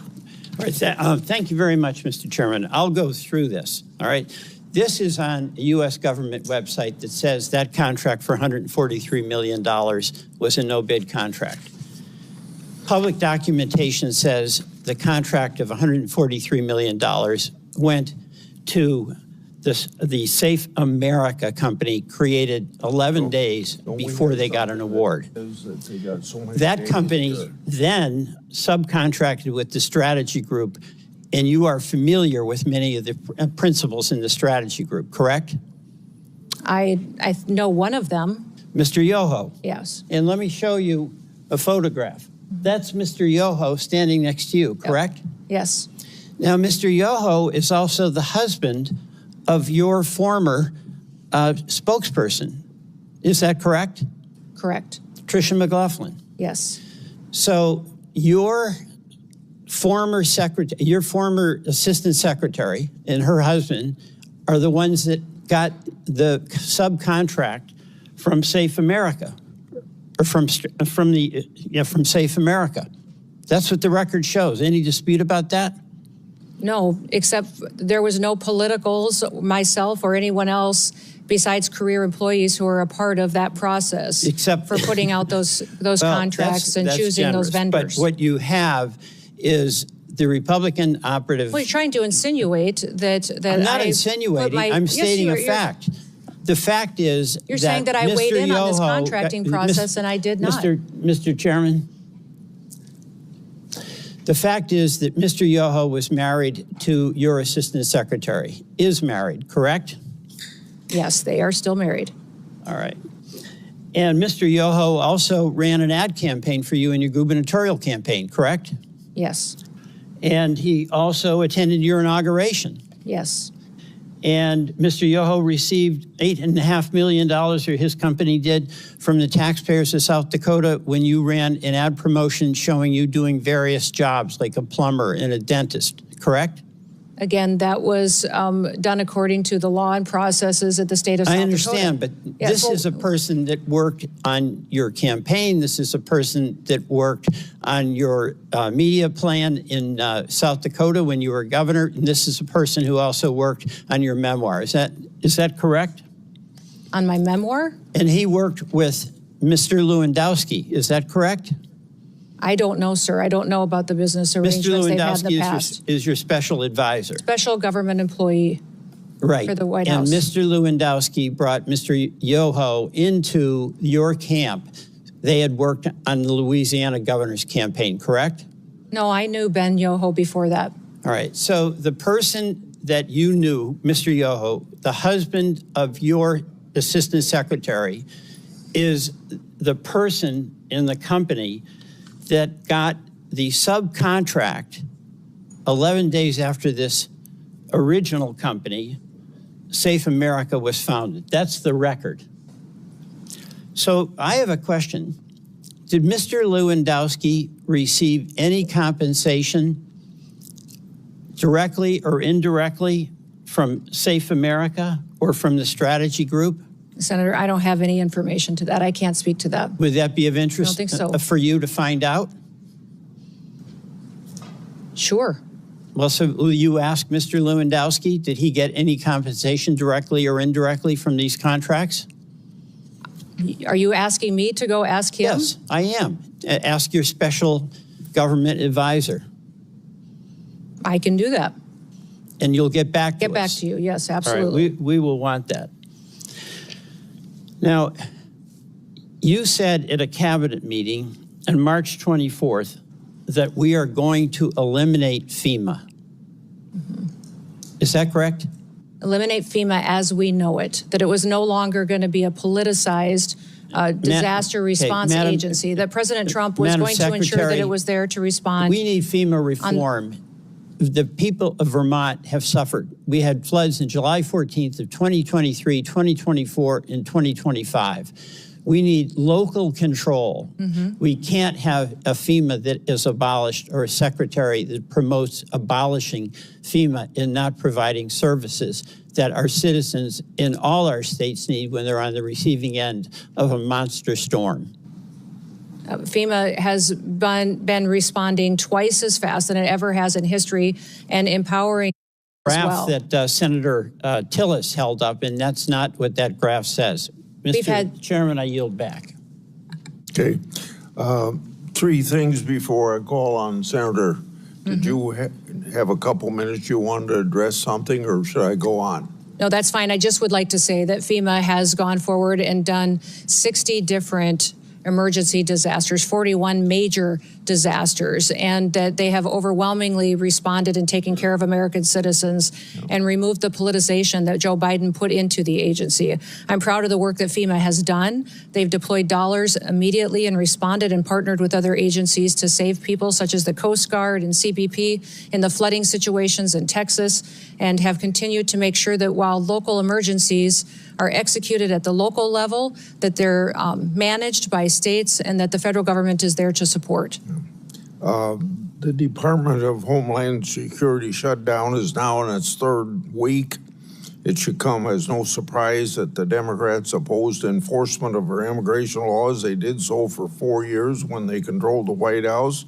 Just last week, they refused to stand and support President Trump's call to protect American people during the State of the Union. But Homeland Security includes other critical entities like Secret Service, FEMA, TSA, Coast Guard that Democrats refuse to fund and whose workers aren't getting paid. The primary responsibility of the federal government is to keep the American people safe, so it's critical that Democrats fund DHS in the end of this reckless political exercise.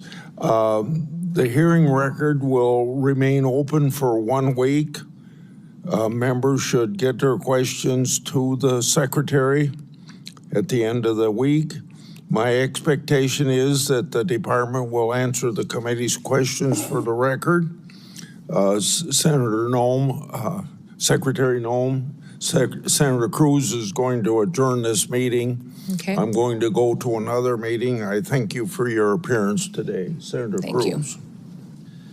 Thank you, Mr. Chairman. Madam Secretary. Yes, hi, Senator. Congratulations on a grueling morning. I am the last thing between you and returning to work. Let me start by saying thank you. Thank you for your service. Thank you for accepting the charge to protect this nation at a time of enormous peril and at a time, sadly, of far too much politicization and demonization of the Department of Homeland Security. Department of Homeland Security was founded in the wake of the September 11th attacks, after nearly 3,000 Americans were murdered on our soil. It exists because we learned at terrible cost that vigilance is not optional. And the success of vigilance is quiet and often ignored. It is measured not in headlines, but the absence of them. The flights that land safely, the plots that never materialize, the threats that are intercepted before they reach our communities.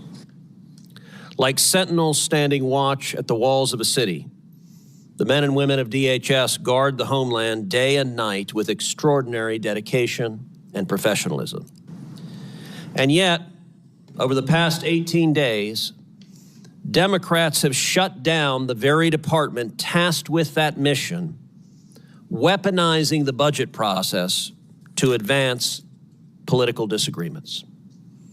The same voices that once called to abolish ICE and defund the police have now left the sentinels unsupported and the watchtower dark. That is what the Democrat shutdown has done. Let's get to the truth. For the American people, this oversight hearing is about three things: where we were, what has been accomplished, and where we need to go next. Let's start with where we were. Secretary Noem, when you walked into DHS, what was the state of operational control at the southern border that you inherited? There was no operational control. In fact, our Border Patrol agents and federal officers were being forced to help facilitate the invasion of dangerous criminals and aliens into our country. Were daily encounters at or near historic highs? Yes, they absolutely were at historic highs, the worst we've ever seen. Between 2021 and 2024, the Biden administration released more than 13 million illegal aliens into this country after encountering them at the southern border. Is that correct? Yes, that we know of. There could be millions more. DHS data reflects during this period of mass releases into the interior, crimes committed by foreign nationals included at least 15,000 homicides and more than 20,000 sexual assaults. Is that correct? That is correct. And I will say, these numbers are not abstractions. And I will say to all the angel families here, thank you for being here. Thank you for holding the photographs of your children, of your spouses, of your parents, of your brothers and sisters who should be with you.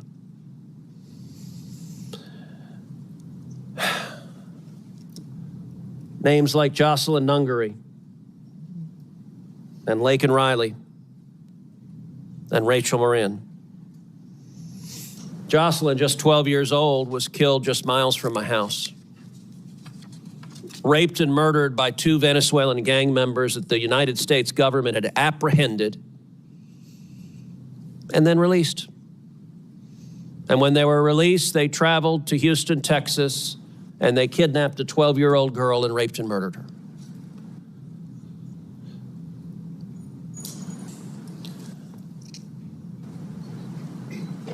In your time at DHS, has anyone in the leadership of the previous administration explained why the hell they let so many violent criminals free in our country?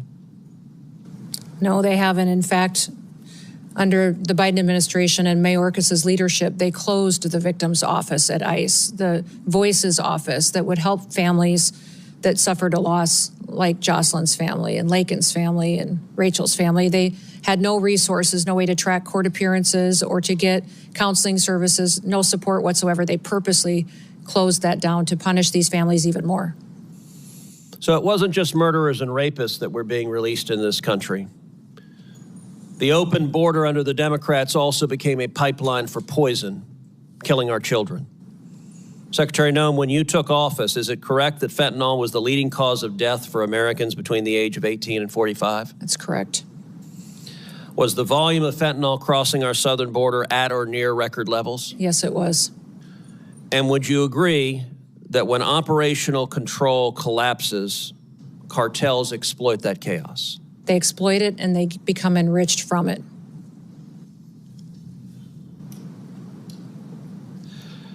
So now let's talk about what has been accomplished under President Trump's leadership. Under President Trump's leadership, we have had 0 illegal aliens released for 10 straight months. Is that correct? That is correct. In President Trump's first year back in office, how many illegal aliens have left the United States? 2.5 million have left voluntarily, and we have arrested, detained, and removed close to 700,000 now. And how many known or suspected terrorists have been removed? We have over 1,500 now today that have been apprehended and are being brought to justice. In the first 100 days of the second Trump administration, is it correct that daily border encounters decreased by approximately 93%? Yes, that is correct. That encounters with gotaways, those who are escaping apprehension, decreased by roughly 95%. That is correct.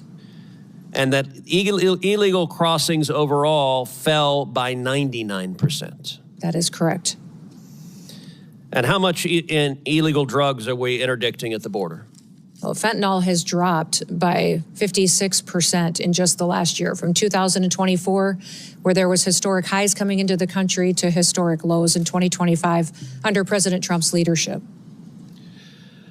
And I would note that securing the border, targeting narco-terrorists, arresting and prosecuting Nicolas Maduro, all of those have had extraordinary effects. Is it correct that nationwide the murder rate has decreased 20% in the last year? It has. It's at a historic low. In the last 125 years, we are at the lowest murder rate that our country's experienced. Is it also correct that the number of drug overdose deaths in America has decreased 20% in the last year? That is correct. That literally means there are thousands of Americans who are alive today who would not be alive if President Trump had not been reelected and if Republicans had not won control of Congress. Would you agree with that? That is correct. It means tragically that had the Democrats' open border policies continued, there would be more and more rows of people, Americans holding pictures of loved ones. We don't know who the loved ones are that weren't murdered this last year. We don't know who the loved ones were that didn't die of fentanyl overdoses, but we know that many more Americans are dead. Is that correct? That is correct. You know, I will tell you a particularly infuriating illustration.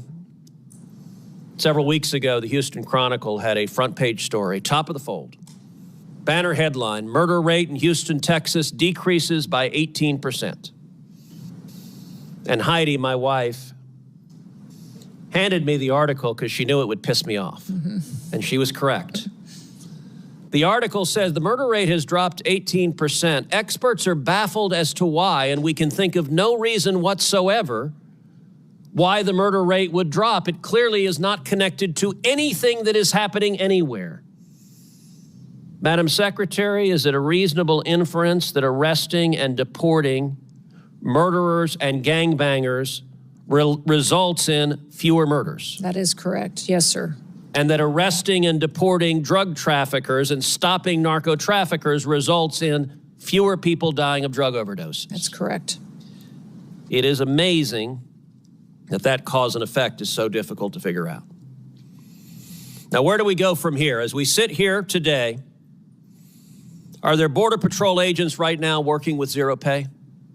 The agents and law enforcement officers are being paid. Some of the support staff and administrative staff is not able to. Is the shutdown making it harder to sustain the enforcement gains that the American people demanded? Yes, it is. Does the funding instability affect morale within the department? It does. Overwhelmingly, people at the Department of Homeland Security love their jobs and come to work recognizing how important their mission is. But they become discouraged when they can't pay their bills and can't feed their families, and especially when they have multiple shutdowns, which tells them that members of this body and the Democratic Party don't think they're important enough to get paid for the work that they do. Now, we are right now engaged in military conflict with Iran. At this time, do you assess that there is a real danger and risk of terrorism in the United States? Every day there's a real danger and risk of it, but it is elevated at this time with the conflicts that we see going on overseas. Well, and tragically, this past Sunday in Austin, Texas, we saw that unfold. A mass murderer who arrived wearing a sweatshirt that said "Property of Allah," who was wearing a T-shirt with the flag of Iran, who had a Quran in his car, opened fire on a bar in Austin, Texas. Among those murdered, Ryder Harrington, age 19, Sabbath Hashan, age 21, and Jorge Peterson, age 30. Secretary Noem, is it correct that this mass murderer was born in Senegal? He was, and then he was naturalized during the Obama administration. He was naturalized in 2013. Would you agree that weaknesses in screening, vetting, or oversight, even in years in the past, can reverberate years later with deadly consequences? Yes, absolutely. That's why in green cards and naturalization purposes, the last several years under the Biden administration, we are re-vetting individuals from countries of concern. And despite the risk of more terrorism, of more Americans being murdered by radical Islamic terrorists, Democrats are nonetheless voting over and over again to cut off funding to the Department of Homeland Security. And encouraging resistance against our law enforcement, encouraging violent rioters to continue to resist us and to protest against ICE and the operations that we do to uphold the law. You know, it wasn't long ago that common sense prevailed, that there was bipartisan agreement, that we agreed we all support the police, we all support law enforcement, we all want to see criminals in jail, we believe murderers should be in jail, we believe rapists should be in jail, we believe child molesters should be in jail, we believe gangbangers should be in jail. Today, tragically, the Democrat Party has decided they are the party of illegal immigrants, they are the party of murderers and rapists and child molesters and gangbangers, And the men and women who are on the wall, the men and women who are defending us from these violent criminals, to the Democrats, they are the enemy. And they engage in rhetoric that is shameful, attacking Border Patrol agents, attacking ICE agents, calling them Nazis, calling them Gestapo, calling them terrorists, cheering on violence against law enforcement. It is utterly shameful. Where I want to speak to the men and women in your department. I want to speak to those Border Patrol agents, those ICE agents, all the men and women who are on that line. I want to say thank you. We appreciate you, your service, your courage. 31 million Texans say thank you. And by the way, the violence is occurring in Democrat states where it's cheered on by Democrat politicians. It's true. It is shameful. And Secretary Noem, I want to say thank you for getting up and going in and doing your job every day. Thank you for making my family safer. Thank you for making the families of 31 million Texans safer. Thank you for the honorable work of the Department of Homeland Security, and to everyone there, God bless you. And again, to the Angel families, thank you for speaking out and having the courage to say your loved ones mattered. They are not forgotten. I want to apologize on behalf of the federal government. Your loved ones should never have lost their lives. If the federal government had done its damn job, these murderers wouldn't be here. Thank you, Secretary Noem. And with that, I don't have a gavel, but this hearing is adjourned. Thank you. Thank you, Senator.